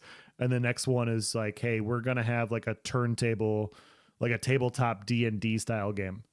And these are the games that won Game of the Year because they just made great games that cornered the market. And so sometimes what we see on spreadsheets with populations of player bases doesn't really apply to what they could attract, was my point. Like, I don't think anybody, hindsight's 2020, of course, but I don't think anybody could look at Baldur's Gate and go, oh yeah, you know, they're going to have this many players a year later, because it's just so much larger than what the current population is.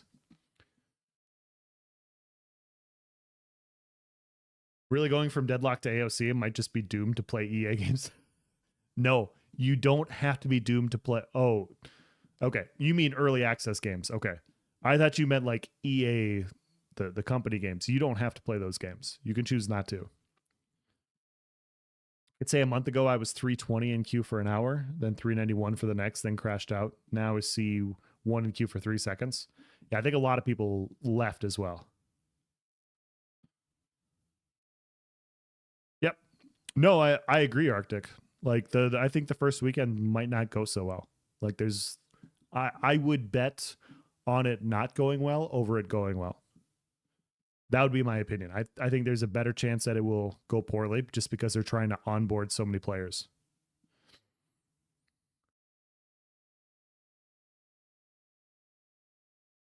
How would you feel if instead of making a protection bubble around spawn points, if you're killed near a spawn point, you either have to spawn at a home point and you lose all your mentor, move forward to another zone of influence?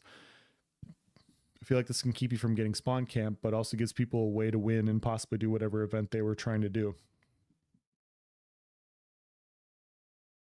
It's tough to know for now if that's better. I'm of the opinion that a lot of different systems can work with the proper tweaking. Like, nothing outright fails or succeeds. It depends on the scale of difficulty, right? So scale of difficulty is the wrong way to put it. It depends on how they tweak the system. So I'm of the opinion that like something like corruption is a great tool for the game. I think it's really valuable. I think if tweaked correctly, you don't need safe zones. And if you have safe zones, it's because of an improper balance for corruption. I don't think you need both if you have it properly dialed in. But people's opinions on what corruption should do are different, and mine are different than others. And I think a lot of that lies the disparity between the two. Such swear words, exactly.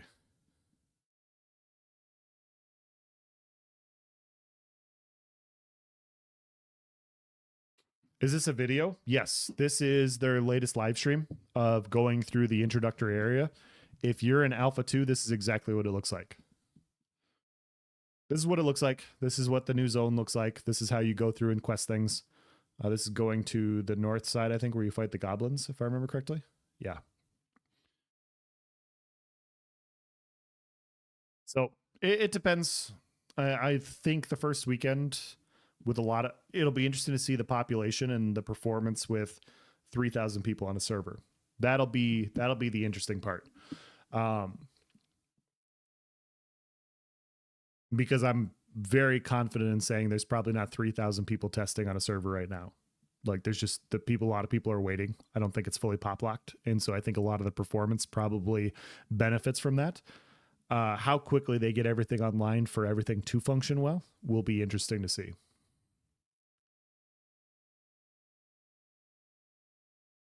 Yeah, that's my overall perspective. I expect this weekend to go poorly. I will try to log in. I will try to stream. I'll try to hang out with you guys, but it might not go well.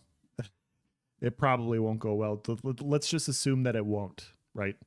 And let's just go prepare for like November for it to be functioning and for us to have fun.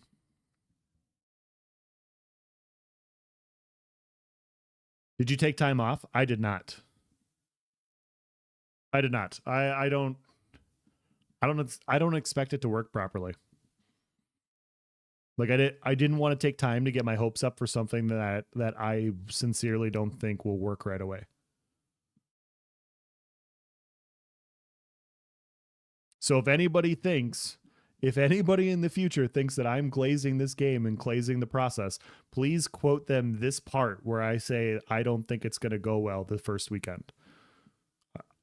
Because I know it's going to happen. I know people are going to be like, oh yeah, he's just white knighting. He just thinks everything's going to be awesome. No, I do not. I do not.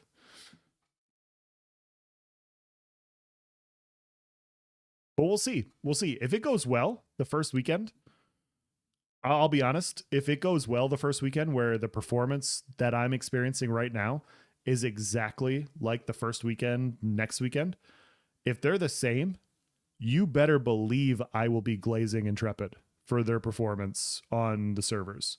I will get on both knees. I will break out a napkin and I will put it around my neck. Like I'll get ready and I will glaze the shit out of them for how good performance is immediately after onboarding 100,000 people. I don't think I have to, but be prepared.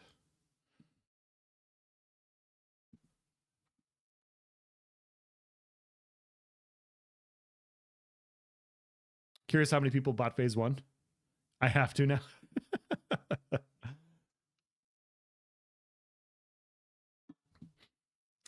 I'm just saying, like, if it works that well right away, yeah, like we need to give them credit for it.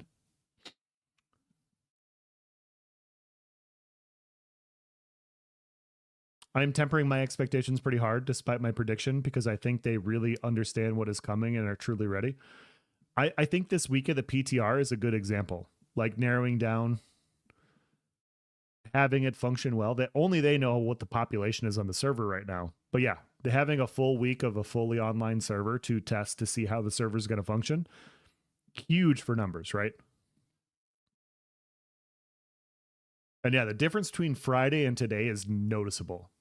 And I wonder how much is the population, and I wonder how much of it is the improvements.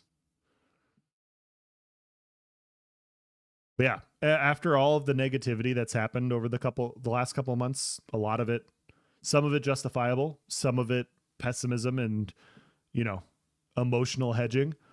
If things go that well, I think they absolutely should get the credit they deserve for such a smooth launch. I was going to say release, but I don't want to be on record for saying smooth release. I think that's inappropriate.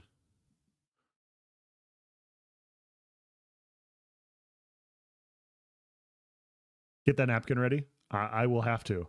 If it goes well, I will have to.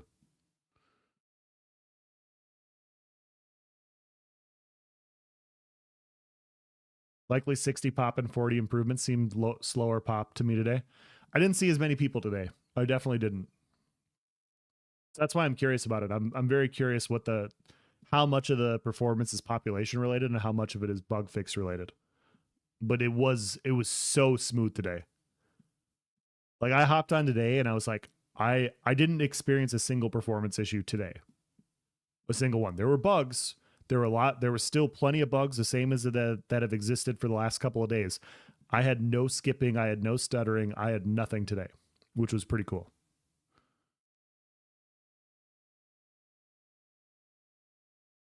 Bedtime, good day of content from the NDA release? Yeah, definitely. Yeah, it was like a solo game. Exactly. It functioned that well today. Now that's not a predictor of future events, but today that's how good it was.